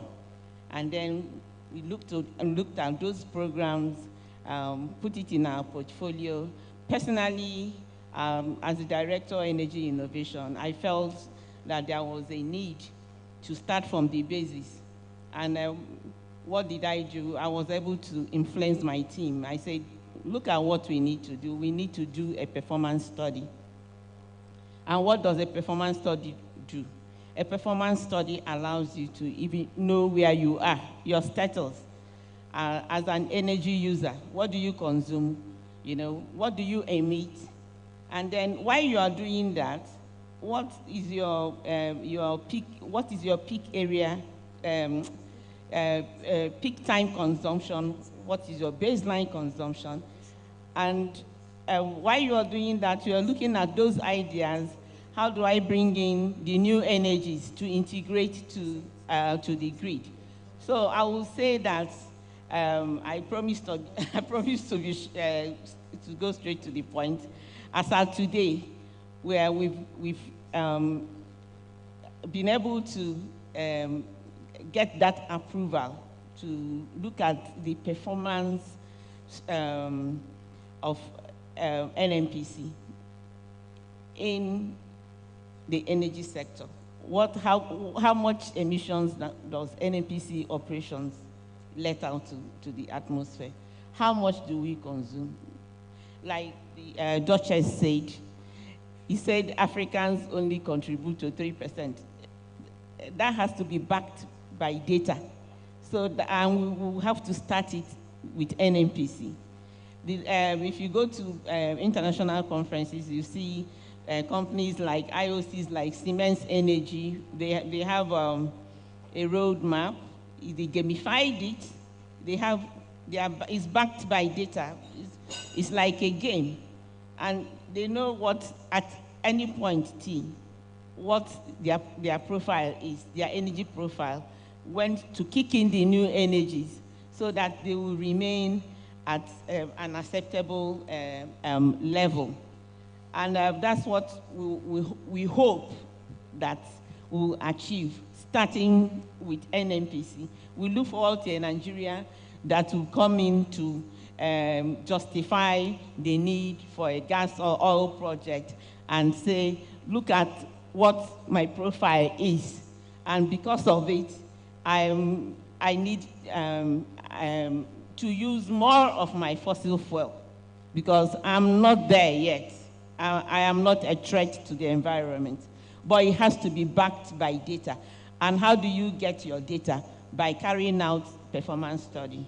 Thank you. Thank you so much. Yeah, we have to be rounding up. So I believe that in closing, I'd like to give us 1 minute just to cap all that we have said and then summarize. Thank you. Yes, please. So, I will say that, okay, this is an era of innovation, but innovation is not, is a highly technical thing. It's not as beautiful as the name sounds, and very difficult because it brings a change. So whenever we have a kickback, when you're trying to push that change and nobody's listening to you, I remember the quote of Mahatma Gandhi, where it was a quote concerning change. He said that first they will laugh at you, then they will ignore you, then they will fight you, and then you win. That's the story of an innovator. So let's keep thinking. Thank you. To you, Mrs. Sarah, please. Thank you very much. I think for me, the major takeaway from here is that as women, we need to begin to collaborate. Look at how we can network. She has talked about WEOG. We have other women networks, women in energy and gas. We have the petroleum engineers, women's sector. We have the TUC Women's Commission. We have women in Pengassan. Let's begin to use our networks to begin to drive the women's story. When you look at the NOGIC Act, how did the NOGIC Act come about that we have NCDMB today? It's because we felt that Nigerians, we were underrepresented in the oil and gas industry. Today, we believe that women are underrepresented in the oil and gas industry. What can we do about it? How can we begin to drive that affirmative action that will ensure that we are doing a favor to the oil and gas companies to begin to become more sustainable and more profitable because they have more women in the workforce and more women in leadership positions. 12% of women in leadership positions globally is not good enough. How do we change that story? It is by putting in place those affirmative actions, working with all of us, and not just be thinking that because we are women, we can walk alone. We need to pull the men along because at the end of the day, we need the men as much as we need ourselves to succeed. Thank you very much. Thank you. Duchess? I think in conclusion, what I would like to say is that women, do not underestimate your power. We are multifaceted, we are multi-talented, and once we put our minds to doing anything, we do it and we become the solution provider. Don't let anybody tell you you cannot do it. You can do it. All you have to do is find out what you need to do it. There's so much information, so much technology out there that we can use to enhance our talents, enhance our skills, and run our businesses better. And I think there's an area that women are just missing out. They call me a serial entrepreneur. We women, we need to get into the entrepreneurial space. There's so many services, so many businesses that can come out of entrepreneurship that you can use to support the oil and gas and the energy sector. Women that work in Aramco, for instance, up to 2022, they have developed 322 patents for the energy, oil, and gas industry. Nigerian geologists, Nigerian scientists, Nigerian engineers, Nigerian business women, where are we? Where are we? We need to wake up. We need to wake up, seize this opportunity. These men, they are not going to just move away from the table. They've got to see that we are intentional. And not only intentional, they've got to see that we are capable. They've got to see that we are leaders. They've got to see that we have solutions. We have a lot of skills and core competencies to contribute to the table. And I just want to say in passing that I just want to say a big thank you once again to the Women Commission of Pengassan. I'm so proud of you women, and I'm looking forward to collaborating and partnering with you because I know that there are women out there that I need in my modular refinery platform. So please come and talk to me after and let's see how we can collaborate and partner and have a woman-only led modular refinery here, right here in Nigeria. God bless you and thank you. Woo! Thank you so much. And then Miss Mary, please, your last one. All right, thank you so much.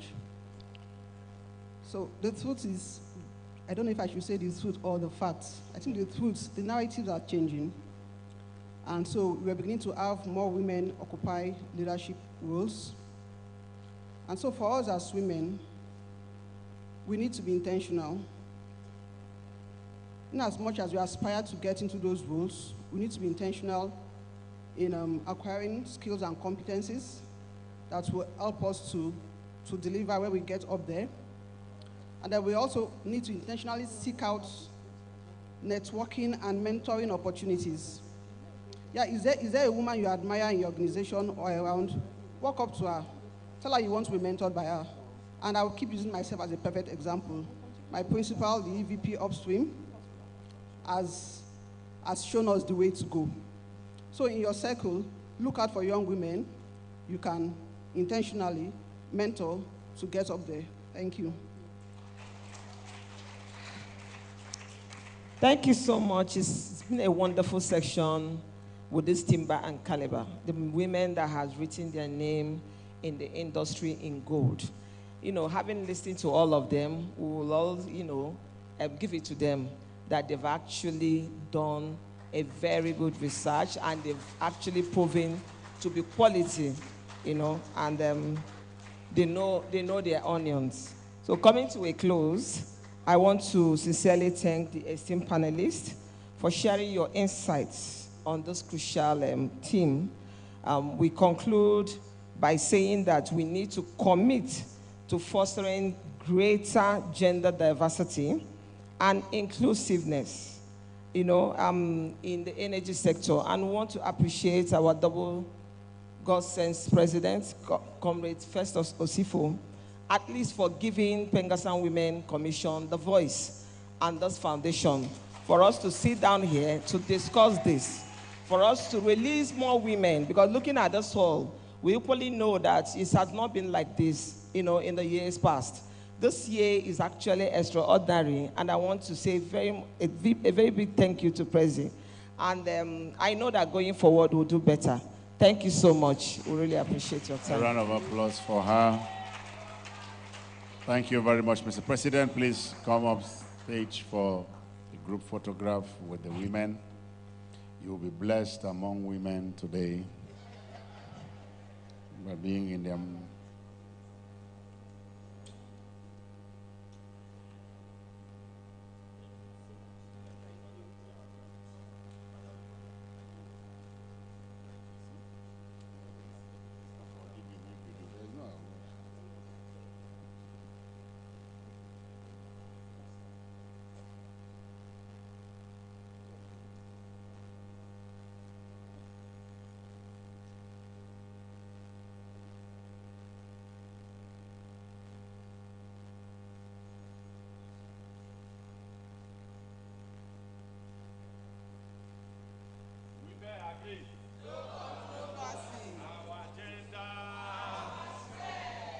A round of applause for them, please. As they got up. Men, please come close.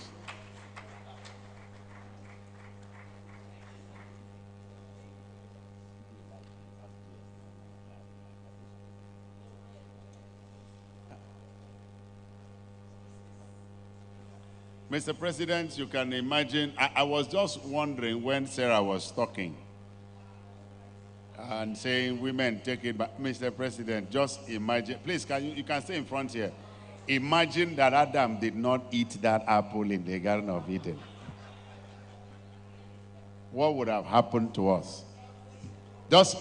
Men, just imagine yourself that Adam didn't eat that apple. And you are here in this hall now.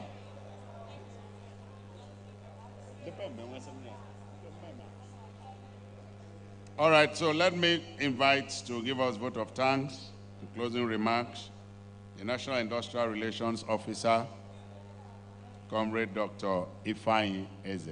A round of applause for him as he comes up, please.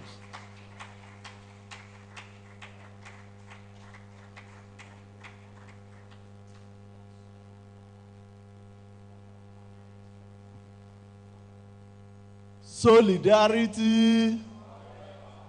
You know what? We came, we saw, and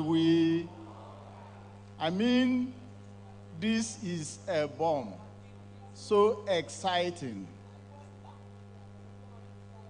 Great Pengassan, I'm standing on existing protocol as enumerated in the morning by our president. It was elaborate enough that I don't need to say more again. It's been a long 3 days, and we've done justice to most of the topics that's been troubling our oil industry. The most notable is the one we handled today. They've done justice to it. And all the people that stayed here with us, the Pengassan members, our past presidents, and our invited visitors, we thank you very much for being with us. Without you, this program wouldn't have happened. As you go home, you go safely. We can't thank you enough. Thank you, and thank you very much. Comrades, this is a mark of disrespect on the sitting president. The president is still seated and we are walking out of the hall to where? Don't do that. The president is here. He's wrong. He is wrong. Please, can we all rise up? Please, comrades, the president is still in the hall. Let us do things rightfully. Please, let's follow the right way. Can we all rise as we take the national anthem as we close? The media, please.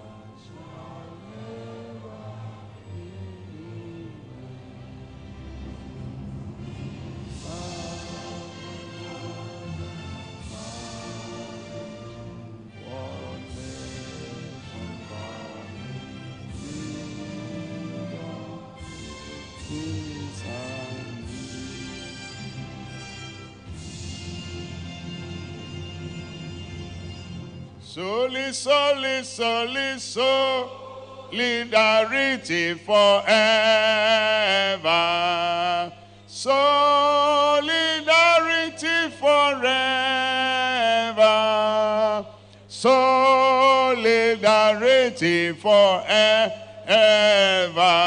For the union makes us strong. Solidarity. Please, let's thank you very much for bringing this session to a close.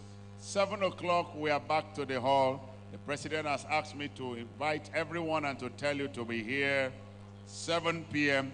Please, everyone should vacate the hall so that we can arrange it.